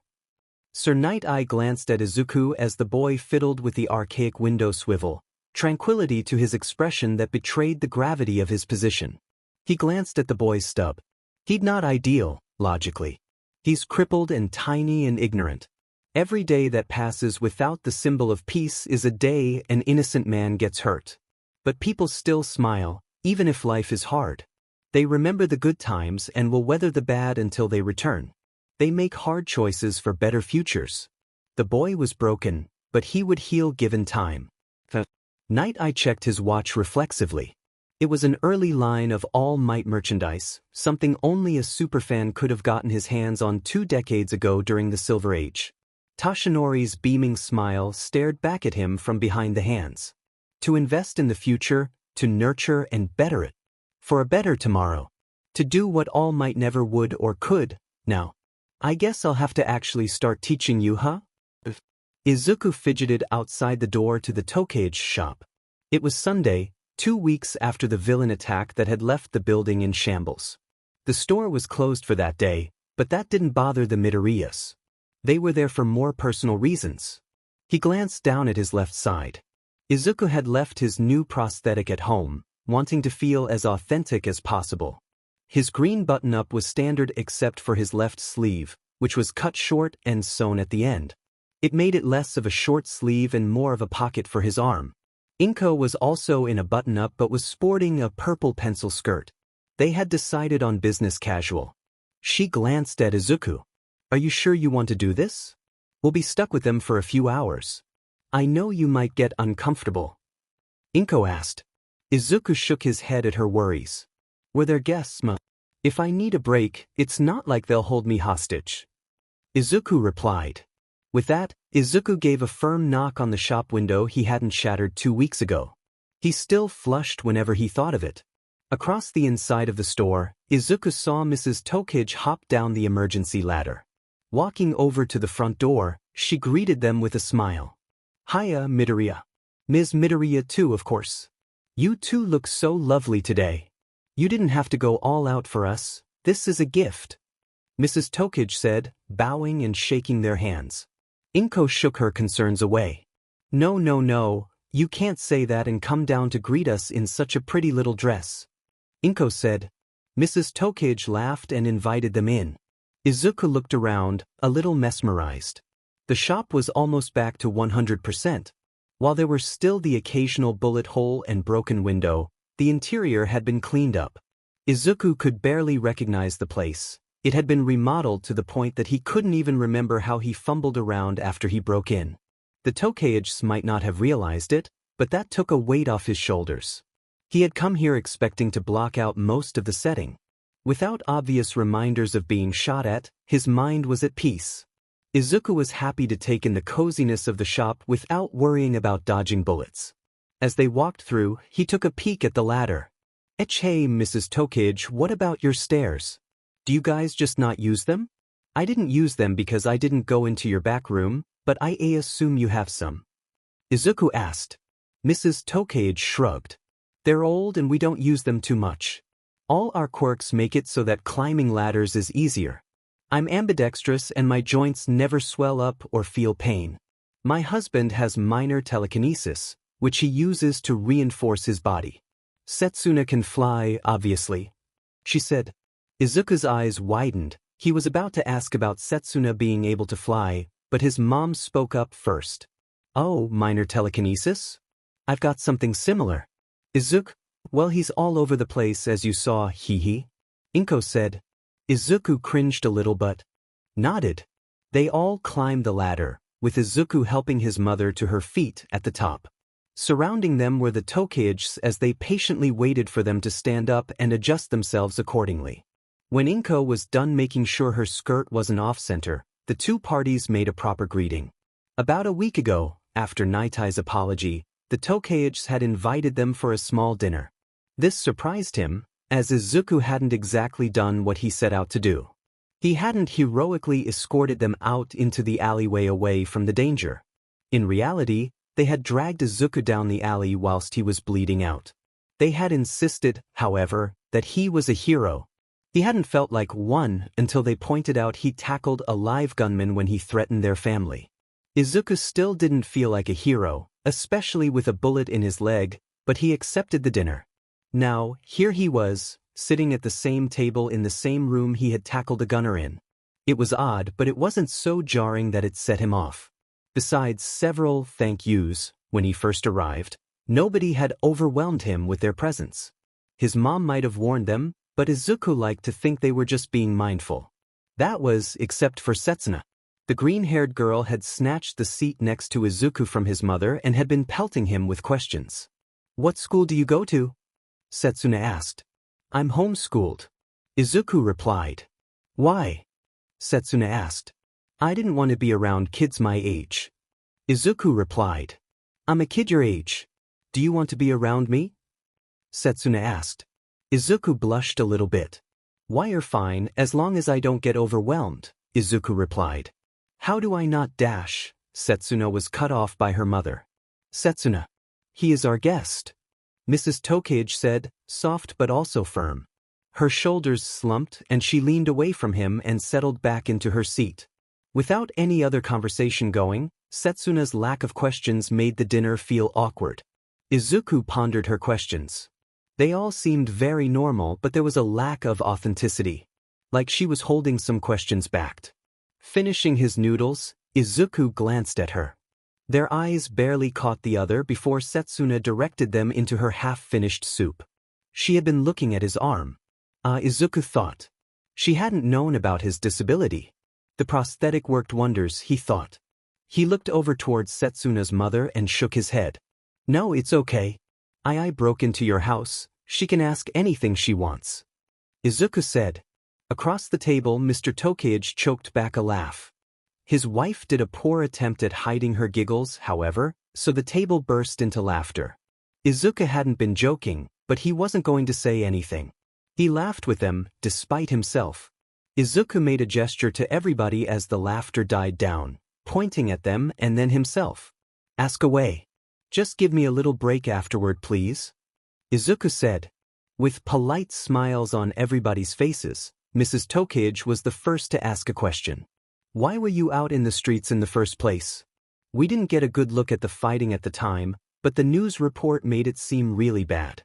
She asked. Izuku pondered this for a moment. The news report hadn't mentioned him in the slightest, probably because his mother asked for him to be unnamed.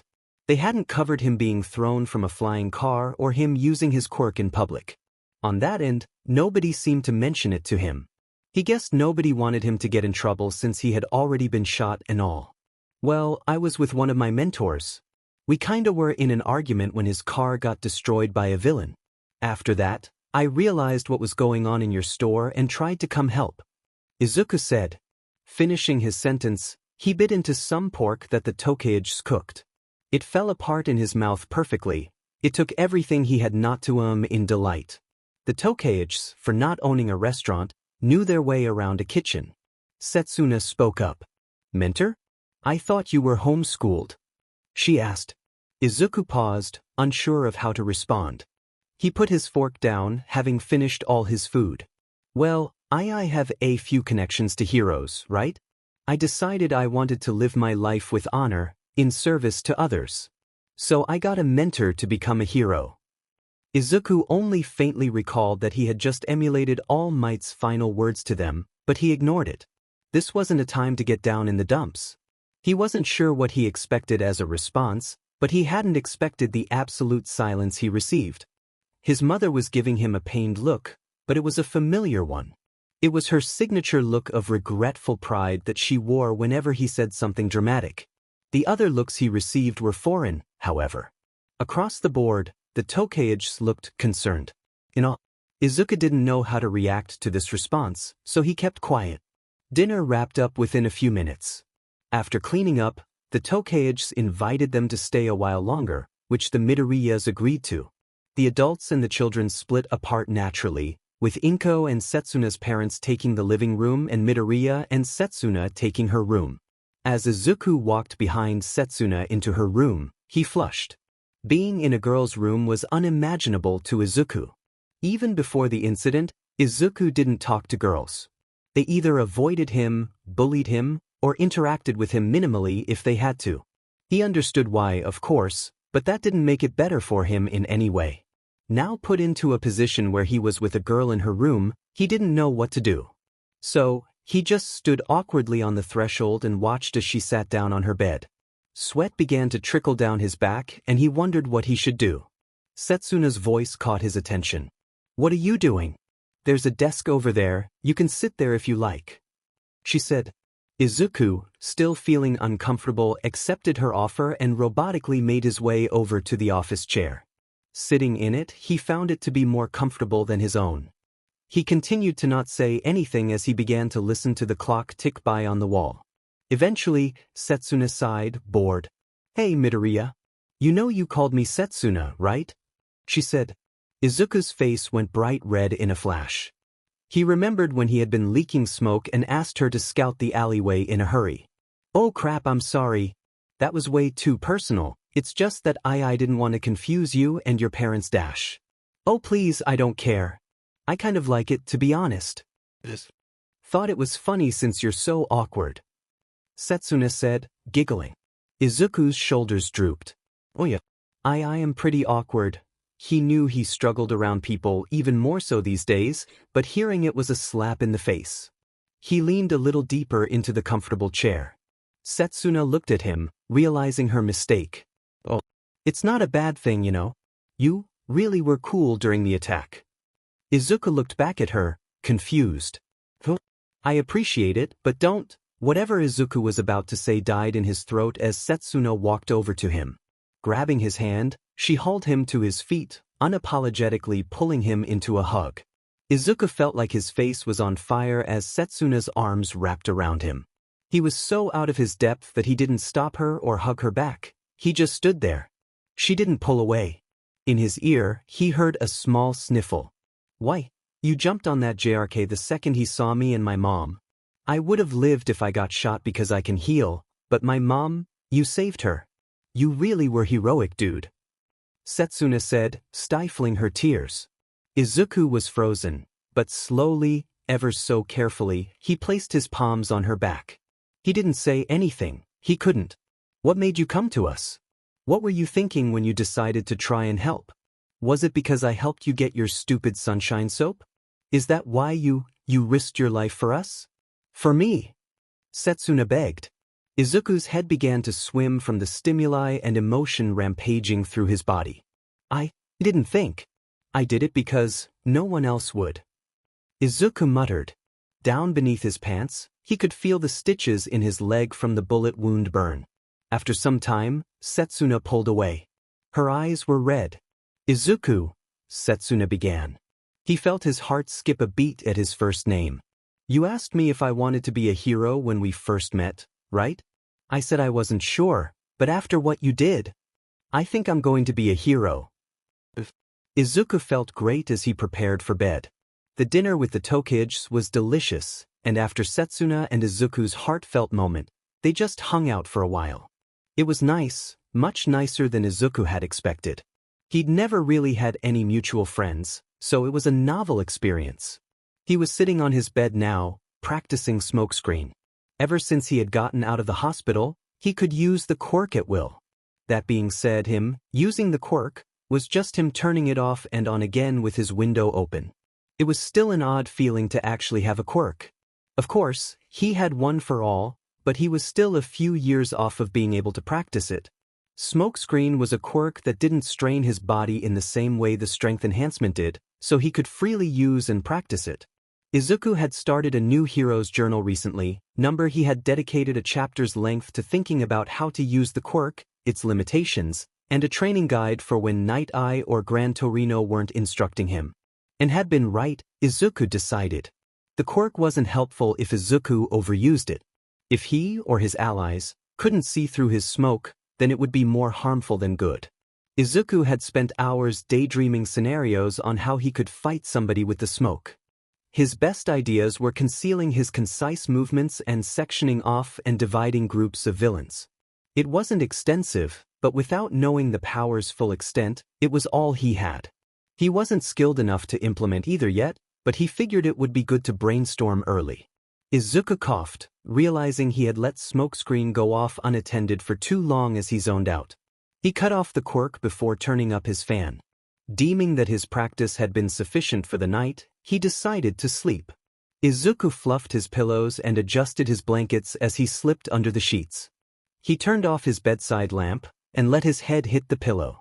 He closed his eyes, but instead of drifting off to sleep, Izuku felt his mind and body be vacuumed far, far away from his bed. In a panic, Izuku opened his eyes. He was back in the throne room of One for All. "Oh, you're back already?" and said, Izuku having been dropped at his feet. Izuku, here for the second time and consequently less surprised, nodded. He paused, intrigued that he could nod. Izuku took stock of his body. 2 weeks ago, when he had been inside One for All, which was still weird, he decided, he had been nothing more than eyes and a left arm. Now though, his head was fully formed down to his jaw, which was still missing. He had generated pieces of his neck and a shoulder, connecting his head and his arm on a tiny strip of flesh. Now able to maneuver with more comfort, he got up. He didn't have legs and was consequently floating, but when he moved around, he felt the natural rhythm and bounce of walking on 2 feet. And, alongside the other people, left him by his lonesome as he explored. The throne room looked like it had been repaired somewhat since his last visit.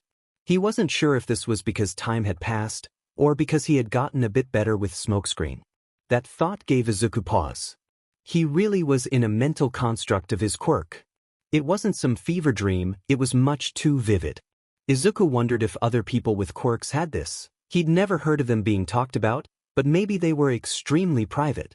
As he wandered around aimlessly, he remembered the last thing he saw in the throne room. The man who had given him his quirk. A man who Izuku had killed. Izuku marched back over to the round table, where the previous holders were sitting in silence. The 8th chair was still empty. Izuku cut into his palm again, the same way he had communicated last time, and smeared a question on the pristine table. Where am? Do you mean Toshi? The buff woman replied. Izuku reminded himself that All Might's name was Tashinori as he nodded. The woman looked at him, sympathy overflowing from her gaze. It was impressive, to be honest, the amount of compassion this woman exuded. Izuku underlined where. The woman shook her head. Here. But he's hiding. We see the world through your eyes, kid, and we all know how you feel. Tashinori, His guilt is almost as strong as yours. The woman said. Izuku felt his left hand tighten. He wanted to ask so many questions, but his lack of a mouth denied him that privilege. 9. Don't think it's because he doesn't think you're doing a good job at using one for all. None of us were sure at first, but we felt what you felt when you tried to save the Tokaichs. We accept you, even Toshinori. His guilt lies elsewhere. The woman said. Izuku was tempted to underline where again, but he held off. Maybe it wasn't so bad that All Might was hiding, Izuku thought. The previous holders were right, he wasn't ready to see him. And if Izuku was pulled into this little world every time he fell asleep, then not seeing his greatest sin would be a good thing. Izuku looked around. He didn't feel the call of consciousness pulling at his phantom body. He'd be here for a while, he could tell.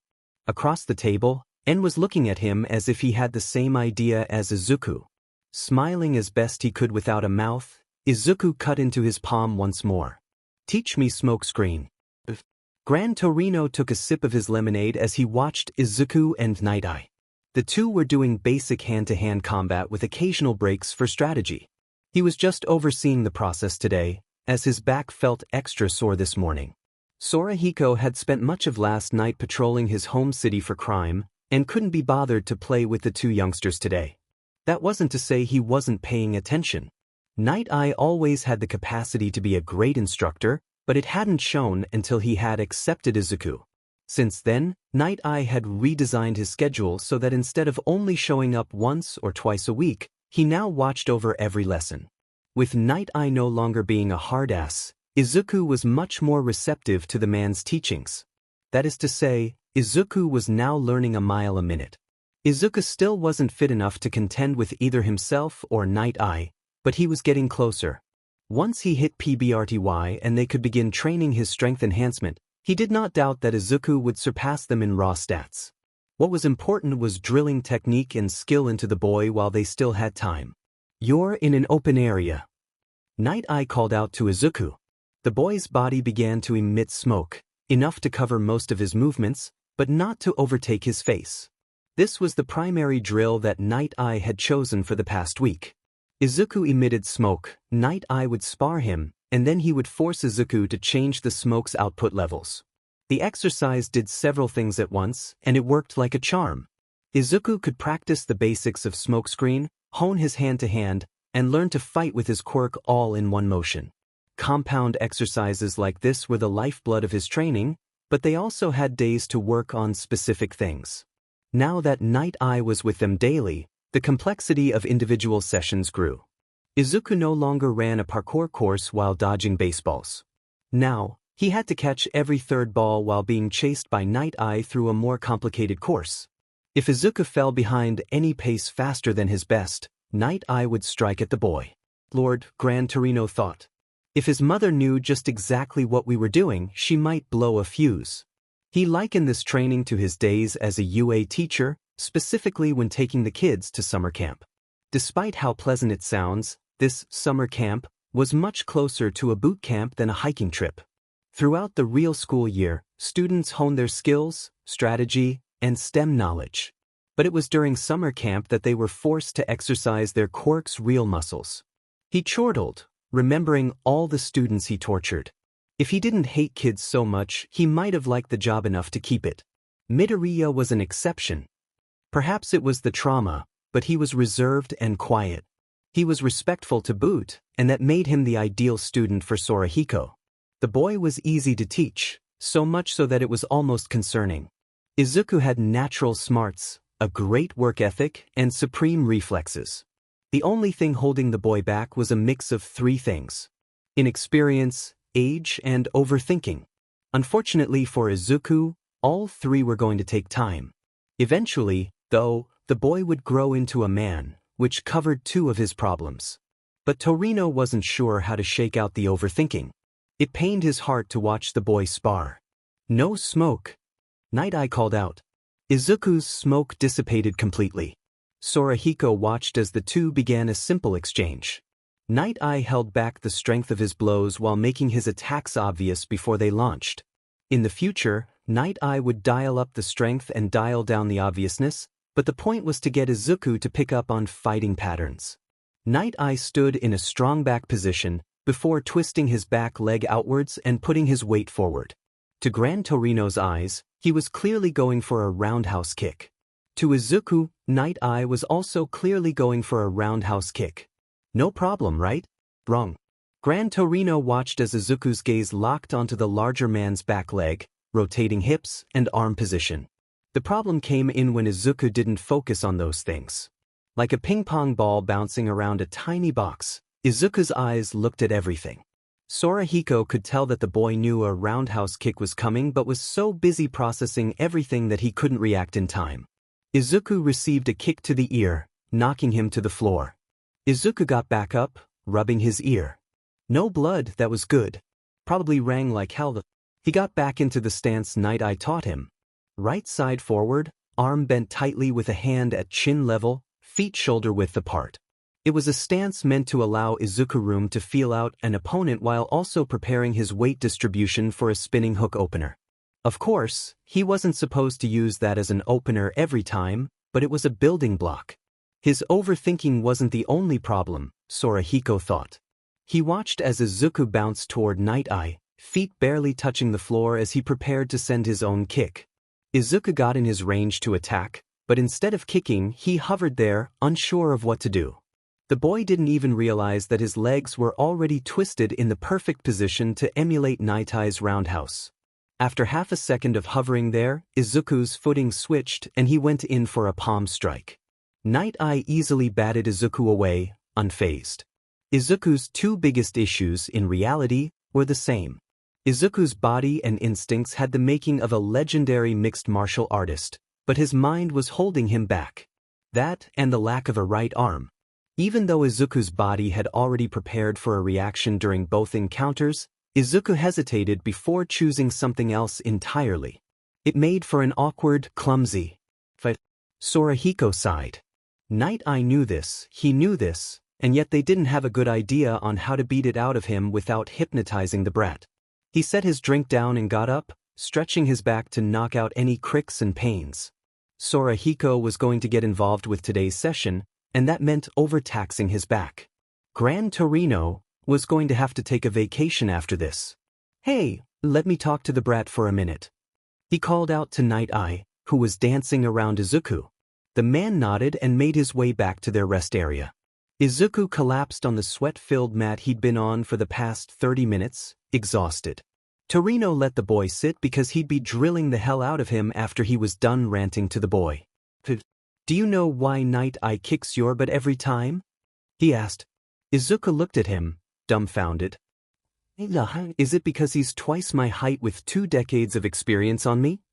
Izuku replied. Sorahiko didn't entertain the boy with a laugh, he just cut right to the point. No, it's because you're fighting more than just Night Eye. You're fighting yourself. He replied. Izuku's face was the epitome of confusion. Fighting myself? Is this some kind of cheesy joke? Izuku said. Torino shook his head. Your instincts are impeccable. Some of the best I've ever seen, among heroes and martial artists alike. He began. For some reason, his words seemed to have struck a nerve within the boy, as the kid's gait turned defensive. But you overthink things. Tell me, what ran through your mind right before you got kicked in the head a few minutes ago? Torino continued. Izuku sat in silence as he looked at his hand, contemplating the question. I saw his back leg move, so I thought he'd kick me. I tried to dodge, but Gran Torino cut him off right there. The boy wasn't even self-aware. No. You saw his leg move back for a kick and decided, for whatever reason, to look at his hands, chest, face, shoulders, and just about everything else before getting kicked in the head. He said. Izuku was lost, and he could tell. Am I supposed to ignore everything else? Either way, I still wasn't fast enough to avoid the kick, so does it matter? Izuku said. Gran Torino groaned. Stop being an idiot, brat. Night Eye. He called over to the resting area. What is it? Night Eye asked, walking back over to them. Sorahiko turned away from Izuku, who was still sitting on the floor. Next time you're out, go buy a camera. We need to start recording Izuku's spars and making him watch them back. I think if he sees what he's doing wrong, he'll be able to fix himself. Brat, he turned back to Izuku. Give me 30 push-ups. I'll get back to you on your issues soon enough.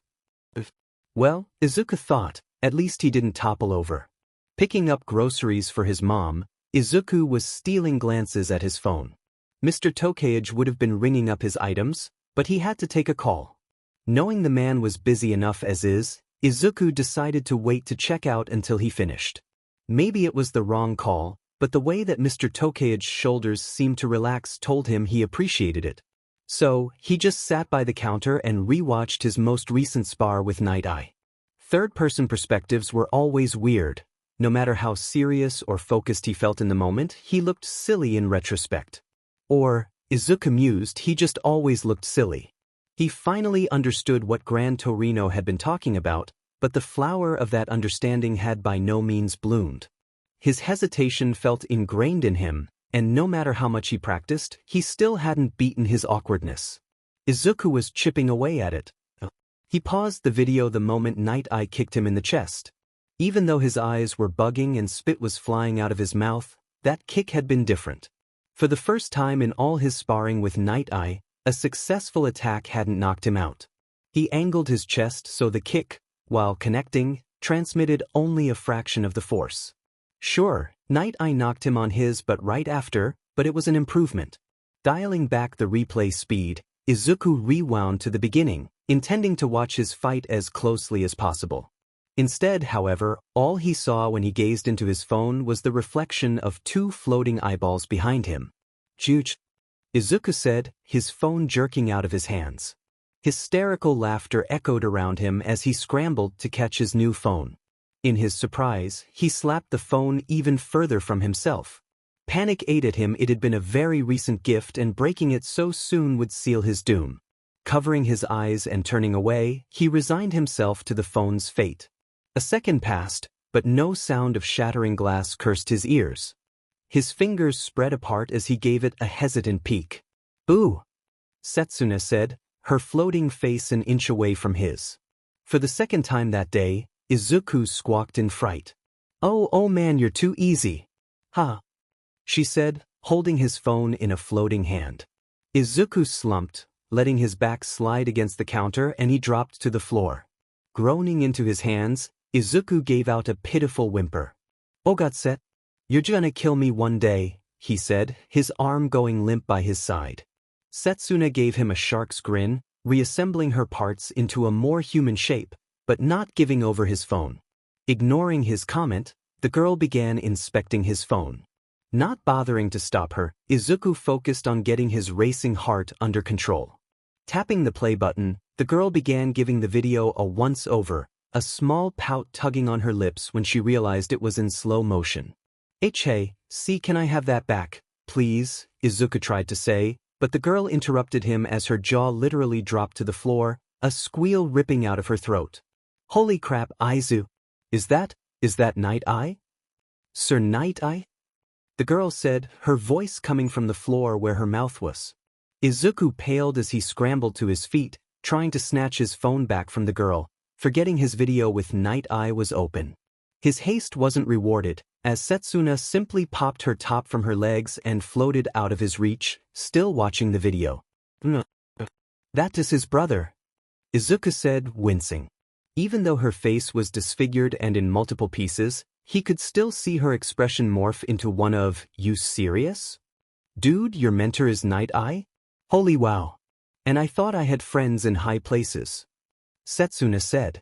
Izuku's gaze whipped between her mouth on the floor and her eyes on the ceiling, having no idea which to look at. "Friends in high places? Who do you?" Izuku said in between spikes of excitement from his video. Even though it was slow and reverbed, the action was fast enough that the sounds of grunts and successful attacks were distinct. They both winced after a particularly bad blow to his sternum. He rubbed his stomach where a purple silhouette of Night Eye's shoe had printed itself. Setsuna floated down, becoming whole once again. Dang. My cousin, oh wow. Did he really kick you that hard?" Setsuna asked, eyeing the exact frame where Izuku's body folded over like a piece of paper. He didn't really know what to say. Nobody had told him to keep his training a secret, but he got the impression that Night Eye would discourage him from revealing it. Stealing a glance at his phone, he sighed. She already saw it. It wasn't like telling her the bare bones of it would hurt. And not really. He pulls his punches most of the time. Still hurt though, I guess. Izuku said. The girl had an odd look on her face, like she had eaten something with an unfamiliar flavor. Not bad, but it had been out of her comfort zone. Do you do that kind of thing all the time? She asked, her eyes refusing to meet his as a stray finger swirled loops with a lock of her hair. Her voice had taken on a faraway quality, as if she was thinking about something else. Why, I kind of need to, otherwise I can't really be a hero, let alone a good one. Why, you know about my arm. Half the arms, double the effort. Or triple, I guess. He said, rolling his shoulder with the prosthetic for emphasis. She still didn't look at him. You really want to be a hero, huh? Of course. Don't you want to as well? I thought you said so that one time. His cheeks took on a slight flush as he said it, remembering their hug. Yeah. Are you okay? She asked, pulling her hairlock taut in the same movement as she turned to him. Her swamp green eyes bore into his own, their darker color reflecting a sense of seriousness. Izuku swallowed. Another question he didn't know how to answer. He'd met her a few times since their dinner. They always had a chat or something close, but they rarely talked about heavy stuff. The most she'd even mentioned about his arm was offhanded questions about his prosthetic. She knew he had baggage, but she'd never seriously grilled him on it. It was one of the reasons why he felt so comfortable around her. Something squirmed in his chest when he thought about answering, but he pushed past it to appease her. My therapist thinks I'm doing better, but there are areas for improvement, Izuku admitted. Setsuna's eyebrows shot to her forehead, literally popping off her head in surprise. She stumbled back, shaking her hands out as if to stop him. I meant like, from the kick. You don't gotta talk about all that. It's fine. A fierce blush exploded on both their faces from his oversharing. Izuku immediately began rattling off apologies and tried backing away, but only bumped back into the counter and fell on his butt. Oh my! Setsuna said, trying to stop his descent but only tangling herself and falling down with him. With her added weight, Izuku's back hit the ground with double the force, knocking the air out of his lungs. She rolled off his chest as soon as possible, panicking as Izuku coughed, struggling for air. In their mini frenzy, neither noticed as the hatch to her apartment opened and Mr. Tokage climbed down, pocketing his phone. It wasn't that big of a deal. Not even a few seconds after Izuku finally caught his breath, he made eye contact with Setsuna. A foreign feeling of warmth flushed through him as he looked at her from below. Her worry faded as their eyes locked. Neither moved for a second too. 3 seconds went by, and they burst into giggles. They laughed so hard that Mr. Tokage was able to get to his counter and sit down without the kids noticing him. They laughed so hard that they never noticed how Mr. Tokage watched them, bagging and checking out all of Izuku's items. They never saw the smile gracing his lips. Good Lord Izuku, I've never seen an apology go so poorly before. Setsuna said, helping the boy to his feet. His face was still a radiant, bright red while a pink tinge still hung loosely on her cheeks. Sorry. I should have been more careful. Nah, it's cool. I can kinda get the confusion. Alright. Can I have my phone back? Definitely not, hold on, Setsuna said, reaching into her back pocket to pull out an identical device. The only difference from his was a cartoon Tyrannosaurus sticker covering the brand logo. She tapped their corners together. Both phones buzzed, and Setsuna pressed a button that looked suspiciously like accept on his device. She fiddled with it a bit more before handing it over, a triumphant smile on her face. Yeah, check it, she said, pointing at the new contact. A Setsunosaurus. Next to it was a little pterosaur holding a littler pterosaur. Izuku looked at it like it was a 24-carat diamond. He glanced at the contact, then at her before bouncing back. Are you sure? I don't really know how to text. Or call.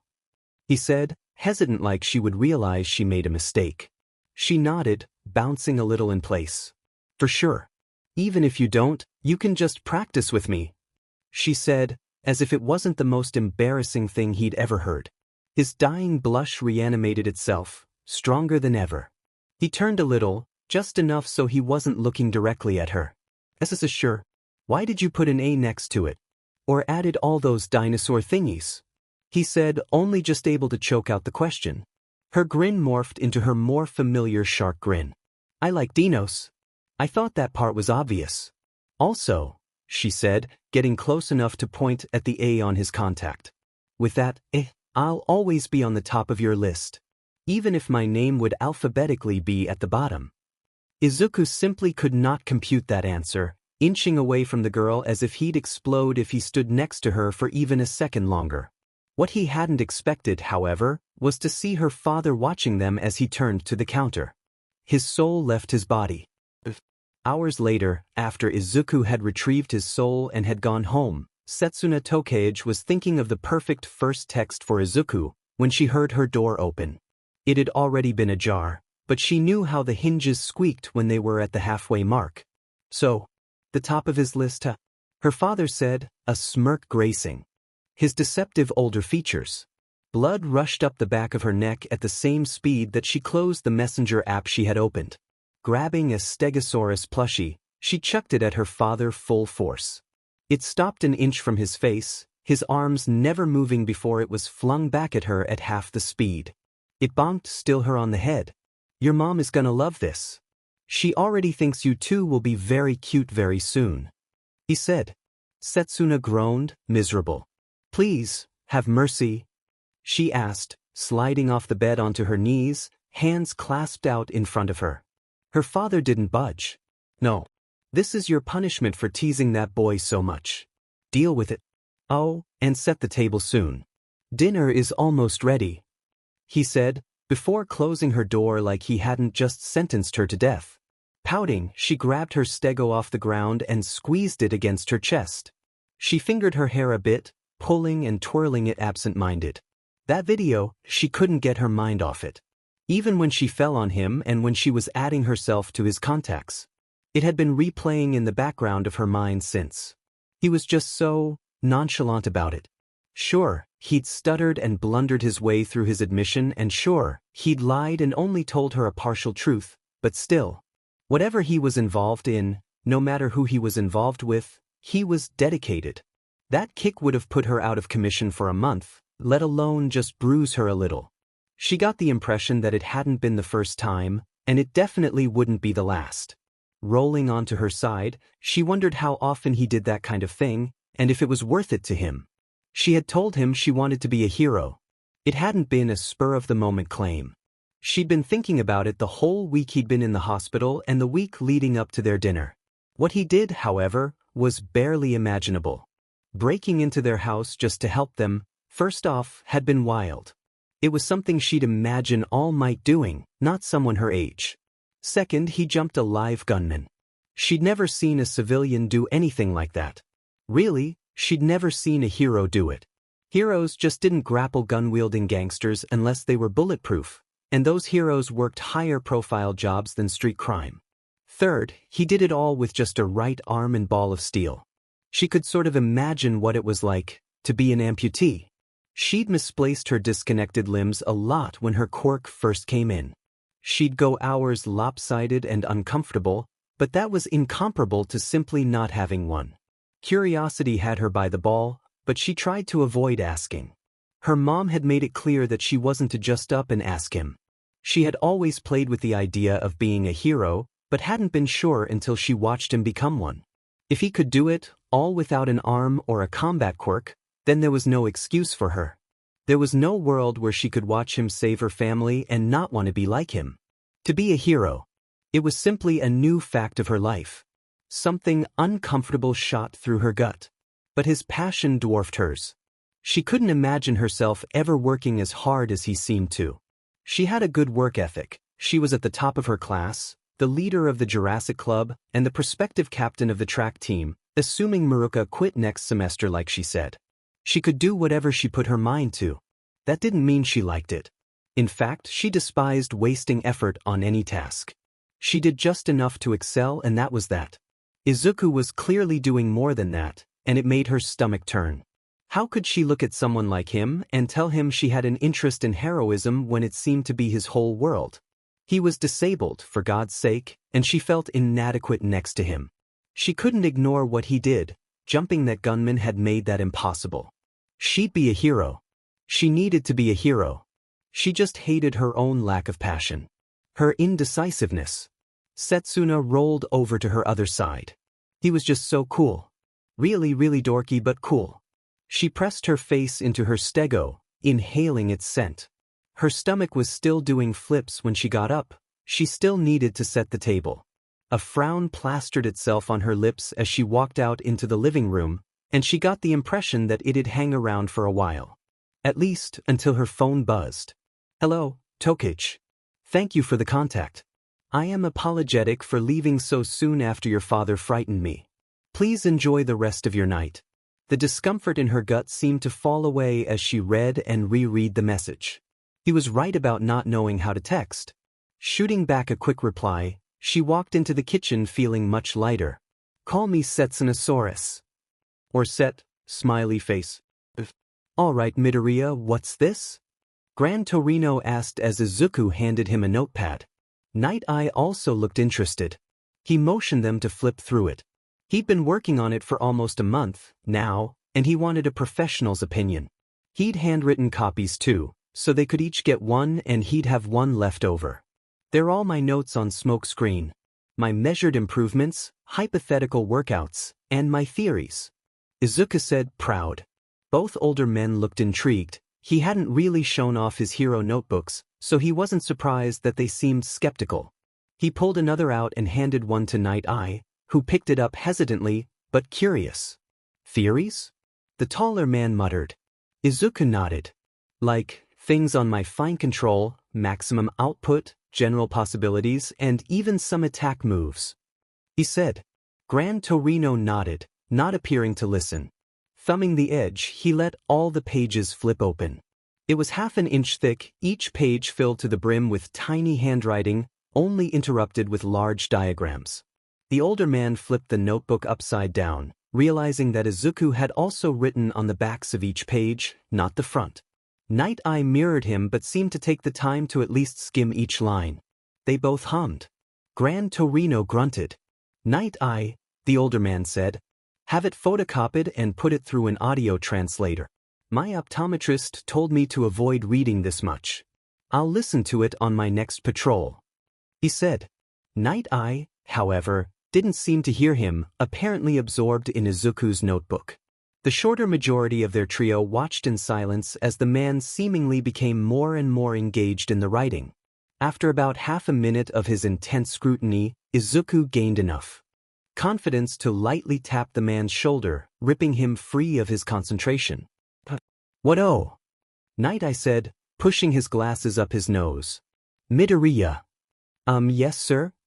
"Excuse my language. This is FING fantastic. Is this your first ever quirk analysis?" Night Eye asked, rising to his full height. Izuku shook his head. Not really. I've been writing in these kinds of notebooks all my life. This was just the first quirk I've had the pleasure of personally testing. 'Cause, you know," he said. Night Eye nodded at this, snapping the notepad closed. "Tomorrow, you are going to bring me every single notebook so I can digitize them. I want to read them all. Furthermore, with your express permission, I am going to redact all relevant personal information and information about One for All before sending this to a quirk professor. From those first few pages alone, I doubt I could seriously give you the level of criticism that you need." Night Eye said. Izuku and Gran Torino gaped at him, the latter reopening the notepad to give it a second glance. "Are you sure, sir? I don't really think that." "Positive. I suppose this begs the question, how is your schooling? Where are you at grade-wise? Is this your magnum opus, or do you consider your other topics to be at a similar level?" Night Eye asked. I don't know. I guess I'm most passionate about quirk theory, but it's not necessarily that much better than anything else. Currently, my schooling is around 11th grade? Late high school, I guess. I've been blazing through it since starting remote learning," Izuku said. A pang shot through his heart at mentioning remote learning. He still needed to make a stable relationship with someone his age, or else Fujimaki would make him go back to school. He ignored the coincidental buzz in his pocket. Setsuna could wait. He was busy. Both heroes looked at him in a new light. They, generally, weren't very involved in his life outside of his training. Izuku supposed they did have a larger relationship than mentor and student, but it wasn't by much. Sometimes they went out for lunch, or Izuku would relax at their house after an extra grueling training session. They never really interested themselves in his academics or personal life. 11th grade, huh?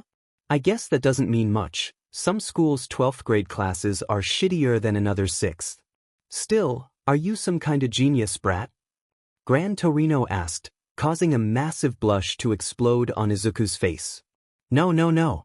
I'm just completing the coursework faster because I don't have to wait for teachers to give it out. Gran Torino raised an eyebrow.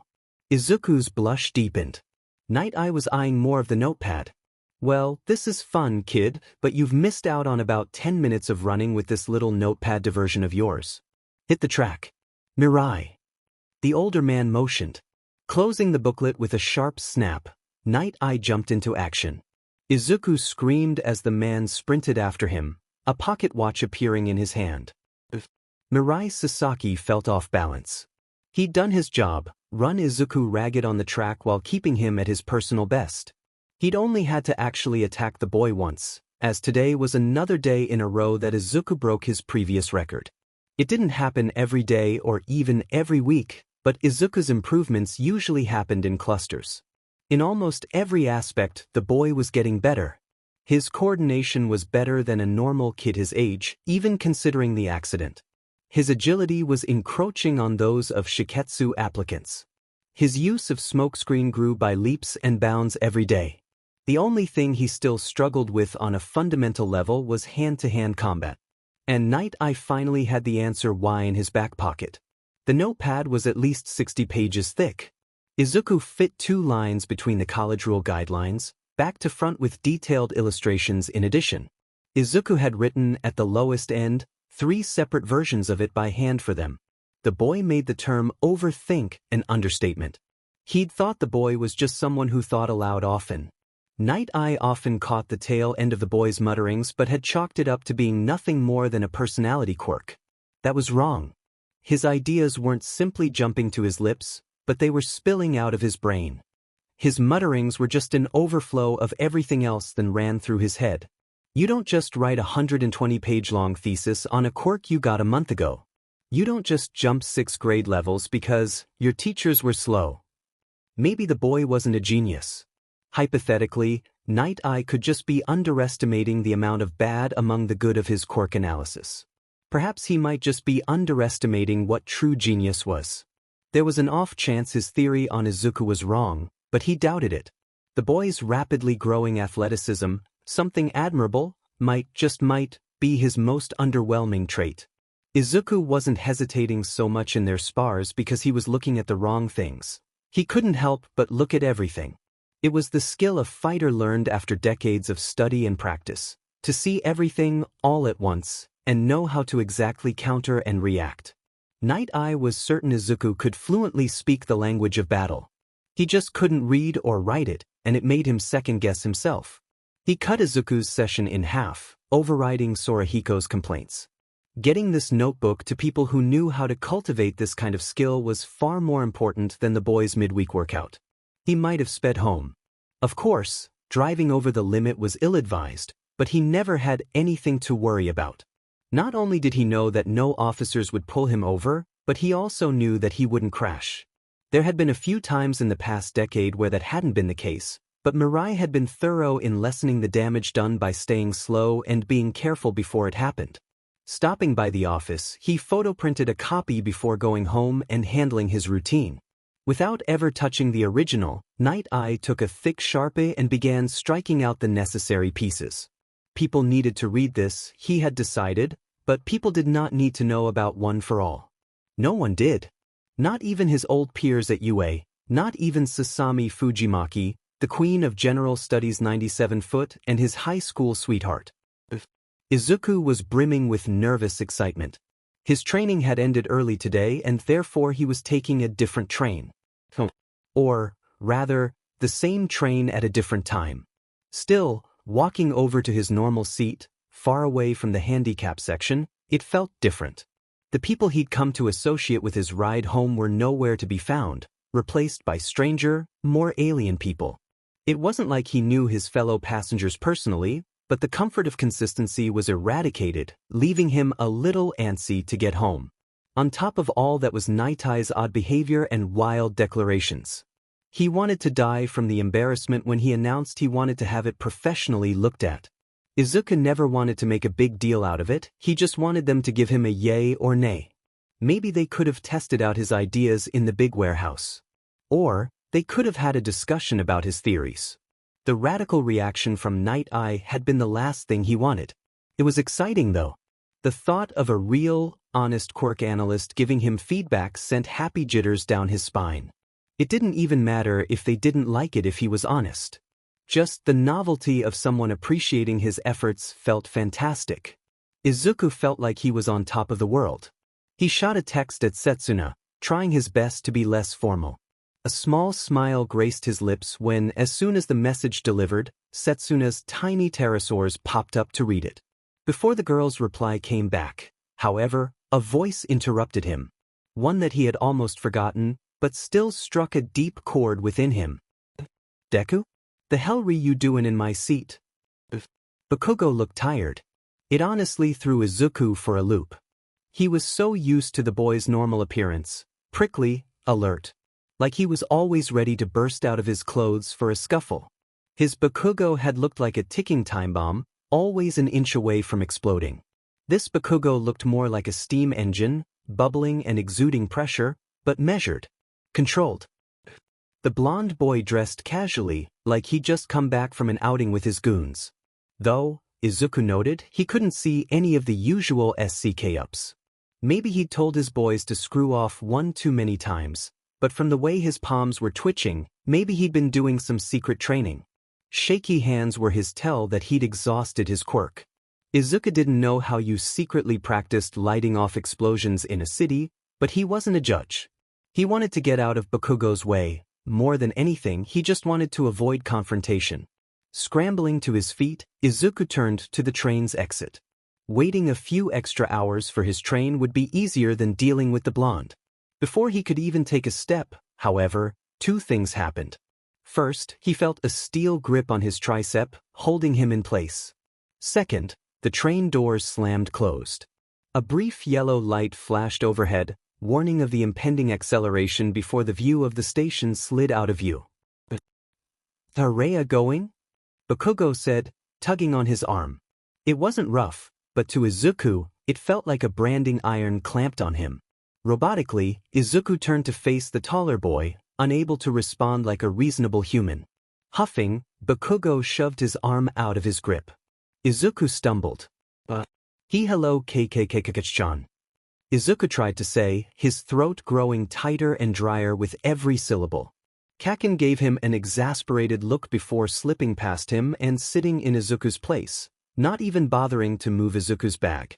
He cast a blatant look in his direction, not bothering to hide how he studied him. His eyes trailed from his bright sneakers, up his newly muscular legs, and lingered on the tips of his fake fingers. A war waged inside Izuku. It was a harsh battle, fought by 1,000 warriors of 100 nations. Izuku's gut was churning with the exertion, making him wish there was a real bathroom on the train and not an emergency cubby. One nation wanted him to run, to leave his bag and escape to the handicapped section, no matter how many gnarly looks were sent his way. Anything but confrontation, speaking to Kaken was the losing condition of their war. Another nation wanted him to speak, to talk with the boy he'd looked up to all his childhood. It had been closing in on a year since he'd last seen the bigger boy, and he wanted to catch up with him. It didn't matter to this army that they'd barely held a conversation since they were 4, they just wanted to chat, to show off. There were warriors in that army, however, who defected to a third party. Each had their individual reasons, but they all recognized a singular truth. There were only 2 people Izuku had ever met who came close to his own obsession with All Might. One of them happened to be standing in front of him. None of these warriors dared face the man he indirectly hurt. These conflicting ideas forced stomach acid into Izuku's mouth like a geyser. Doubling over with his hand to his mouth, Izuku did everything to not throw up. Bakugo scooted away from him. Defy quit that sheet. If you're gonna hurl, do it over there, he said, throwing a haphazard thumb over his shoulder, not noticing he was pointing at a PRD woman. She scooted over as well, giving both of them a dirty look. It took all of Izuku's strength to push his vomit back down, the effort sending him into a kneel. Skiing in breaths like a dying man, Izuku kept his lunch in his stomach. Muttering curses under his breath, he took a glance around and wished he hadn't. Every person was staring at him like a particularly unpleasant bug. A PRD woman, primary schooler, salary man, and a man with a scar on his chin were giving him especially wary looks. He felt a shoe nudge his thigh. His eyes trailed from the sneaker, up a dark pant leg, to a shirt, and landed on the scrunched face of Bakugo. Can you FING stop? First, you effed up being saved by All Might, now you're at my commute? God. The boy grunted. Izuku blinked. The train disappeared. Thunder consumed every sense in his body. 1,000 million bolts of lightning struck his ears, spinning around him like blades on a fan. Or was he the one spinning? He tried standing, but he only managed to get to 1 foot before falling onto his side, helpless. Nothing he did could stop his lunch from escaping him, his self-control evaporated. What happened? Where was he? What happened to the train? Where the 4 passengers had been were 4 EMTs, and they were standing over him. 2 of them made to grab him. The plump one stood back. A man with a goatee tried shaking him. He surrendered himself to their efforts, whatever happened to the train, whatever was happening to him, he could trust medical professionals to help. But they didn't. The 2 ones helping him up slammed him back down, the goatee man grabbing him by his neck. He squeezed Izuku tightly, not letting an ounce of air down his throat. He lifted Izuku an inch off the ground before slamming him back down, his head whipping against the crumbled, filthy concrete below. Why the F did you let this happen? What the F were you thinking, you little effing sheet? He said, continuing to strangle him. The plump EMT kicked him in his exposed side. The goatee man pulled his hands off his neck before backhanding him across the cheek. It hurt more than anything, more than getting kicked by Night Eye, more than getting shot, more than blowing his arm to pieces. It gave him a chance to breathe, though, and he took it. "I'm so sorry," Izuku tried to say before the plump EM kicked him in his crotch. "You fucker killed him. You ruined my life," she screamed. Izuku groaned, rolling over away from them. He shouldn't have. Where Katsuki Bakugo had been, All Might's corpse had taken its place. The man was far past putrefaction and was barely more than bones, yet a river of blood continued to seep out of him. He tried to cover his eyes from the stomach-churning sight, but when his hand touched his face, it came away bloody. He threw up again. Curling into a ball, he ignored the way the EMTs continued to grope and hit him, and he ignored the way the smell of copper permeated his nose and thunder filled his ears. He didn't know long he was curled into that ball. It could have been seconds. It could have been hours. Days was pushing it, but not out of the question. Each punch and kick just made him curl tighter and tighter, forcing every sensation out of his head. He felt cold. Then, something in his gut shifted. A familiar warmth washed over his core, spreading out from his abdomen to his fingertips. He didn't uncurl, but he relaxed slightly. When someone touched his shoulder, he flinched. It was a well-manicured hand, feminine, wearing the same polish his mom did.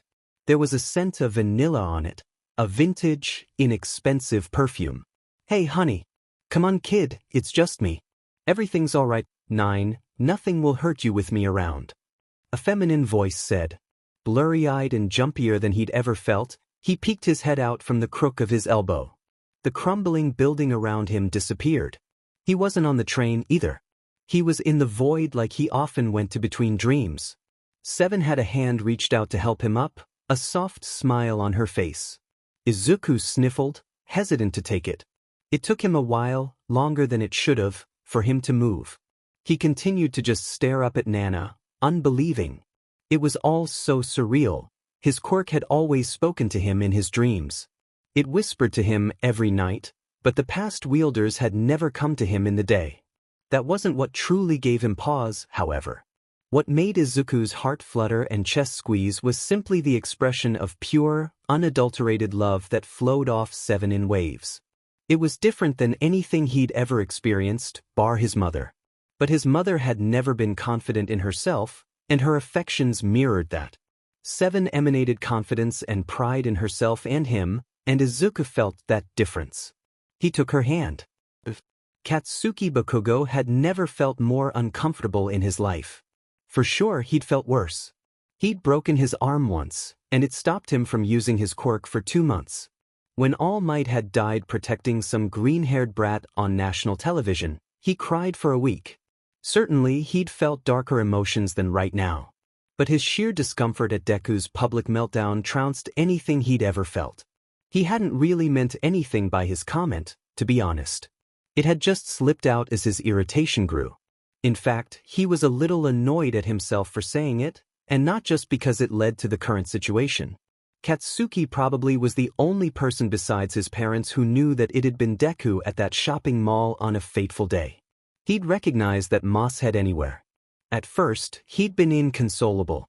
He doubted it was possible to throw a bigger tantrum than what he did. Useless Deku had finally done it. Everyone at school knew he'd been a waste of space, that he only got in the way. Nobody had ever suspected, however, at just what scale he would be able to screw shit up. Sure, he ruined people's fun and annoyed just about everyone with his idle presence, but nobody thought it could be worse. Then he got FING All Might killed. Katsuki really, he should have been euthanized with how much shit he gave everyone in the fallout. He gets that? Nothing he did had been appropriate or even reasonable, to be honest. Nobody was safe from him, nothing was sacred. He just about did everything wrong, up to and including getting himself marked for public quirk usage. He'd been scot-free with it all his life, everyone knew he'd been destined for greatness. Nobody wanted to ruin that for him. Still, no one could ignore a tree being blown to smithereens in a public park. The one thing he never did, however, was snitch on the kid. No matter how much Katsuki FNG loathed Deku in those moments, he never told a soul. It just wouldn't have been right, even if the guy had earned it in his opinion. Maybe his morals had some screws loose, but it made sense to him. That was why his nails dug into his palm, forcing him to keep calm. Blood dribbled between his fingers, unbidden. Deku had almost immediately fallen apart when Katsuki had gone for his throat, clutching his head with an arm and rolling over on the floor. That was embarrassing enough, both knowing he caused it and as a second-hand embarrassment. What was worse was the dude's other arm had fallen off. Deku was an amputee, probably from when All Might got capped. And Katsuki had the brilliant maneuver to give him shit for it. Something ugly twisted around in his insides. Then the smoke had come. It had taken a few minutes of restless rolling and groaning, but it happened. Katsuki had been utterly dumbfounded when, after muttering some shitty apology out, he began emitting gas. It had started small, just leaking out of his orifices at first, but the output grew exponentially as time went on. Within 5 seconds, Deku's body had covered itself. Within 10, everyone in the cabin was struggling to breathe.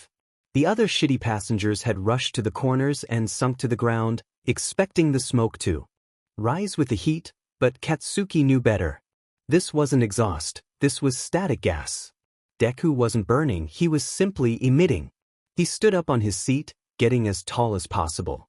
"Get up high, morons!"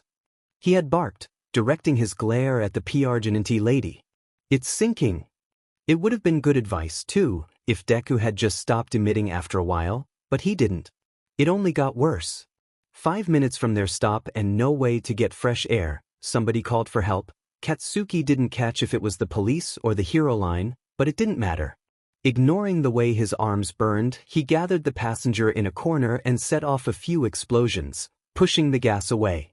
His palms were bloody and exhaustion made his quirk ache, but he knew for certain that the smoke wasn't combustible. Normally, he'd let the extras choke, but he couldn't let it slide for the Argentine chick. By the time the tunnel they were in opened back up into a station, Katsuki's arms felt like they were going to fall off. He tried to bang open the sliding doors early, but his strength was depleted. The scarred man tried to help him stay steady on his feet, but he shook himself off before Katsuki had the chance to. When the door opened, only one individual was standing at the ready. Waltzing in with the gusto of a fresh hire and the serenity of a vet, Katsuki groaned as the man gave him a wink. "Okay, listeners. Please, no need to worry. Ahem." Present Mike stepped in front of the crowded passengers, throwing them a peace sign. Izuku was still emitting smoke, but he looked like he'd sat up with some groggy clarity.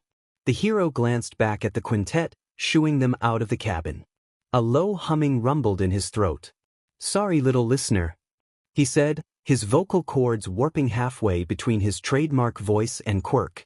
A half-sonic blast erupted out of his mouth, pushing all the excess smoke out the back end of the cabin. The windows nearest the man vibrated, but none broke, a sign of his massive restraint. Katsuki remembered a video of the man shattering stone with a scream once.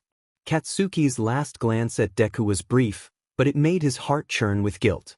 The other passengers congratulated and thanked him for his help, but he shrugged them off. He didn't deserve sheep praise, he just tried to make up for causing it in the first place. He knew better than most just how bad he had it. Hisashi Yamada had been having a groovy day. Shoyuta had let him come over to pet his cats and Kiyama had agreed to come on his show. Plus, on top of all that, he'd rescued not just one, but 2 cats from trees today. Not every day was smooth sailing, but days like these were what he lived for. When he got a call for public quirk abuse, his day got a little worse, he wouldn't lie. Those cases were usually bull malarkey anyways, with quirk laws being so stingy, but once he heard the details, he rushed right over. A little listener in peril? 2 little listeners? 3, if you count the kid in the womb? Some poor civilians stuck in a hotbox they didn't sign up for? He was their man. Before he blasted all the smoke away, he'd thought the kid would have been older. 15 maybe. At least in high school, with the way the caller described how potent the quirk was. His heart sunk when he realized it wasn't even a teen. Barely a tween at that.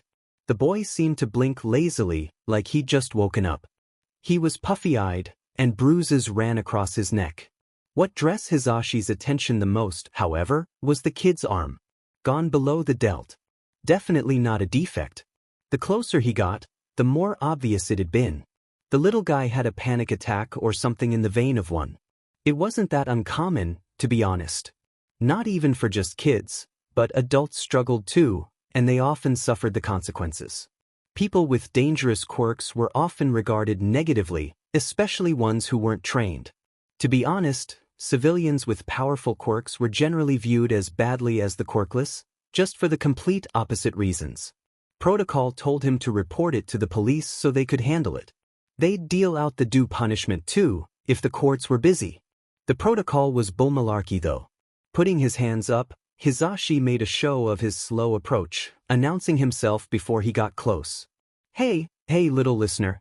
How we feelin'?" he asked. The boy's gaze dropped to his hand as if he was surprised by something. His tiny shoulders athletic, he noticed, shook. Tears freely flowed down his face, but he wasn't sniffling. "Well, I can't say that clears anything up, but that's all right. How about we just sit down and chill?" he said, before getting crisscross applesauce. The train, he noted, wasn't scheduled to leave for another 10 minutes.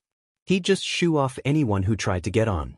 The kid didn't say anything, but he shifted into a half crisscross, 1 foot planted on the floor. He hugged the one on his chest. "Are you gonna arrest me?" the kid asked in a small voice. Hisashi smiled. So they could speak. "I dunno. Do you want to be arrested?" he asked, putting as many good vibes as he could into his reply. The kid shook his head. "No. All right." "Huh." Present Mike smiled. The kid looked surprised. He must have been sure of his fate. "It's your lucky day, kiddo. Only a butthead stickler arrests a kid for stuff like this. I'm no cop either," he said, winking. The boy studied his shoes. "But I broke the law. Maybe I hurt someone." The kid said, "Yeah, nah. Yeah, you broke the law, but the passengers were fine. The blonde kid had some spunk though. So why aren't you arresting me? I broke the law." Hisashi stifled a laugh. The kid really was a rules Ryan. Little listener, the job isn't about punishing people. It's about helping.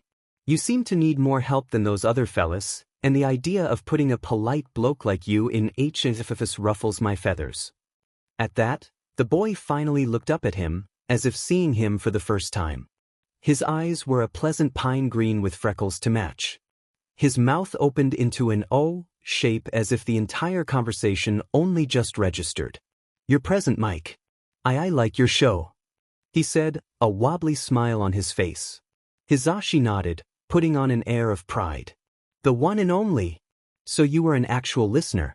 This does pose a problem, however," he announced. The boy winced in retaliation, afraid that the other shoe was about to drop. Hizashi held in a chuckle. "You know my name, but I am in the dark about yours. Who are you, listener, and what are you about?" he said, false charisma rolling off him. "Oh, Izuku Midoriya. Maybe a future hero? Presently MS." He mumbled, stumbling over his words. Hizashi chortled. "Hey, the kid was funny. I like the cut of your jib, kid. Hey, you want some ice cream, Mr. Future Hero? We can call your mom after."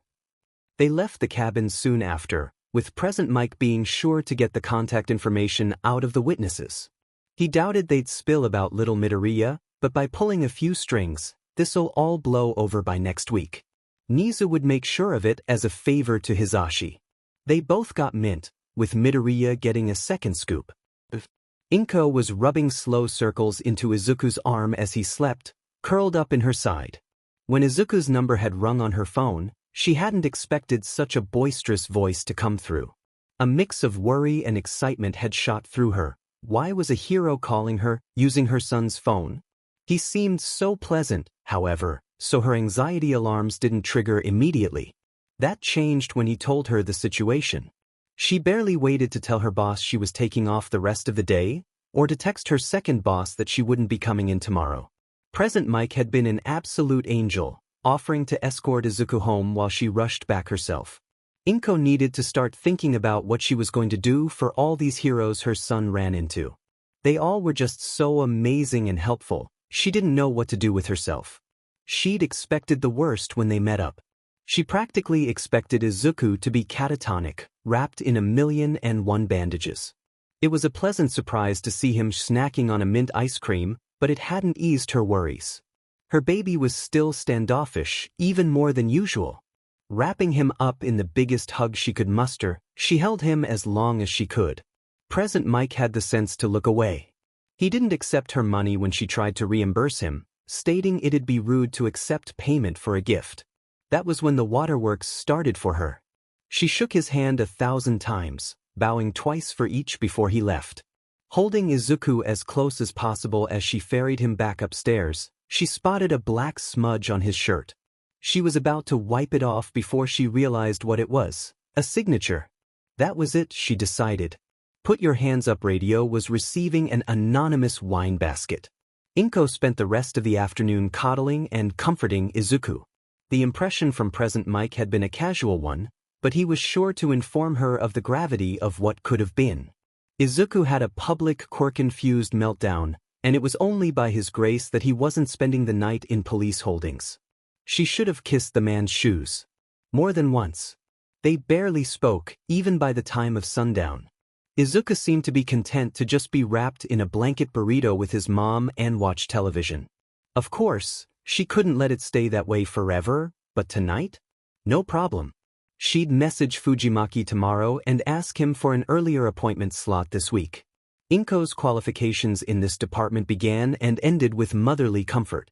In the early weeks, meltdowns had been common. There was no way to tell the severity of today's, but her intuition told her it had been bad. Awful. Her boy hadn't been this quiet since his physical therapy with the Utsashimis.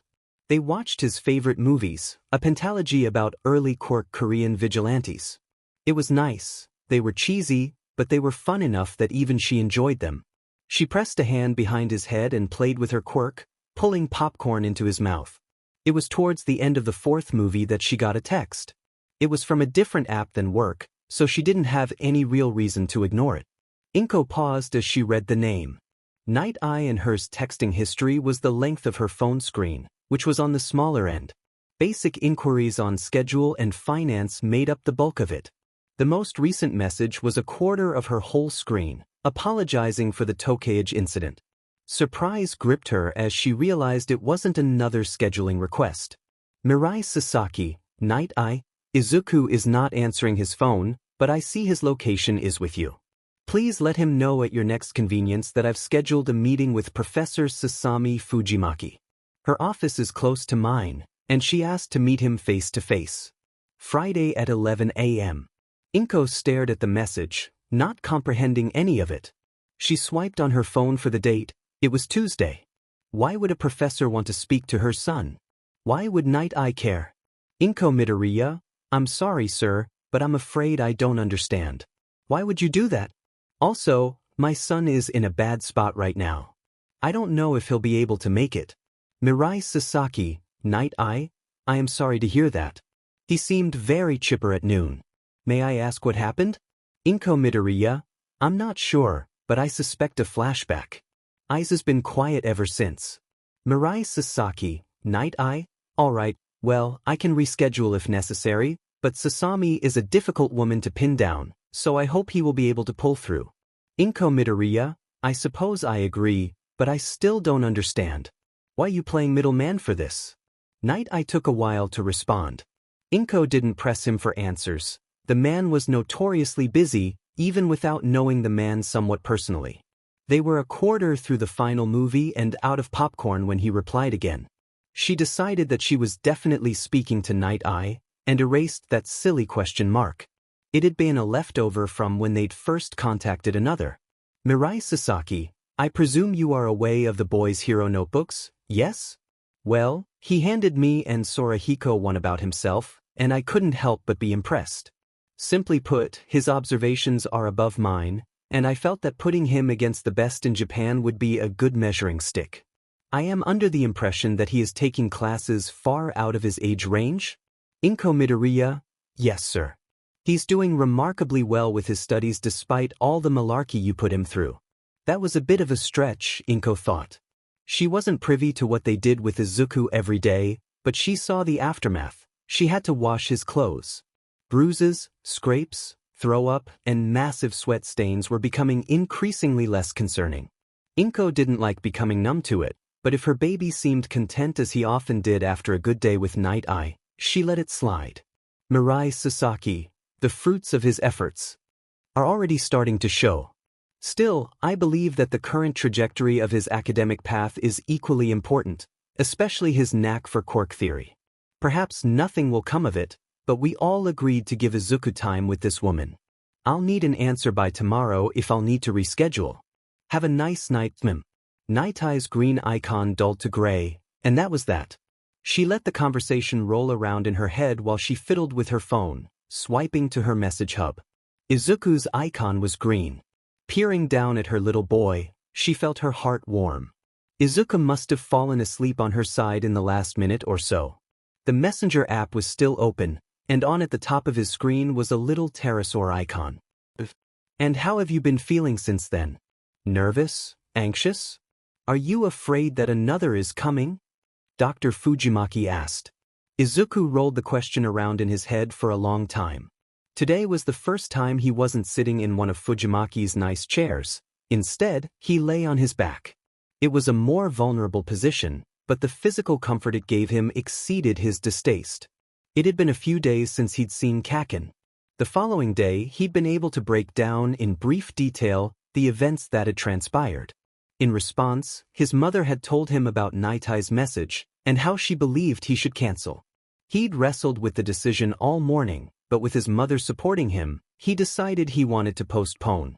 No matter how excited he'd been for the meeting, doing anything that nerve-wracking so soon after Tuesday made him want to keel over.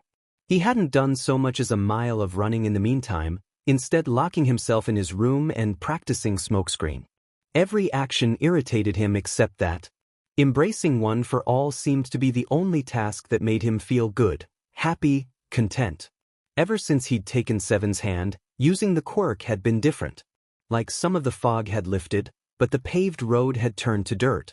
For hours, he could sink into the quirk.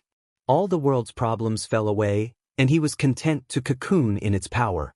The only downside was that he hadn't been back to the castle. No matter how hard he tried, he couldn't fly away to his little home between dusk and dawn. Itasigiri, he wanted nothing more than to drop everything and jump down that rabbit hole. He wanted to continue to practice smokescreen with 6. He wanted to see 7. I haven't felt much. I've just been so sleepy all the time. Izuku said. A low hum rumbled out of Fujimaki's throat. His pen made indistinct scratchings on his paper. Izuku's position on the couch gave him a different view than he was used to. Of course, everything was perpendicular, but he also got a clear view of the doctor's desk. It was something he could only study because of the way he was laying. Normally, he'd have to crane his neck to look at it. Littering the man's desk were doodads, papers, and lots of pictures. The professionalism of the room's interior did not carry over to his private desk. It looked like an 8-year-old dumped a bunch of science-related toys over the top and decided that was enough. Gyrodiscs, crystals, a Newton's cradle, and even a few vials of mystery liquid sat under the monitor of his computer. It looked less like a psychiatrist's desk and more of a scientist's. The man continued to hum. The most interesting things, however, were the pictures. In almost all of them, a young girl appeared, usually with the doctor. One stood out to Izuku the most, however. It wasn't the biggest picture, or the second, but decent-sized. It was of the doctor, his silver hair still mostly brown, holding up a teenage girl on his shoulders.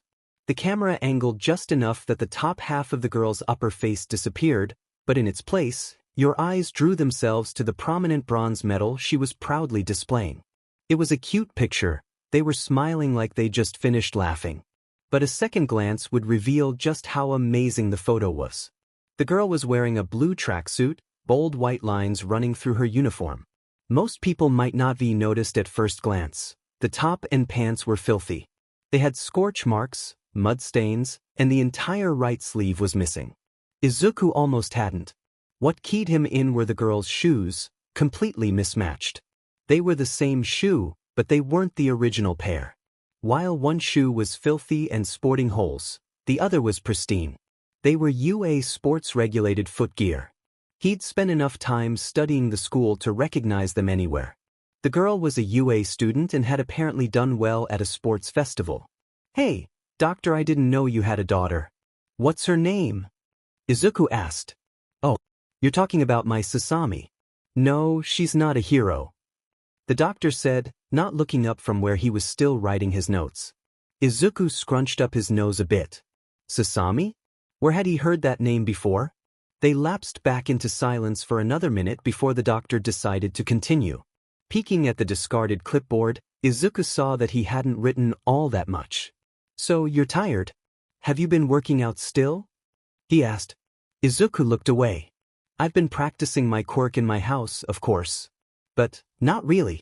I haven't seen my mentor all week. He said. It wasn't that he didn't want to run.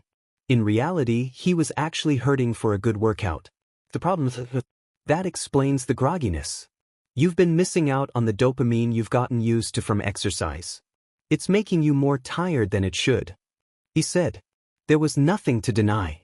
Of course, Izuku understood this. It didn't make it any easier. Soon he would get back on schedule, soon. As soon as he was sure he wasn't going to break down in front of Night Eye. Why, I guess. I'll get back at it soon. Izuku said. He held the doctor's gaze for a moment before looking away. Fujimaki sighed, tugging his glasses off his head to rub the bridge of his nose. That isn't it though, is it? I believe you when you say you're tired. I'll even grant that you probably don't feel much else than that. I've been in this field as long as your mother's been kicking. I have an inkling of what you're going through, my boy. What I'm confused about is why you're scared to go back. Izuku froze. I don't know what you mean. I'm not scared. I'm just giving myself a break. He said. Don't lie to me, Izuku. You're entitled to hold your silence when I question you. You will never be forced to. Admit things to me when you don't want to. But don't lie to me. I'll admit, Fujimaki paused, putting his glasses back on, your idea of a break is a good one. I was going to recommend one for your next session, You've been hustling for a while and I think this mental vacation is beneficial. But you aren't taking a break for the sake of it. It just isn't who you are. Izuku said, unable to formulate a reasonable response. He didn't know what to say. My quirk? It had been acting weird, out of character for a while. My mentor? He could look Gran Torino in the eyes just fine. A friend? Kaken wasn't really one of those. His stomach twisted itself in knots as he allowed himself to think of all the reasons he'd been avoiding Naitai's warehouse. Maybe he was a little scared. Dr. Fujimaki held up a hand. Don't tell me. There's a lot to unpack here, and I don't want to start here, where we're so riled out. I just have one piece of advice. But first, the man said. Izuku looked at him wide-eyed. He gave a small nod. The doctor smiled, before excusing himself to the other side of the room. It was a small kitchenette, with just about every kind of beverage Izuku could think of. The doctor was very meticulous about his tea, Izuku had learned. He'd had it a few times before, and each time had been a long, tranquil process. Boiling the water, soaking the bags, draining what's left. It was a solid brick of time to unwind in the middle of a heated session. Sitting up, Izuku wrestled with his anxiety while watching the older man. He hadn't realized it, but he was nearly crying. When he blinked, his eyelashes got moist. Reaching up his cheek and patting around his face, he found the dam hadn't broken. It hadn't since the train. One for all purred under his skin, revving his engine. Yeah. Izuku gasped, jerking in his seat. Something touched the palm of his hand. Left hand. Dr. Fujimaki threw a quizzical eyebrow over his shoulder. Izuku shook his head. Phantom S sensation. Sorry, he said. The older man shrugged. Don't worry about it, boy. Perfectly normal. One for all shifted in his stomach again. At the same time, he felt the phantom sensation again. It felt like something was tickling his palm, not unpleasant, but disconcerting. He scratched at the prosthetic, knowing it wouldn't do anything. The feeling spread to the in-betweens of where his fingers would be. A strange warmth flowed through him. His worries fell away somewhat. They weren't gone, but they were more manageable. Dr. Fujimaki came back, now with steaming tea. Taking one, Izuku thanked the man before taking a sip. It stung, but the heat trickling through his nostrils was soothing. You've been through a lot, Izuku, and your current mindset is totally understandable. I don't know for certain about anything that runs through your head, but I have suspicions, he said, breaking to sip his tea. Izuku sat in rapt attention, trying to embrace the odd feeling in his ghost limb rather than let it bother him. Suspicions? Indeed. Maybe this is the wrong word, but you seem scared. Scared to go back to your little facility, scared to go back to the train. Scared of breaking down. Dr. Fujimaki said. Izuku's tea mug paused at his lips. The brown liquid was pleasant on the eyes. Aye. Shouldn't I be? It just jumped me. Randomly. How can I be sure that it won't happen again? He asked, putting his mug on the tray. His eyes bore holes into the table. He was already preparing a retort to whatever kind of advice the man was cooking up. He'd received enough sagely advice from strangers in the past to know where this was going. The doctor took another sip. You can't, he said. Izuku choked, whipping his gaze back to the older man.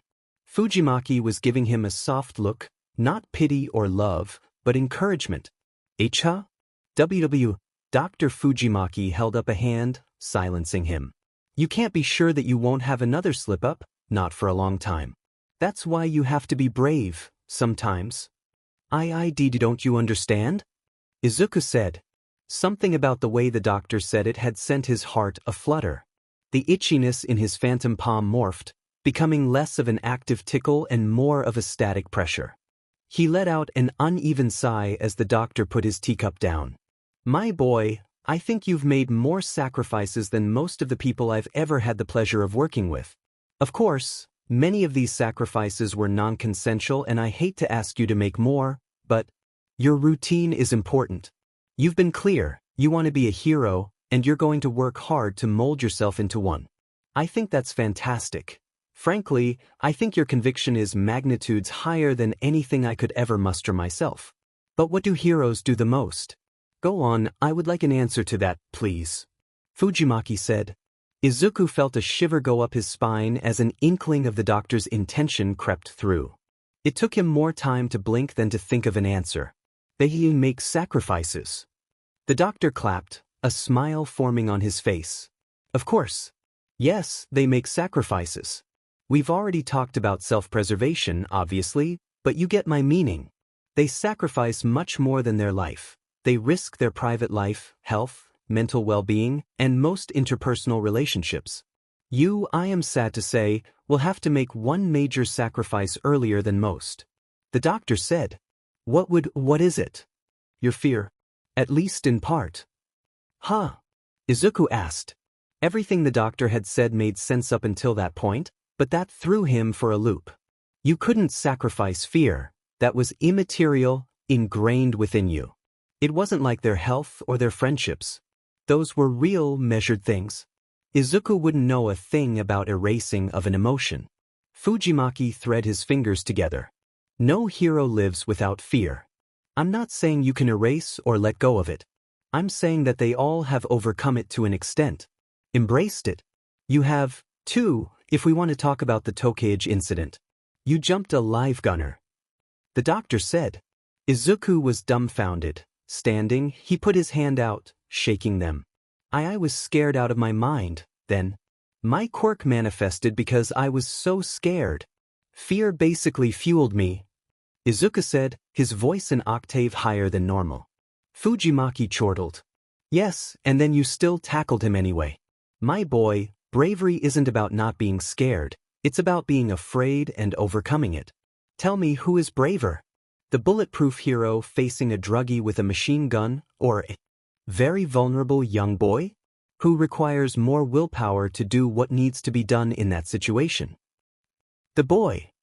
Yes, and if you saw that young boy tackle a gunman, what would you call him? Brave. Stupid. Izuku said. Fujimaki let out another laugh. He motioned Izuku to sit back down, before waving his hand over his face like a fan. Yes, stupid may be an appropriate term, but I prefer brave. You, Izuku, were brave enough to handle getting shot, but now you're grappling with traveling a few dozen miles by train. Any confidence Izuku had accumulated in the last minute snuffed itself out. He leaned back into the couch, deep enough that he could see the headrest in the corners of his vision. The pressure on his ghost hand increased for a second, like something gave him a brief squeeze. Fujimaki frowned, shaking his head. No, you misunderstand. You haven't regressed, you simply aren't applying your bravery strategically. He said. If Izuku had even the slightest grasp of this conversation, that grasp was gone. Applying my bravery? Strategically? I don't, Izuku said, trailing off. Yes, strategically. Think of bravery like a muscle. You can only lift so many things before you need a break. You can train to get bigger muscles in the long term, of course, but for now, let's just think about it how it is. There's a limited amount of bravery to throw around on the daily. The doctor paused to down the rest of his tea. Izuku, however, was starting to feel excited. It was starting to click again. I think, Izuku, that you need to pick your battles. You're going to have to risk exposure, I'm sorry. You can't avoid the world just because it reminds you of your trauma, that's just life. But you don't have to force yourself to face every possible scenario every day. Avoid people like Bakugo after a day of training. Take the bus more often. Train by yourself some days. You can't avoid them all entirely, but you don't have to risk them all every day. Dr. Fujimaki finished. Izuku leaned forward in his seat, his mind running a mile a minute. Honestly, he'd been scared. Tackling every day had just seemed so hard after the train. It was easy, he'd figured, to just hide away. He cowered behind a smokescreen and pray life would slip right over him. He should have thought of this sooner. It was something he did every day, breaking down problems into smaller chunks and solving them individually. Not only was it faster, but it was less stressful. He didn't do his academics while he ran, nor did he practice smokescreen while he studied, though maybe. Izuku finally recognized the odd feeling in his hand once one for all shifted again. It had taken him almost 10 minutes to figure out what the sensation reminded him of, but it had finally clicked. The warmth, the pressure, the tingling between his fingers, it was something he'd experienced dozens, hundreds of times. It felt like someone holding his hand. He held still, trying his best to hold back the dam that had been building all week, but it was fruitless. A choked sob escaped his lips, and that was the end of that. Shoto Todoroki was quiet. He'd always been quiet. His small family had enough personality to run a circus on their mellow days. It was something he did reflexively, being silent. Describing him as timid or stoic would be wrong. He, too, had a lot of pent-up emotions. Being passionate was a fact of Todoroki life. For a long time, it had been to fly under the radar. When he was younger, he was more of a successful experiment by his parents than a son. Gaining his perfect quirk, half hot, half cold, in the wake of his brother's death had made his early years hell. His mother had broken and his father had grown wrathful. Like his quirk, his parents had balanced his childhood with half hate and half love. So when his love half had cracked and dunked him in boiling water, he knew that it'd be safer to just pull away. Sure, hanging out with his siblings might be fun, but he didn't want to risk them picking up his burdens. So, as long as his father acted like a drill sergeant, he'd soldier on without them. Then his father had become the #1 hero, and that all went out the window. Both of their lives had done a complete endeavor had to change to fit the mold, and therefore Enji Todoroki had to change as well. Whereas Shoto spent 7 hours a day training his quirk before, now he'd do a measly 1.5. He had personal time, now. It was a novelty he'd never considered before, but now that he had it, he couldn't live without it. While much of that old training time was dedicated to his growing personal interests, his father had made it clear that he'd also need to expand his education. It was annoying, but he couldn't say he hated it. So this symbol is a delta, which yes, I know it's just a triangle, but hear me out. His tutor was explaining something to him, but he wasn't really listening. They sat in the corner of an empty lecture hall, dozens of papers and 2 laptops between them. His tutor, Chika, was a bigwig teacher's assistant at Shimizuka, the biggest quirk school outside of Tokyo. During and after lunch, this lecture hall was empty 5 days a week, and the professor didn't mind them using the space for it. In fact, she usually was in the room with them while they did it. He didn't really get it, but she'd once said without white noise she'd go insane. He glanced over to the woman's desk with his bad eye, relatively speaking. Both of his eyes functioned well, but after having one splashed with boiling water, it gave things an off-color edge. Through the orange fuzz surrounding the woman, he could make out a sour expression on her face. His tutor paused in her rambling, giving him an annoyed look. His father paid her tuition on the condition Shoto actually learned. Every minute he didn't, she risked having her free ride get pulled out from under her. Understandably, that left her a little short with him on most days. Still, even his short-tempered tutor was curious about her teacher's foul mood. "Miss Fuji? How are you doing?" She called over, closing her laptop. Shoto emulated her but refrained from speaking up. When the professor looked over at them, Shoto got a better view of her face. At one point in time, Ms. Fujimaki must have been beautiful, drop-dead gorgeous, even. If she turned her face to their right, you could still call her that. Her left profile was quite pleasant, as was her right cheek. Unfortunately for her, she and Shoto were twins. A gnarly, viscous scar had taken her eye and most of the flesh above it. He had decided on the first day of meeting her that he liked her. He knew exactly how much that kind of wound SCKD.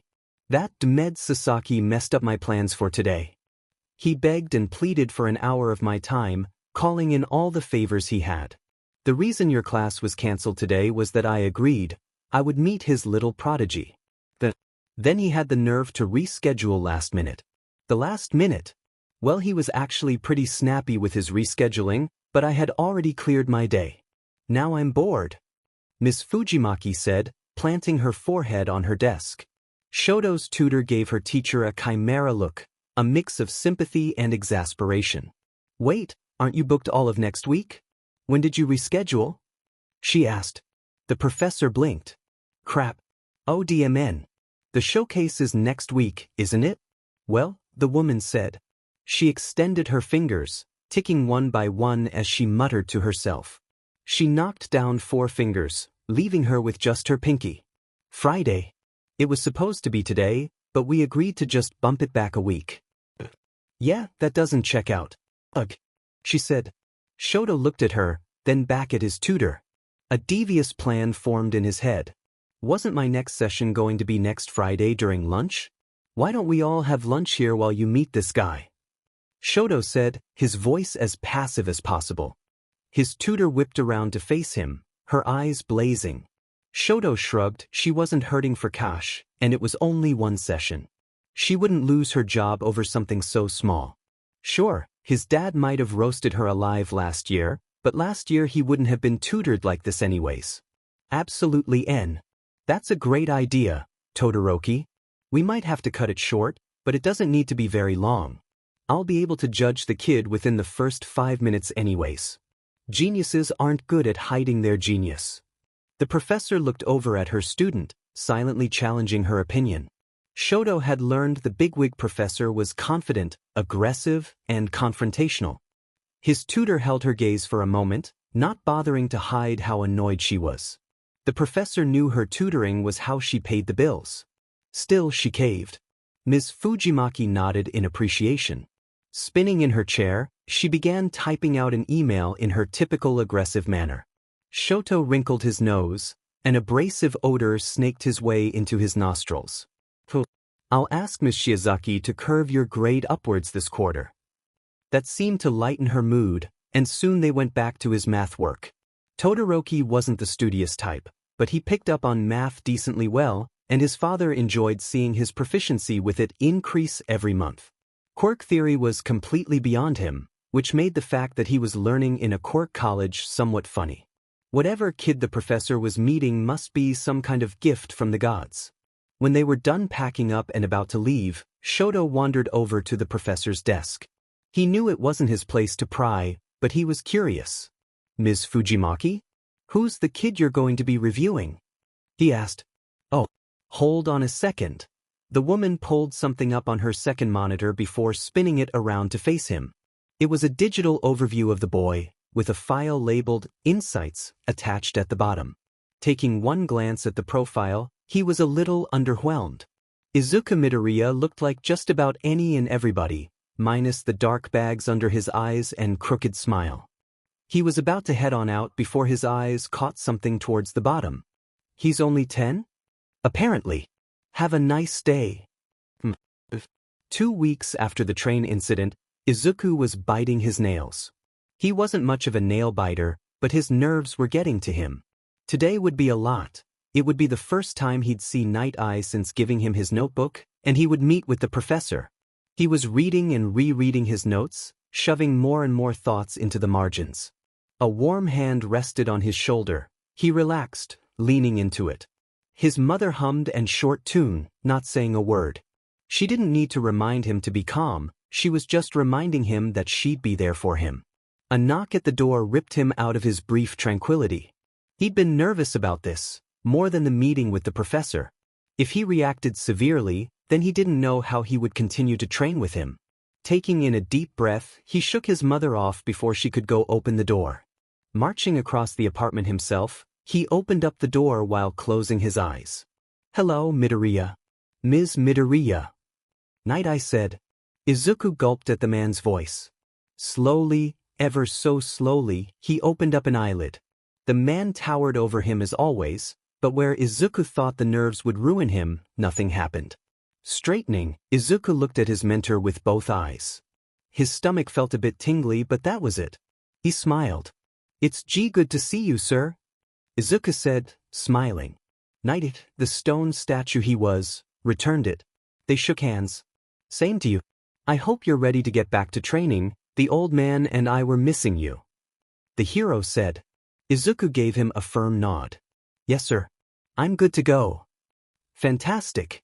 Ms. Midoriya? His mother shifted at his question, smiling at their brief guest. Yes. Are we all ready? Michim. Let me lock up. The car ride over should have been the easiest part. It should have given mother and son time to gather their bearings as they approached what could be a new step in their lives. It should have been a time for pep talks and advice. Instead, Izuku Midoriya spent most of it white-faced and rock-still. Izuku fared better, having experienced the man's driving often enough, but even he wasn't immune to the kickback. The man still drove like hell itself was chasing him, and Izuku's nerves, for the brevity of the ride, exceeded Izuku's.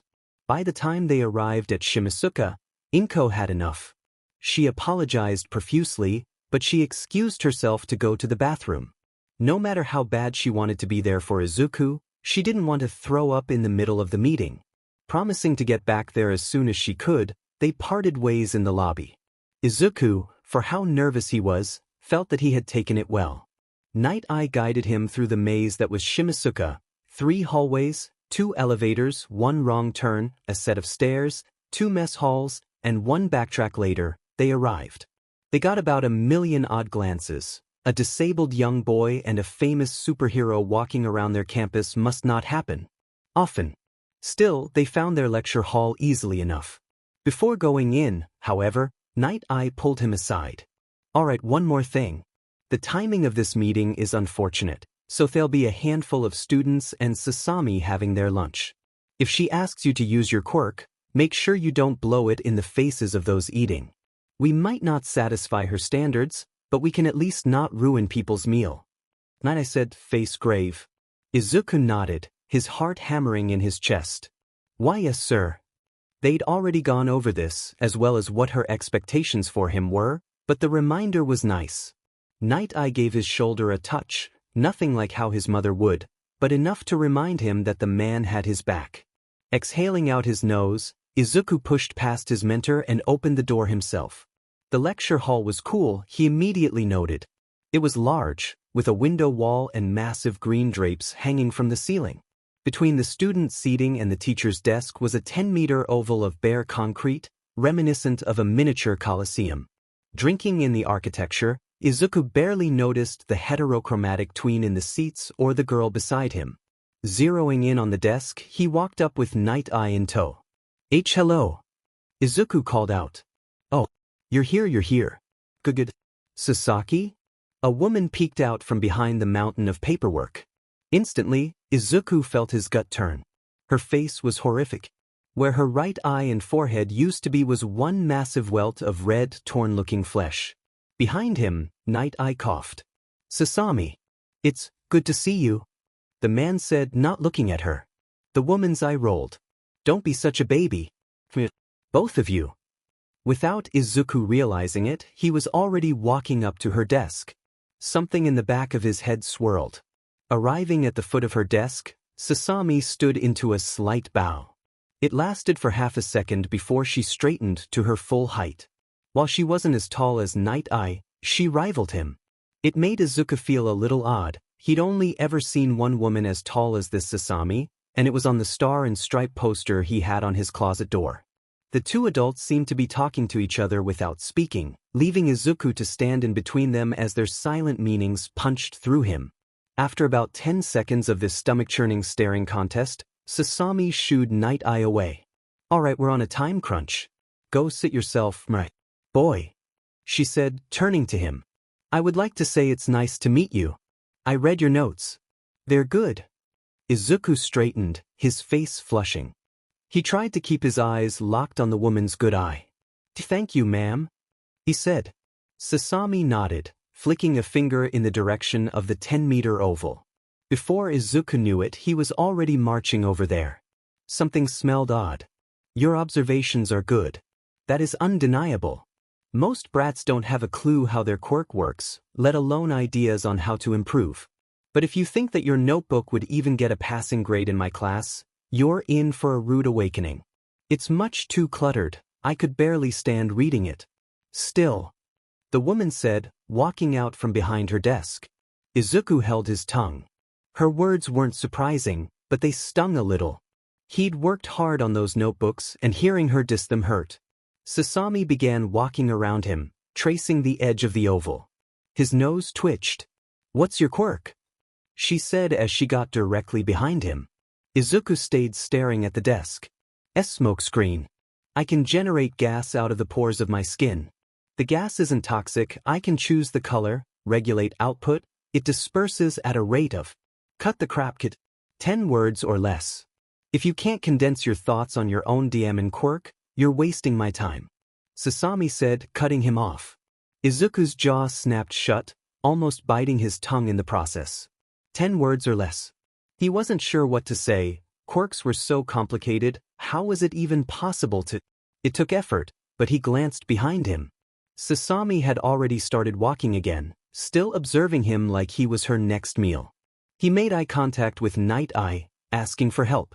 The man offered him one thing, a single, sharp nod. Izuku exhaled. I ate. Sasami said, startling him. He frowned. This test Esigi. Holding his tongue, he began counting on his fingers as he tried various sentence combinations. It was hard, he wasn't very elegant with words, and his vocabulary could use some work. A minute ticked by as Izuku struggled with his 8-word limit, Sasami stalking him like a tiger all the while.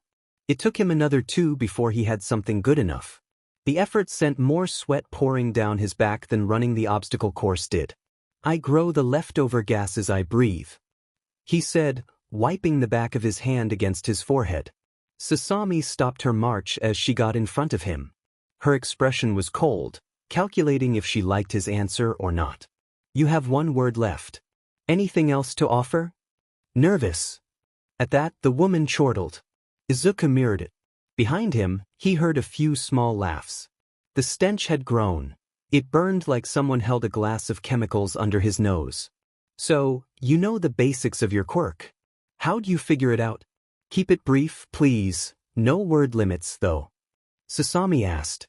Izuku nodded, thankful that he could speak freely. I figured it was either food or air because I'd shrivel up every time I use it otherwise. Izuku glanced at Night. Supplemented by my stamina, yeah, but the actual material mostly comes from my lungs. If I don't breathe while using it, I get short on oxygen really fast. He said. The professor nodded, checking her watch. A small scowl nestled on her features. Interesting.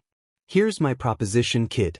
You're smart, I'll give you that, but I won't be impressed unless you prove yourself. If you can figure out my quirk and how it functions, maybe I'll give you an hour of my time next Friday. Behind him, Night Eye coughed. The professor's stern gaze snapped to him, a blush creeping onto her cheeks. Get your mind out of the gutter, Mirai. I know you of all people. She cut herself off, giving Izuku a fake smile. Ignore me. Oh shoot. What do you think? Immediately, Izuku's mind went into 5th gear. He'd had a suspicion arriving that there was something up. Something about the way this interview had gone so far had rubbed him the wrong way, like the situation was more out of his control than it should have been. Sasami stood perfectly still as Izuku studied her, noting everything. First, her face was scarred horrifically. One orange orb stared at him as he took in the nature of the injury. It looked unclean, like it had happened quickly and violently. The entire area was a deep red, but the darkest parts were 3 horizontal lines, one of which cut into her eye. Nothing about her other orifices was out of the ordinary. She was tall, with an athlete's build, but she wasn't shredded. From what peeked out from her clothes, she had a bit of fat on her bones. Her gait confused him. She stood with her shoulders tense but her extremities relaxed. It was like she was ready to take off at any time but knew she didn't need to. He thought back on their interactions thus far, and how her quirk might have affected her behavior. Immediately, he remembered how she ordered him around, and how he'd listened. Of course, if she asked him to do something, he'd do it. But the way he'd physically responded was what stuck out to him. He'd just done it. No hesitation, no nerves. Izuku liked to think he was receptive to new people, but he knew he wasn't a pushover. An idea began to form in his head, but he wasn't sure until he took a deep inhale through his nose. It was pleasant. The smell of the room made him feel at home, comfortable. He took a second, exclusively through his mouth. None of those comfortable feelings emerged. Ooh, you emit pheromones. Your scent encourages people to listen to you. A passive brainwash quirk. Izuku said, staring the tall woman straight in the eyes. She blinked, her face morphing into a grin. Humor me, she began. Izuku plugged his nose. Show me your quirk. He had no urge to do so outside of his sense of courtesy. Really, it felt like someone flipped a switch. She seemed nice, and he wanted to be as easy to work with as possible, but the rebellion felt good. He'd figured her out, at least to an extent, and he proved it. She raised an eyebrow at him, making him flush. Sorry, he said, holding out a palm. From the center of it, he allowed a small trickle of smokescreen to escape. One for all purred under his skin as he let it loose, happy to do something. He willed the smoke to pop out of him from different places, keeping each area localized. It took a lot of focus, like he was patting his belly and rubbing his head at the same time, but he was able to slightly alter the color of each individual smoke emission. Changing the color of the smoke was a new discovery, but it had drastically changed his understanding of the quirk. There was a lot more to discover too. He had no clue what kind of limits the ability had, and the idea of exploring every avenue excited him. All right, that's enough, we don't want to risk the sprinklers, Sasami said, waving a hand in front of her face. Izuku cut off smokescreen, now thinking about all the fun he'd have in the near future exploring and practicing the quirk. It was such a novelty to have a quirk, he'd realized. He'd lived more than half of his life quirkless, and now he had one scratch that he had a few. It was more than he could have ever asked for. All it cost was? He shook his head. Not today. While he hadn't been paying attention, Sasami had gotten closer. Taking his arm in her hands, she trailed her fingers over his bare skin, tickling him. She grunted at his giggle, twisting his arm over so the hairy side faced up.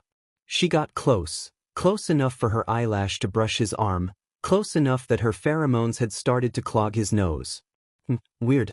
Your pores are normal-sized. Usually, skin emitters have warped, uneven pores. Hey, how do you think I emit my pheromones? She asked, still twisting his arm this way and that.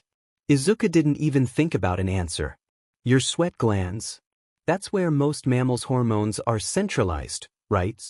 Right on the money. Can I control it? Partially. It gets stronger when you sweat, but that's manipulation, not direct control. General radius? Depends, this room is probably soaked with it top to bottom, but in places you aren't at often, probably less than 5 meters. She hummed, releasing his arm. Taking a few steps away from another, Sasami marched up to Night Eye, who was watching the exchange with interest. Izuku blinked. There was a kid with white and red hair towards the back, something he only just now took the time to register. He offered a shy wave but didn't get one back. He wasn't sure what to do. Night Eye and Sasami seemed to be having another silent discussion, the other kid wouldn't talk to him, and he'd left his phone in the car. Izuku was about to settle for just biting his lip in silence when the door creaked open, a green head of hair peeking in. Oh, thank God, this place is a nightmare to navigate. I'm surprised you guys even got here in the first place. His mother said, walking over to him. Sasami glanced at them but spared the older woman no mind. So, she whispered, turning them away from the professor, how is it? She's kind of scary, but she's crazy smart. I can tell. He replied, honest. No matter how freaky her power was, how off-putting her face was, or how she grilled him, Izuku couldn't help but like her. She just had that disabled but more able than you vibe that he loved to see in people. Okay, great. How do you think you've done so far? Not a clue. She just hums or grunts at the things I say. He made her laugh, though, so I can't be in her bad books yet. He said. They continued to chat and theorize how it was going for a few minutes, trying their best to not eavesdrop on Night Eye and her. Eventually, though, they heard Sasami approach. Ms. Midoriya, hello. I am Sasami Fujimaki. The woman said, reintroducing herself. Izuku froze. He hadn't caught her name on the way in, and he'd forgotten it when his mom had told him earlier. He pivoted, looking up at Sasami. F. Fujimaki? Dr. Fujimaki? He asked, not believing his luck. The professor gave him a slow, confused nod. My father has his doctorate, yes. He's a therapist. She glanced down at his prosthetic. Are you acquainted? No way. Mom, did you? He whipped around to his mother, who nodded. Of course. I thought that was why she accepted the proposal to speak with you. She turned to Sasami, an eyebrow raised. That was why you accepted, right? No? His notebooks really were quite the fine mem. Plus, Mirai and I go way back. Wait, do you seriously know my father? She asked, directing her question at Izuku. He nodded. She whistled. Small world. Dang. Anyways, she started. Think that I want to speak with your son again. Kid, please follow. She said. Izuku barely had time to excuse himself before his body forced him to follow the professor. Meeting back up with Night Eye, Izuku once again felt a little awkward. Not only did Sasami and Night Eye have a very tense air between them, but the hero was also starting to look antsy. He guessed sitting in a chair and doing nothing wasn't really in his nature. So? He asked, his voice gruffer than usual. Sasami smirked. The kid's a catch, Mirai. I want him next Friday, so long as he brings along a better notebook. Money's not a problem, is it? She asked. Night Eye shook his head, casually opening his wallet and flicking through a few dozen bills. She plucked a few out without asking, pocketing them. Down payment. You'll get it back if the investment falls through early. Izuku looked between the two, confused. To his eyes, it seemed like Miss Fujimaki abused her quirk to rob him blind. Night Eye, however, nodded as Sasami turned to Izuku. Your quirk analysis was mediocre exclusively because of your formatting. I want a proper essay on my desk by the end of next week. If I like what I see, I'll teach you. On Night Eye's payroll. She said. Izuku's mouth gaped. He looked between the two adults, bouncing between each of their faces faster than he had time to seriously comprehend them. Sir? You don't have to do that. I thought we were just testing me? Izuku asked, dumbfounded. Night Eye adjusted his glasses, nonchalant. It was, until the Queen of General Studies decided she wanted you as a disciple. He said, not reacting as Sasami sent him a massive glare. Izuku blinked. Alright. You went to UA. And got third place in the sports festival. He said, pointing at the professor. She batted his finger away. Would have won, too, if my semi-finalist opponent had a nose. Whatever, kid, it's old news anyways. She said, pointing to her eye. The hero business is out of reach for people like me. She said, slowing to a stop as she looked at him again, her eyes glancing at his prosthetic. The silence that followed that statement was awkward. So awkward, in fact, that the professor excused herself, citing paperwork. It seemed like Night Eye wanted to go over and talk, but thought against it. Shooing the Midoriyas into the hall, Izuku only had one more chance to see the room. It seemed that the heterochromatic boy was staring at them, revealing to Izuku the fact that he had a massive facial scar, just like Sasami. As for the professor, she seemed to have planted her forehead down on her desk, paperwork forgotten. So, how go your studies? His father asked. It was the first time he'd been home in time for dinner in weeks, and Shoto could care less. Dinner with his father had been a tense affair in the past, usually ending uncomfortably for everyone involved. Fuyumi, however, seemed to like their father's question. Oh yeah, how was your tutoring today? Is Chika treating you well? Fuyumi asked, more excited sounding than their father. His sister adored his tutor, she was her upper-class woman at Shimasuka, and even though their majors were different, they'd spent a lot of time together. During her first semester at school, she'd been like a mentor figure to her. It was the main reason she landed Shoto's tutoring gig. Shoto didn't answer until he finished his noodles. We did less than normal today since Miss Fuji actually had something to do in the room for once. We're halfway through my geometry work, though. Shoto said. A low rumble reached him from the head of their table. I thought you said this Chika would work Shoto hard? What stopped you from just working in the library? He asked, his eyes bouncing from an abashed Fuyumi to a neutral Shoto. Natsuo kept munching, not paying attention. Ms. Fuji had some sorta interview for a prodigy or something. The guy was good too, coming in with a recommendation from Sir Night Eye. Shoto said, not really caring how everyone at the table froze. Sir Night Eye? Did you say? Fuyumi asked. Why on earth would that brat care about quirk theory? his father said, his voice shifting into his Endeavor persona for a moment. Shoto shrugged. I didn't really ask or even speak to them, really. Seemed like the kid nailed it, though. Fuji offered him private tutoring. He said. His throat felt a little dry from talking so much. He sipped his tea. Everyone seemed to have a vivid reaction to that, even more than hearing about Sir Night-Eye. Fuyumi in particular looked flabbergasted. I.e. never had her class, but everyone on campus knows about her temperament. Isn't she a total stickler about her students? I know Chika cried herself to sleep plenty of nights during her class with the woman. She said. Shoto shrugged. Beats me. Dinner continued after that, with Fuyumi fetching 3 extra bowls for the boys. She seemed to stumble after setting their fathers down, however, as if conflicted on what to do next. Normally, she'd grab Mom's, but her seat was empty. Only Shoto seemed to notice her blunder. Their father had been staring holes into the table since their discussion. No one spoke for the rest of dinner. The 3 siblings got the sense that their father had something on his mind. It left the meal feeling hollow, but nostalgic, like how dinners used to feel before All Might died. It was only when Fuyumi started clearing the plates that his father spoke, still staring at his half-eaten dinner. Night-Eye has had something in the works for months. He's been taking more and more time off from patrols and spending less time at the office. What did you say his guy's name was, Shoto? His father asked, the voice of Endeavor leaking through. I didn't.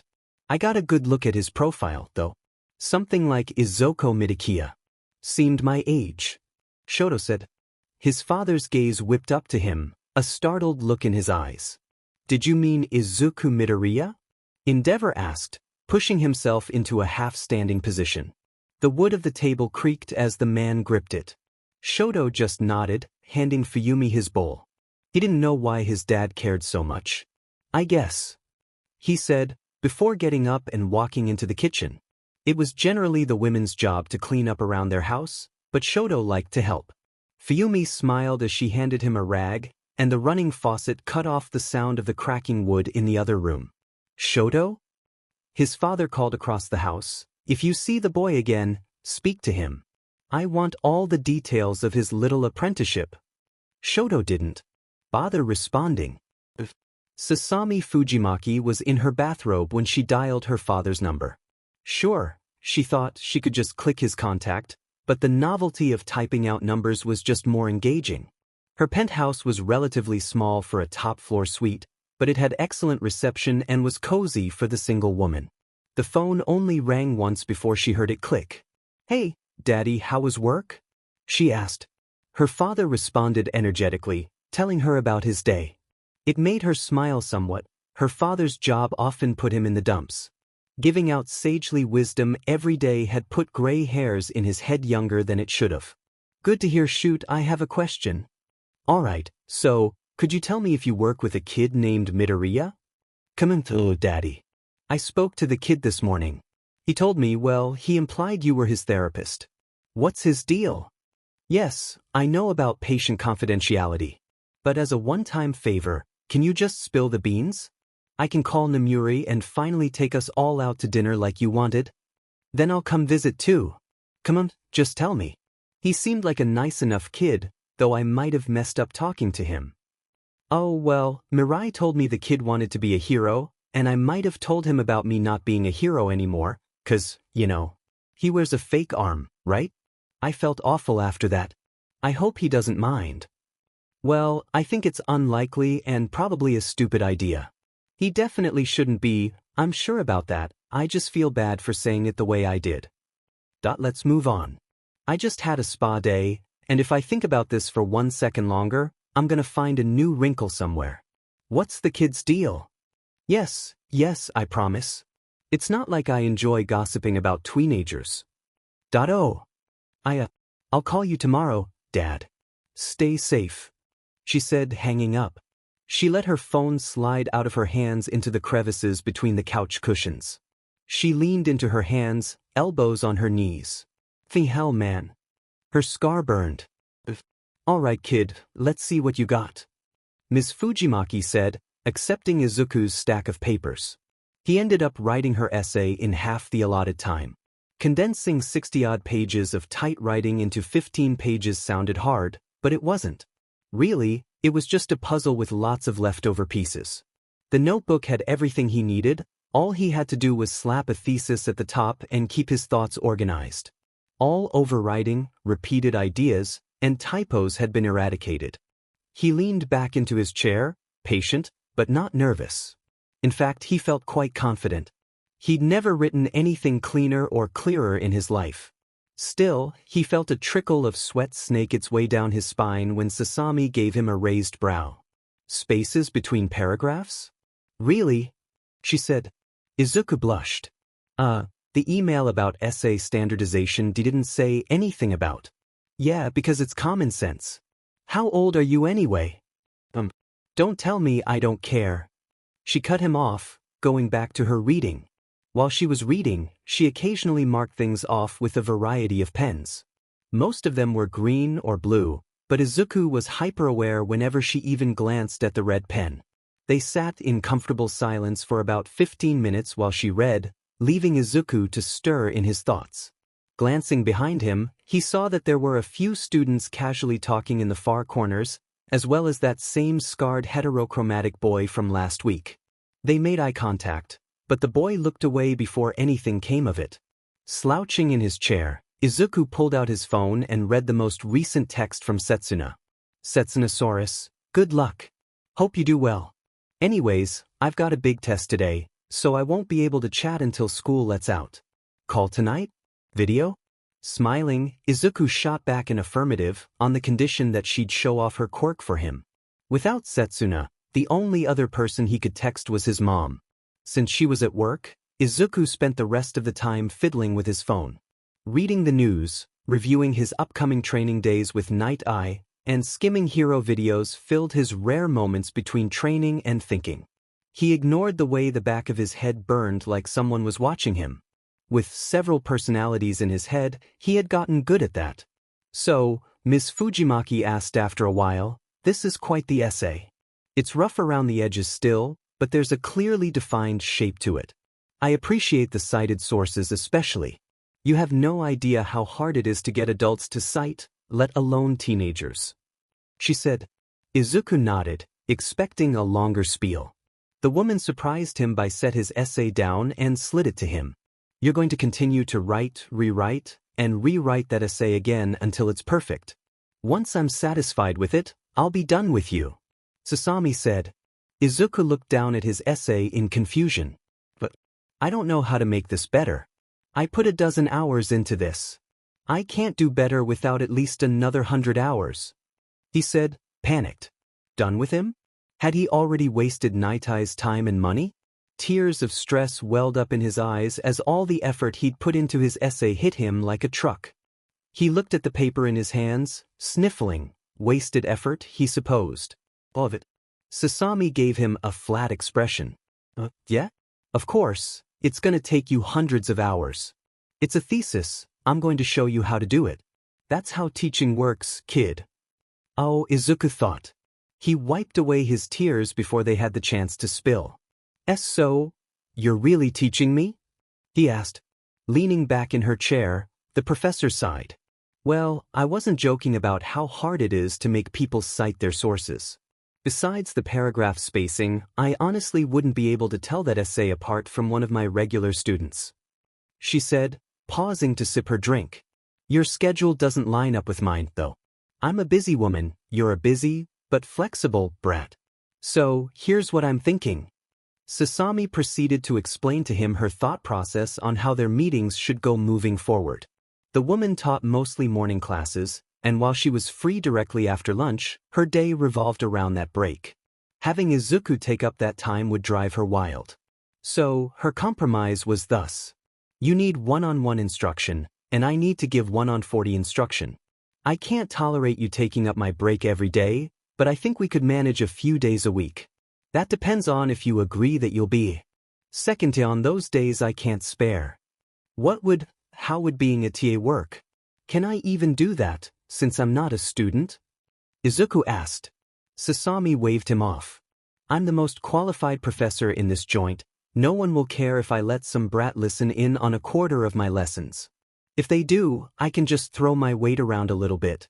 All I'm asking is you just fetch me some papers, write some emails, hand out pamphlets, stuff like that. Izuku shifted in his seat. He liked the offer scratch that he loved it. It was the opportunity of his life, to study with an actual professor. The only problem, though, was the logistics. His stub itched. That sounds great, but, Izuku said, glancing between Sasami, his arm, and the ceiling. You're asking the amputee to carry things around? And type? He asked, his cheeks flushed and eyes upcast. The professor coughed, planting her feet back on the floor. Oh yeah. Well, I'm sure you would be able to figure something out, but yeah. How about you just be my lab rat and we call it a day? That too works for me. Thank you so much, he said, his hand relaxing in his lap. He kept his gaze locked onto the desk as he did an awkward sitting bow. He didn't see the way her eye trailed his prosthetic, or how her own hand ghosted over her face. No problem, kid. If Izuku was honest, humiliating himself as Sasami's paperboy might have been easier. The first time he'd been in the classroom had been deceptive. No one paid him any mind as Professor Fujimaki bounced across the room as she delved into the complexities of how quirks affected DNA, always moving, never stopping. She'd barely introduced him, only confirming his continued presence for the rest of the semester. The second time, however, had been totally different. She actually used him as an example, forcing him to turn his quirk on in increasingly complex ways. In a vacuum, it wasn't too bad. Most of his quirk training was exactly what she asked of him. Someone would yell at him to do something with smokescreen while he did increasingly complex adjacent workouts. Multitasking, complexity, and scale were all avenues of exercise he was familiar with. Having an audience, however, made it nearly impossible to perform at his best. Standing in front of 40-odd students and trying to show off his quirk, something he was already shy about, was nerve-wracking and stressful. He could feel their judgmental stares bear on him when he wasn't looking. Who is this kid? Why is he here?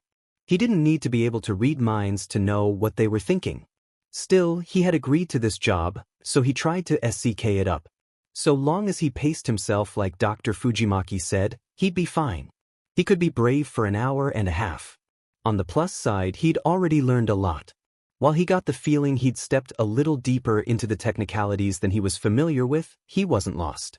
In fact, Izuku had a grasp of everything they spoke about, just to a more basic extent. Remedial classes weren't even necessary, since he still got private lessons every few days. All in all, it was everything he expected it to be and more. Nothing really surprised him. Sure, he was learning things, but nothing contradicted his previous understandings. Nothing shocked him. Then the white and red-haired kid marched up to him and introduced himself. Hello. My name is Shoto Todoroki. My quirk is half cold, half hot. The boy said, his voice flat. Izuku malfunctioned. Todoroki? As in Endeavor Todoroki? Hello. My name is Izuku Midoriya. My quirk is smokescreen if you hadn't heard. He said, almost unable to get the words out.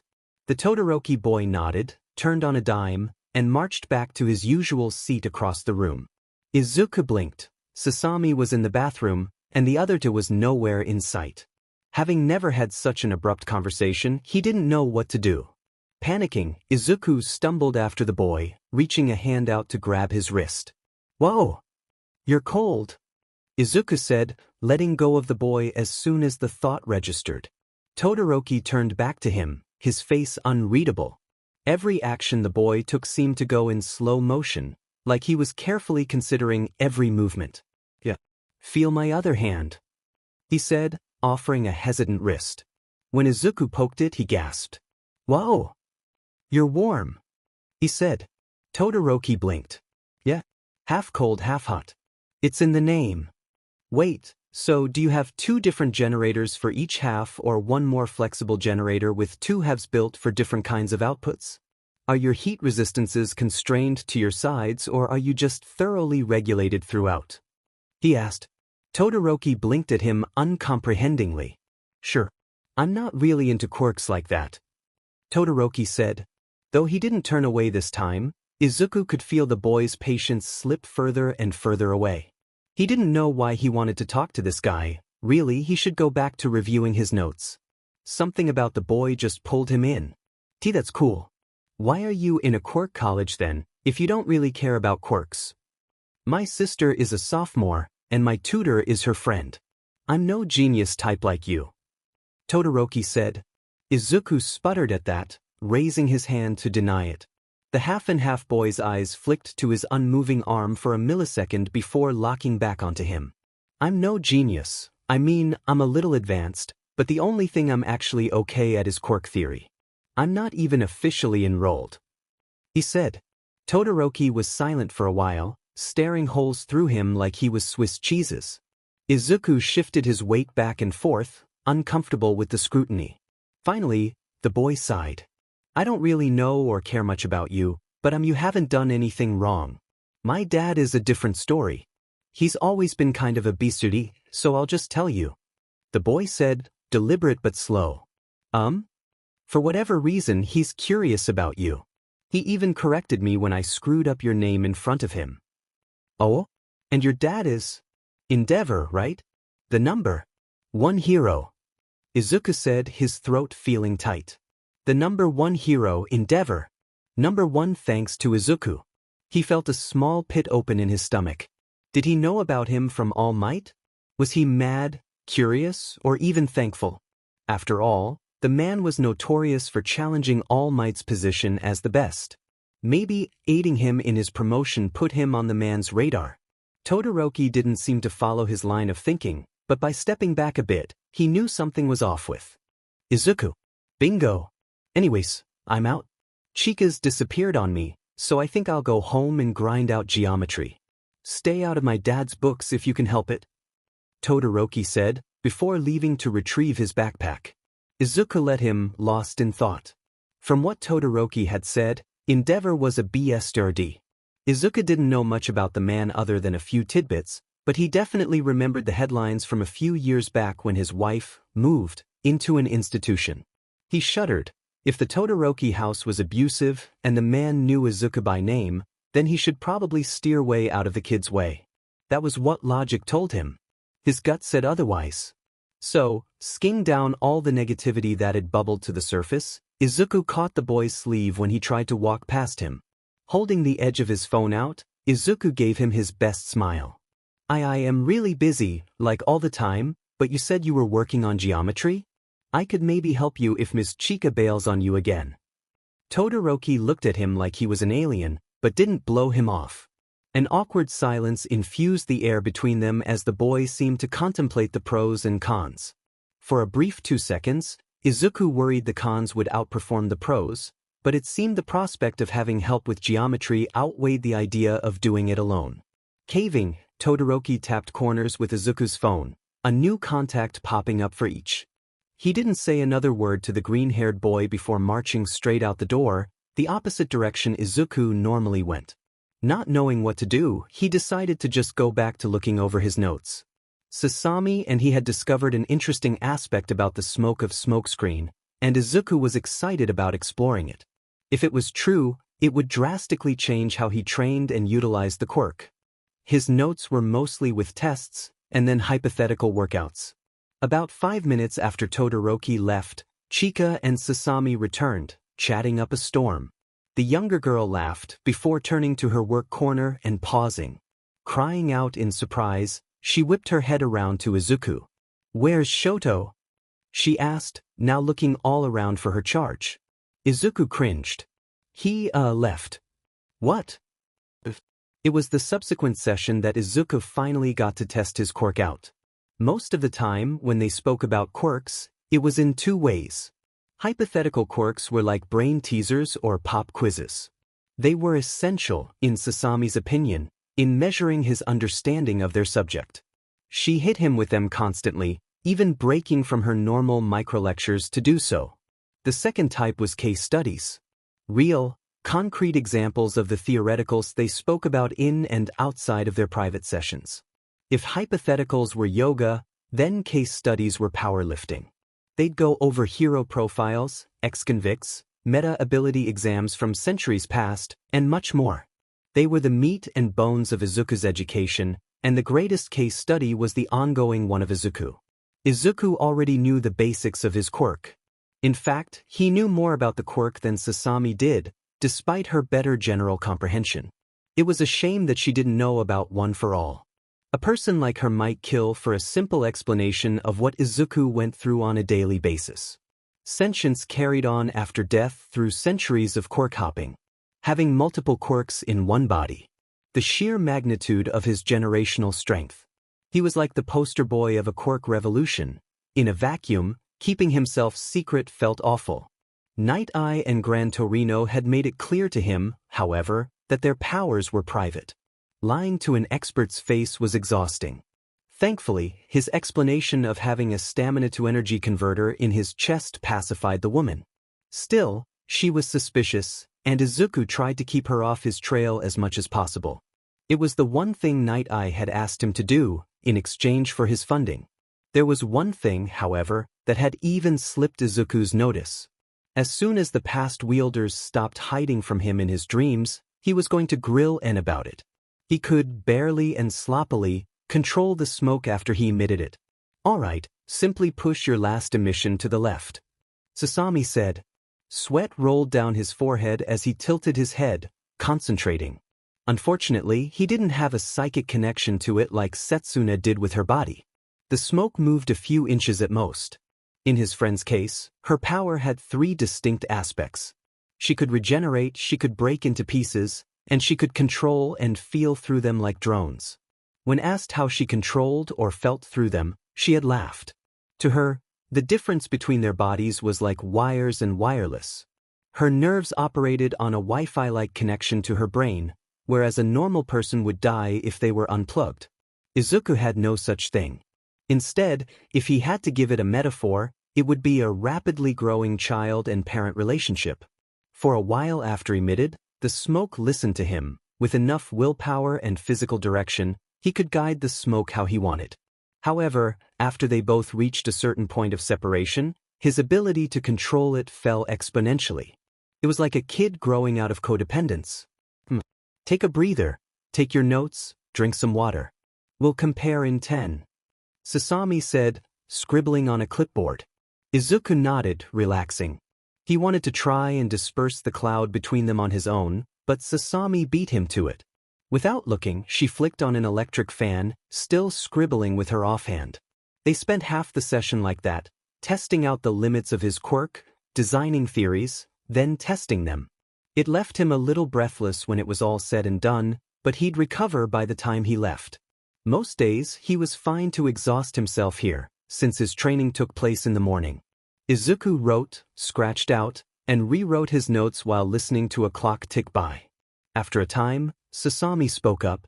"You're like a conductor." "Huh?" he asked. The parent-child comparison was relatively new, but deviating from it now felt wrong. Izuku's stomach did a little twist. Would they have to scrap today's findings already? Like a music conductor with the rebellious orchestra. You technically call the shots, but more often than not, a musician goes against the grain. With millions of gaseous particles coming out of just the tip of your finger, your symphony will inevitably become muddled. It's basic statistics, she said, still scribbling. "I thought I was more of a parent?" Izuku asked, too embarrassed to call himself a father. "You are, but you can be both. You could be something else, too. Not every truth is exclusive, kid. The faster you get that, the better off you'll be." Izuku sat on that for the rest of the lesson.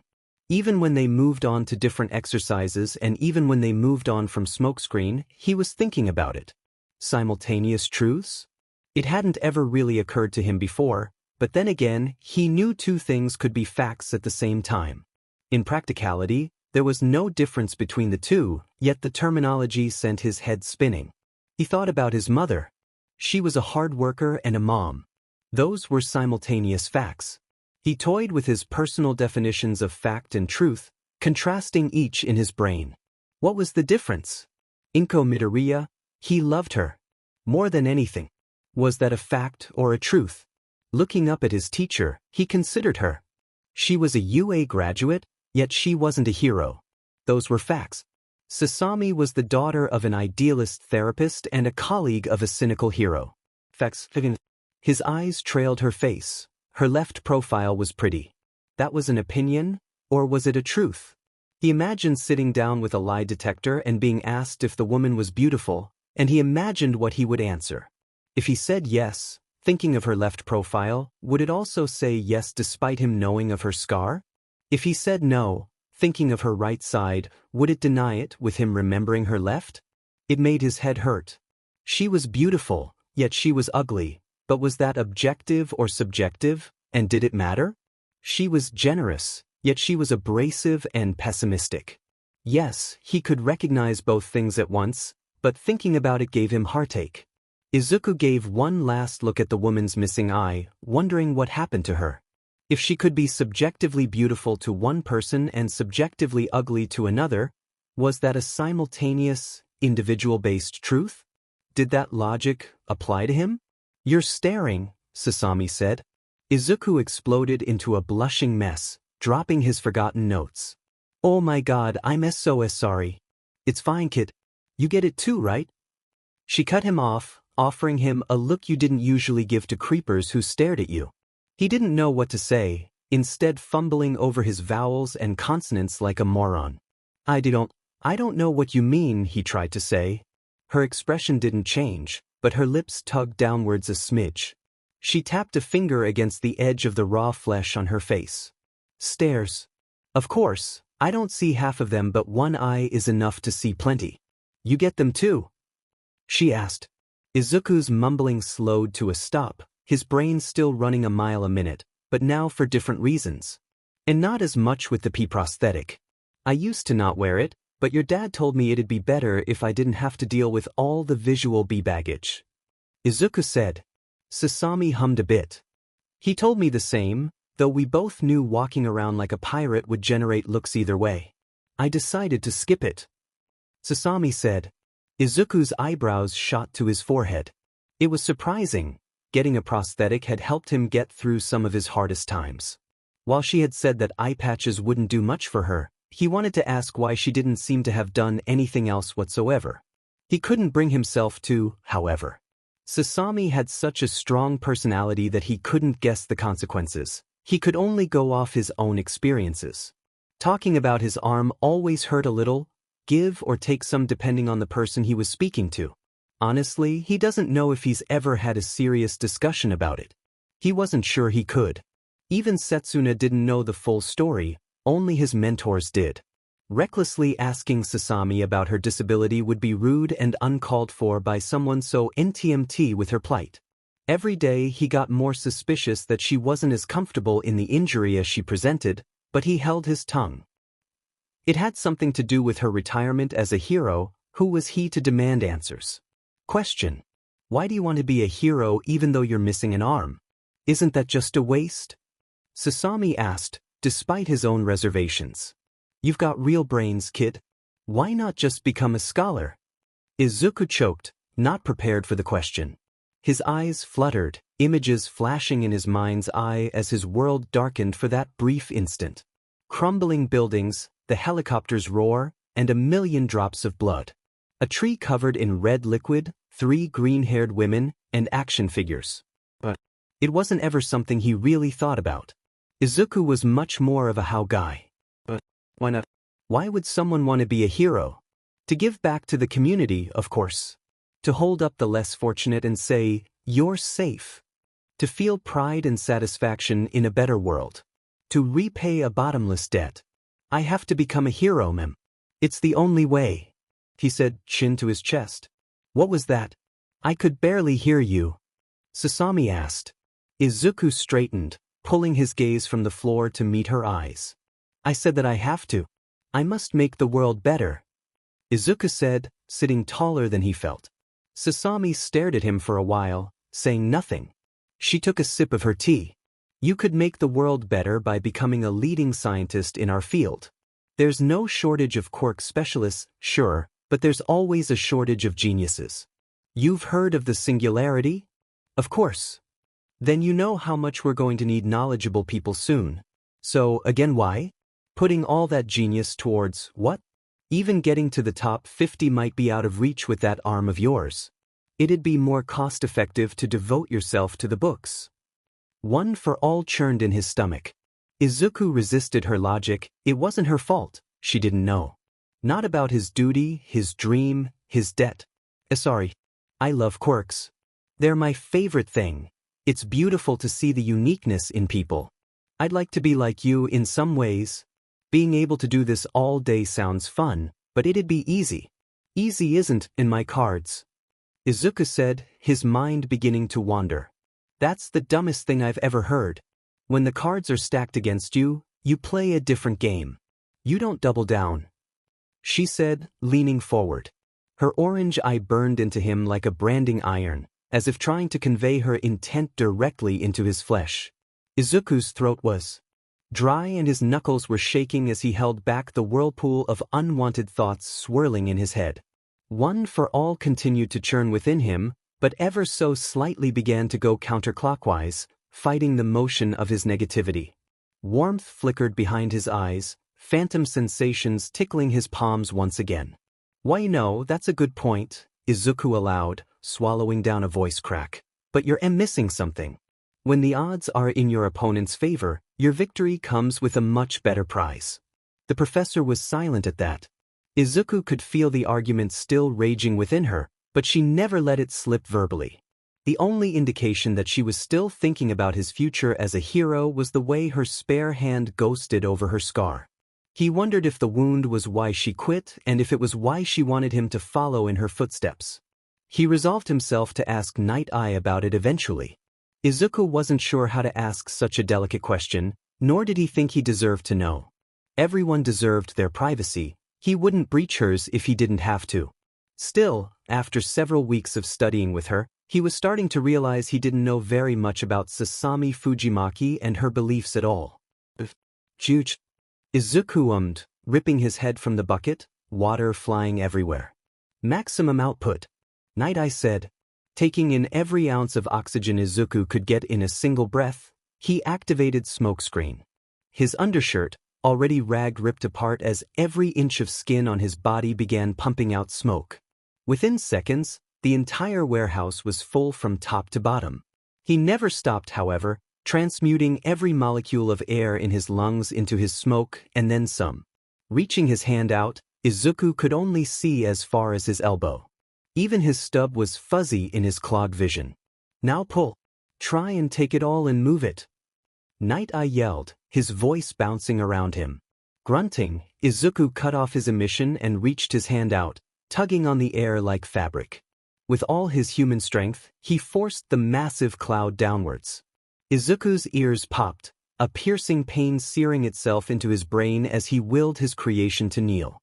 For the duration of his hold, he was able to condense the cloud enough that he could see Night Eye's head and shoulders poking out the top.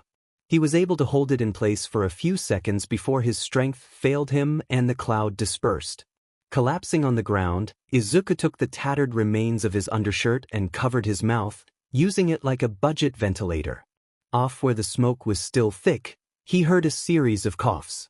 Okay, Gran Torino said, pausing to cough. Now grab smaller sections and disperse them one by one. Izuku groaned, sitting up.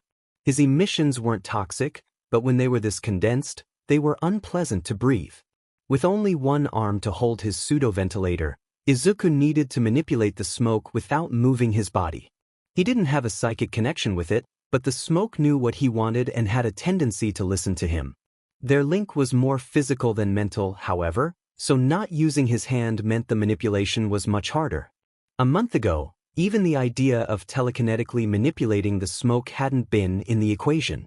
He'd made leaps and bounds of progress under Gran Torino's drilling. Every day it got easier, but it wasn't passive growth. He had to work himself to the bone to even shift the smoke a little, and doing a stunt like what he had just performed would leave him exhausted for the next few hours. Still he pushed through. Grabbing dozens of individual cubic meters, Izuku was able to pull them apart enough that they became null. It was slow progress, but it worked. When Izuku finished, he was spent. Finding the least smoke-stained spot, Izuku laid down and curled into a ball. Izuku ignored the 2 sets of footfalls that approached him, but he couldn't ignore how one rubber boot kicked him in the spine. "Come on, boy, get up. Let's begin the cooldown," Gran Torino said. Groaning, he attempted to curl into himself even deeper, pretending he was a roly-poly, but the aged hero wasn't having it. With the sound of a cane thwacking against flesh, Izuku found himself doing a light jog. Night Eye wasn't chasing him, thank the heavens, but the occasional softball hurtled in his direction. It wasn't a terrible volley by Izuku's standards, but it was intense enough that he had to pay attention. His success wasn't measured by speed, but by precision and perception. At least, that was true for cool-offs. Every week, the obstacle course seemed to get harder.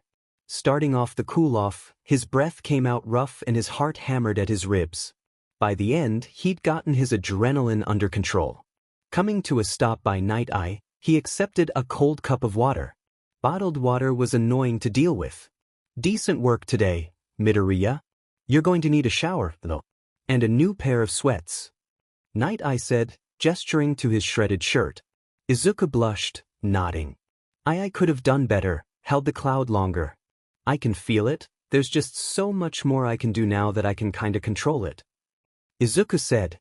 "Indeed. Have you had any more odd dreams? Maybe one for all has some ideas," Gran Torino said, hobbling over.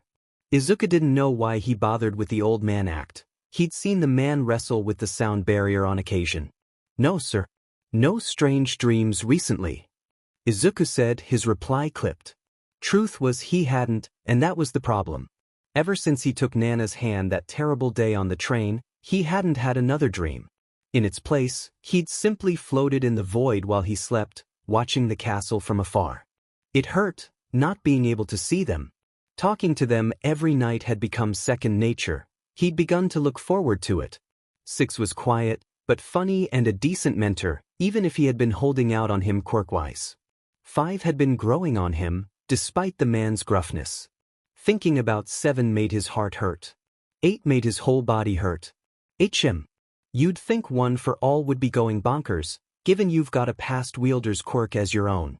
I bet it won't be the only one either, Gran Torino said. Izuku said nothing. He knew he'd probably get the others as well, but he kept it quiet. Their session teetered off after that, with Night Eye needing to patrol and Gran Torino needing to go to a bargain mart a city over. Without having a meeting with either Fujimaki afterwards and too tired to continue to train on his own, Izuku settled for getting groceries. Setsuna Tokage was sharing the counter with her father when Izuku walked in, holding a paper list and a relaxed expression.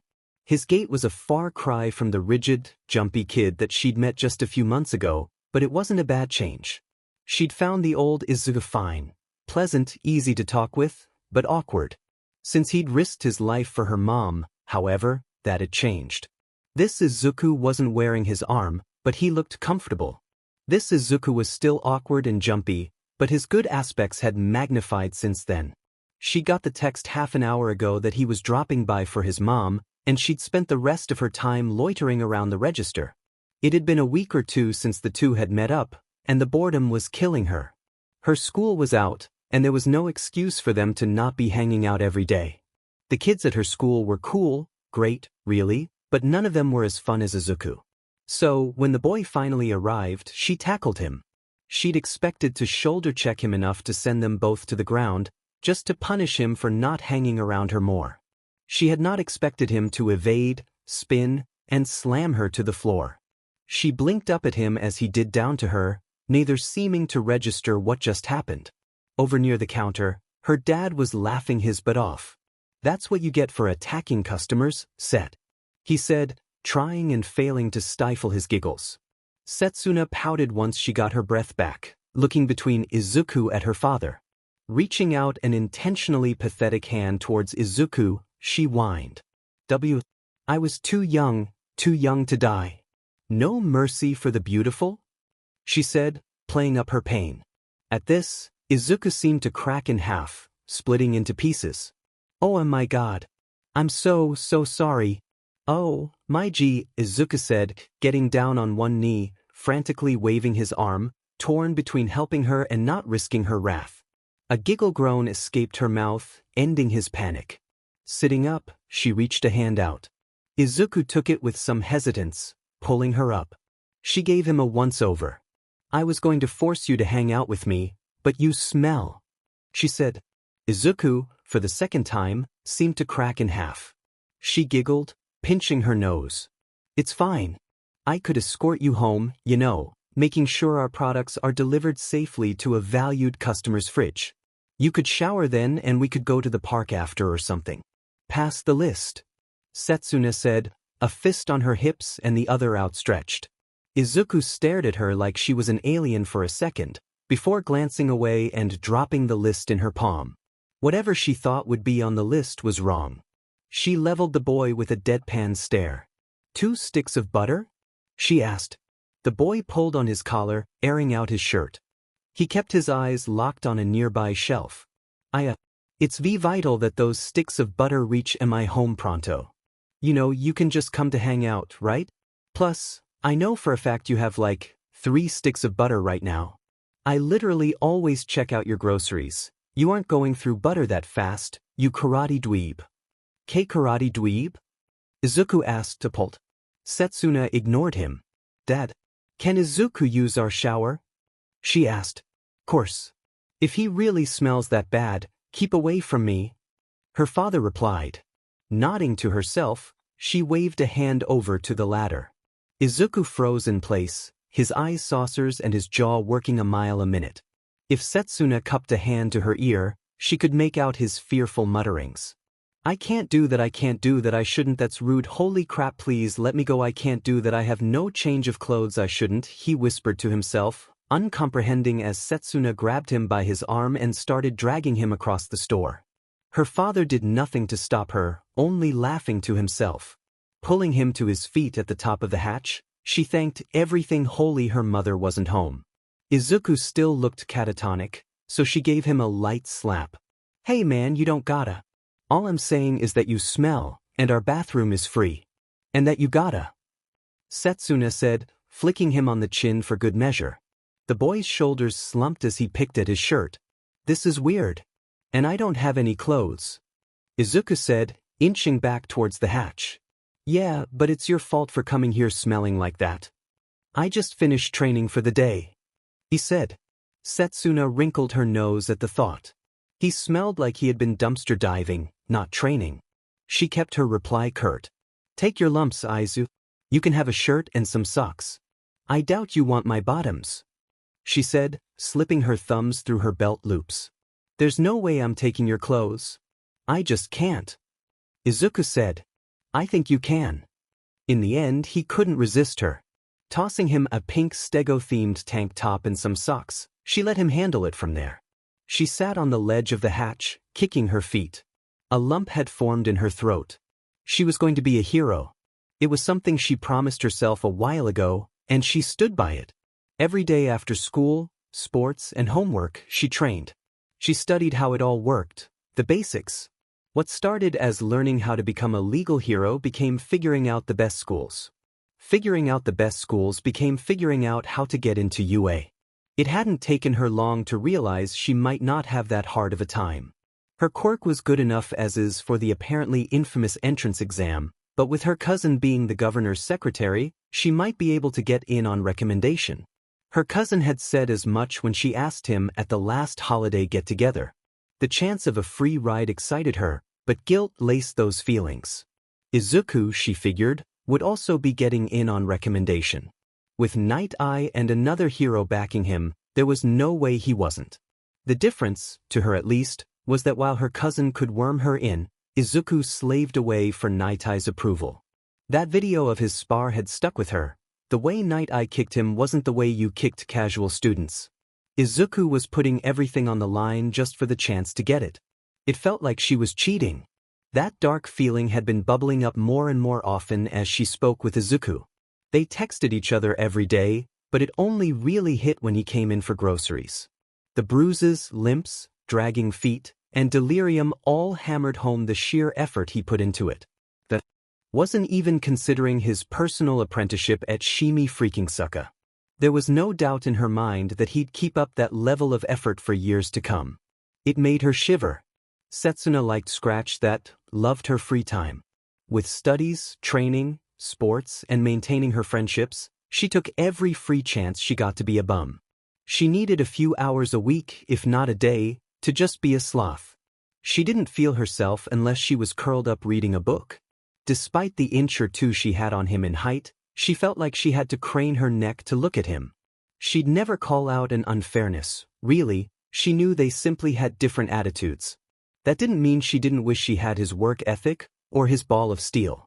He simply did not compare to her school friends.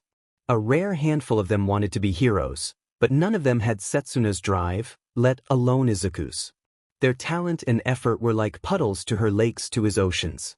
Not to say she didn't love but some of them were somehow lazier than her. A yin-yang had formed in her gut whenever Izuku was around. On one hand, his spirit was such a shining star in her life that her solar system hadn't been the same since he'd arrived. On the other, his brightness only highlighted the darkness of the space around it. Across the flat, she heard the water putter out. Bringing her outstretched fingers down to her chest in a fist, she mastered herself. Today was not a day to stress over it or even overcome it. Today they'd just have some fun. She sat, completely patient and not fidgeting at all, as the door to her bathroom creaked open. Pink was his color, for sure. They walked side by side, closer than even his mom stood. Her right shoulder was always in contact with his left, and it was perfect. He wasn't sure if she was doing it on purpose, but she doing an amazing job of covering up his arm. He'd foregone the prosthetic, not thinking they'd go out today, so his gratitude was through the roof.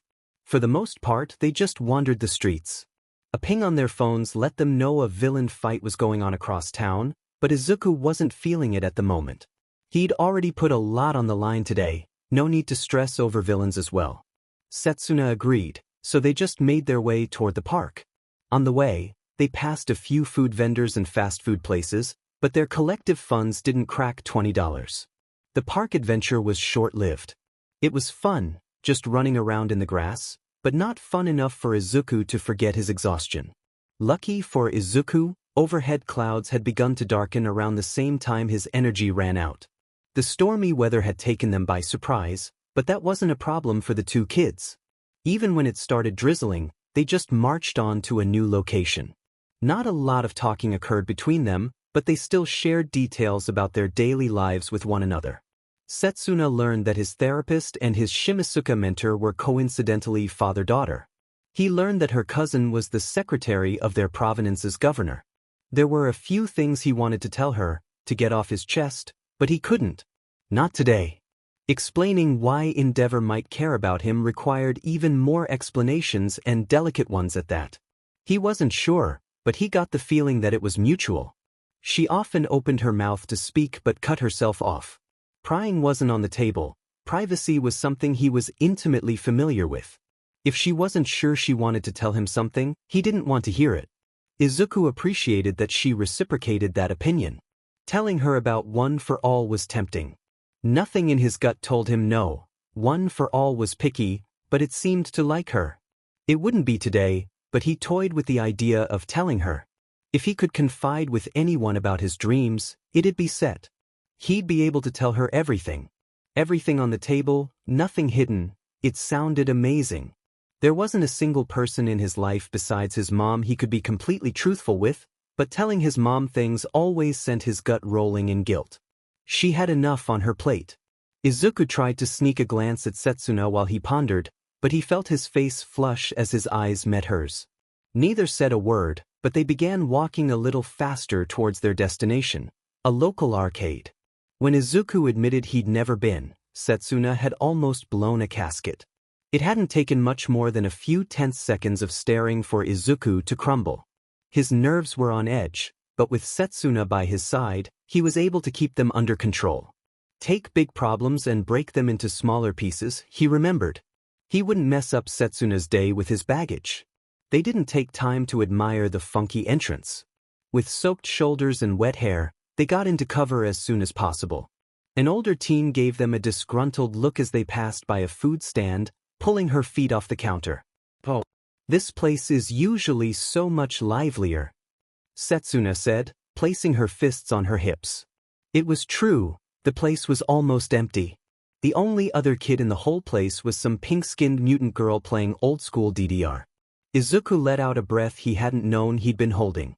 Without overcrowding, he might just survive this outing. It's gonna be thundering, so of course no one's here. Where are your parents? The food stand girl asked. Setsuna shrugged, grabbing Izuku by the shoulder. Shopping. To the motorcycles, my boy, she said, dragging Izuku off to a game.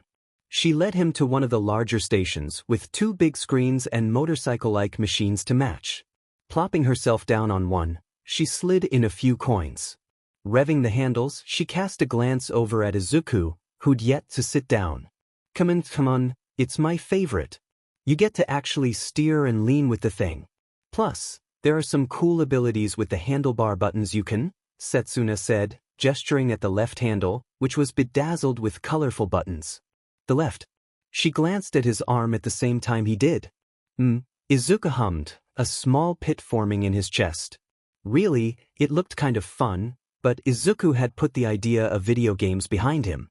He'd never played them much in the first place, so it hadn't hit him until now, but he supposed it was just another thing out of reach. Even if he bent over backward to relearn how to play, he'd never be as good as a normal competitor. Setsuna looked lost for a moment, almost having forgotten his predicament. She cast a glance over to the food stand, seeing how the teen had already kicked her feet back up and pulled out her phone. For a few moments, she seemed to hesitate. Glancing over at the stand and the DDR girl one more time, she put a finger to her lips in a shoo motion. Her left arm popped off and floated down to the ground, snaking its way under a nearby table. Izuku did a double take, stepping forwards to stop her. You! He yelled, horrified that she'd used her quirk in public. She placed her remaining forefinger on his lips to silence him. Fair's fair, right? I already got the experience advantage on you, I don't need the physical one too. She said.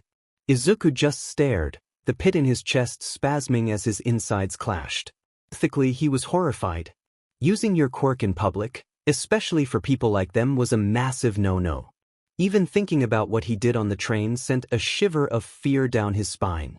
His career had almost ended before it began, and all because of a panic attack. He should be condemning this, shutting it down faster than a bullet. Yet her action had filled him with so much warmth that he was just barely aware how tears were leaking down his cheeks. It took a few seconds of wrestling away those fears of punishment and ethical quandaries before he sat down. Sliding a few coins in, he did his best to put Setsuna in the dirt. It didn't happen in the first race or the second. Not the third or the fourth, but the fifth. By the fifth race, he was able to just barely snatch victory right from under her. By the seventh, and with half of their funds down the drain, Izuku smoked her. The laughter they shared when Setsuna recalled her arm for the ninth rang through the empty arcade. Izuku's cheeks hurt from smiling so much. I cannot believe you. I self-amputate, ripping my own freaking arm off for the sake of sportsmanship, and then you show no mercy? When the heck did you even learn to ride a motorcycle that good anyways? Setsuna said as they ran back towards her home. The light drizzle that had soaked them before had morphed into a steady rainfall. Izuku laughed, dodging out of the way of a couple sharing an umbrella a block away from the Tokage shop. It's not like it was hard. I'm sure with 2 arms you might have stood a chance. Izuku yelled over the rain. The boy, to her athletic heart's chagrin, was pulling ahead of her. He was just a smidge fitter and about an arm and 2 inches lighter. She cried out her displeasure at both his smack-talking and his lead, making sure the entire street knew her frustration as Izuku turned the last corner to her house. Redoubling her jog into a sprint, she took the corner as fast as she could, intending to overtake him by the time he reached her door. She hadn't intended to run into the boy's back, who was standing stock-still on the sidewalk. Even though she's the one that hit him, it was once again less like a tackle and more of her slipping into him as he caught her, only this time he didn't slam her to the floor. Oh. What's? Setsuna started, stopping once she saw it too. Under the overhang to her shop's entrance was an older teen curled in a ball. Izuku held out his hand to block her from moving forward as he stared at the body. A nasty fear lit up in her gut. Homeless people weren't common in the area, but she knew they were there. It was an unspoken, unseen thing, like the gang affiliations. Her mom told her stories about the homeless from her home city of Hosu. How they lived day to day and only got kicks out of violence. How they'd attack people, especially other homeless. This one didn't look like the 50-year-old druggie type, but that didn't mean they didn't have problems. She pulled out her phone to call her dad at the same moment that Izuku stepped forward. She was rooted in place for a second as the boy she'd just spent the last 10 minutes running in the rain with marched towards the body. His gait had done a complete 180, from carefree and fun-loving to somber and cautious. Blinking, for a second, she saw the boy's face hovering over her own as he shielded her and her mom from gunfire. Her phone hand hanging limp at her side, she zoned back in just as Izuku crouched over the prone form of the teen. Shaking herself of her jitters, she jogged over and joined him. "Okay? Sir, are you awake?" Izuku asked. His eyes had a ghosted look, like something had washed out all the color and replaced it with pure concern. The body below them groaned, shifting as it clutched his stomach. Red liquid dripped from between his fingers. Now that she was close, she could tell without a doubt it was a man. He couldn't have been older than 18, with wavy black locks obscuring most of his face. Besides his thick hair, the only notable things about the boy were how his roots were a baby blue and eczema seemed to have ravished his face. The man rolled onto his back, never letting go of his stomach or ribs. She couldn't tell. "Ungrai. So hungry," the boy man-ummed. For the first time, Izuku's eyes seemed to flick to her, startling her. It wasn't the painfully clear panic in his eyes that scared her, but the brief instance of obliviousness when their eyes met. Like he was staring at a stranger, but only for an instant. His confusion seemed to wash away as he opened his mouth, speaking in a tone she'd only ever heard before in her grandma. "Set, could you please get your father to call an ambulance and get this man some food? Let me take him from here," Izuku said, his voice soft as he helped the older boy into a sitting position. Setsuna didn't even think. Running into the grocery, she grabbed a TV dinner panini and slapped it in the back store microwave. Sending her head up through the hatch, she yelled for her dad to call an ambulance. She didn't know why she was so compliant with the request. The man scared her. There wasn't anything she wanted more right now than for him to disappear and for her to forget the way he clutched his chest. If she had it her way, the man would be perfectly fine as far away from her as possible. Still, she got her father to call an ambulance and snagged the panini on her way out. When she handed it to Izuku, the boy basically forced the man's mouth open to eat. It hadn't taken much effort on his part. The man, upon smelling the TV dinner, changed his demeanor. It wasn't a small meal by any means, but the man inhaled it like it wasn't even a mouthful. So fervent in his gluttony, he even took his bloody hand away from his stomach to grip the sandwich even tighter. Izuku gasped, placing his own hands on the man's wound. "Oh, boy." A look of confusion slipped onto his face again at his own familiarity. Setsuna looked between the two, also confused. The words sounded wrong on his lips. The teen ummed as the last of his sandwich disappeared into his mouth. For a moment, no one moved. Off in the distance, Setsuna noted the dull sound of sirens. With the way the teen's eyes shot open themselves, she guessed he heard it too. He shoved Izuku off with a strength that seemed impossible for his state, struggling to his feet. Clutching his wound, he looked like a wounded animal as his eyes narrowed in on Izuku. "Pest," he whispered, venom dribbling out of his lips like rabies. He took a half step towards the alley, stumbling a moment. She was too late to stop him as Izuku took a full step forward, grabbing the man's wrist. "You're hurt. An ambulance is on its way. Stay," Izuku said, stumbling over his words like he was trying to say two things at once. "Dedemin locust? Full F off," he said, ripping his arm free with inhuman strength. The homeless teen took another step towards the alleyway, then another. Setsuna grabbed Izuku's hand, holding him back from getting near the boy again. Something in her gut was screaming at her that this felt wrong, and she'd be dead if Izuku felt the brunt end of it. He spasmed in her grip, looking conflicted as the sound of sirens became piercing in their heads. His eyes were wild as EMTs arrived on the scene, but they were too late. The man had wandered off to the alleys. Izuku seemed to shut down as the trio of emergency responders grilled them about the man's whereabouts, crouching down onto the ground into a ball. He didn't budge as she pulled on his hand, his grip having turned to iron in her own. She watched as the health workers ran down the alley in search of the man. Something told her that they wouldn't find him. Her heart sank as she looked at Izuku. He looked totally freaked. Using more force, she hauled him to his feet and ferried him inside, away from the loud sirens. She passed her father on the way in, mumbling something about getting Izuku inside for a bit as she took him upstairs.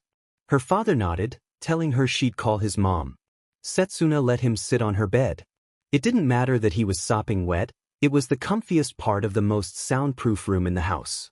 Heartache gripped her as she watched her friend try to collect himself.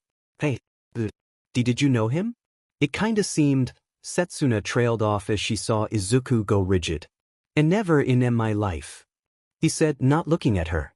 All her squishiest emotions seemed to bubble up to the surface at the obvious lie. Keeping her tears at bay, she tried to pat his shoulder. Don't beat yourself up then. He was probably just freaking out. Dude had a hole in his stomach, and all, she said. Izuku pulled his knees to his chest, planting his forehead between them. Yeah, I guess. The following day was one of his rare rest days, thank God. Izuku spent it in his room, mostly sleeping and listening to the rain patter against the roof. The light drizzle had turned out to be a freak storm, the kind of which only showed up a few times a year, and never this abruptly. He tossed and turned in his bed, his mind never leaving the injured man's face. It was scarred, cracked, and rough in all the worst places. Izuku wasn't an expert, but it definitely wasn't drag use. It looked like a bad case of a skin disorder. It wasn't the man's disturbing face that kept his mind occupied, however. It was the raging current of one for all in his stomach that only got worse as he thought more about him. His quirk was alive, that much he knew for certain. Even if the quirk itself wasn't organic, it housed the consciousness of at least 8 people. It thought, it felt, it had opinions.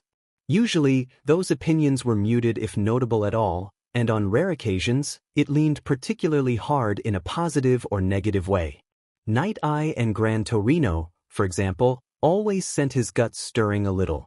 As did training, combat, or secrets regarding the quirk itself. Never had his gut given him such a visceral reaction to a single person. One for all had been howling, screeching, and crying as he'd pressed his hands against the man's forgotten wound. Danger, chaos and danger and fear and so much love. It was the most passion he'd ever felt, and it hadn't even been his own feelings. He didn't get it, and that scared him. All he wanted, all he needed, was to speak to the vestiges again. Izuku needed their guidance, companionship, and most importantly, verbal input. Despite his many talents, emotional intelligence wasn't one of them. Compassion, servitude, friendship, love. Emotions fueled him, but he didn't have a grasp of what it all meant. He knew what was right and what was wrong, and he'd act on that knowledge without hesitation, but understanding it? Don't ask him. Without the vestiges, all he had to go off of was his gut, and his gut wasn't being very cooperative with his brain today. Static had filled his brain after the EMT's appearance, not even considering the turmoil his quirk was putting him through. Exhaling out of his nose, Izuku sat up. Stretching, he looked at the clock. 12:40 p.m. He'd been moping since morning and the day was half over. One for all was still thrashing in his gut, but it weakened since waking up. He didn't have a clue what to do about the strange man, but it didn't matter right now.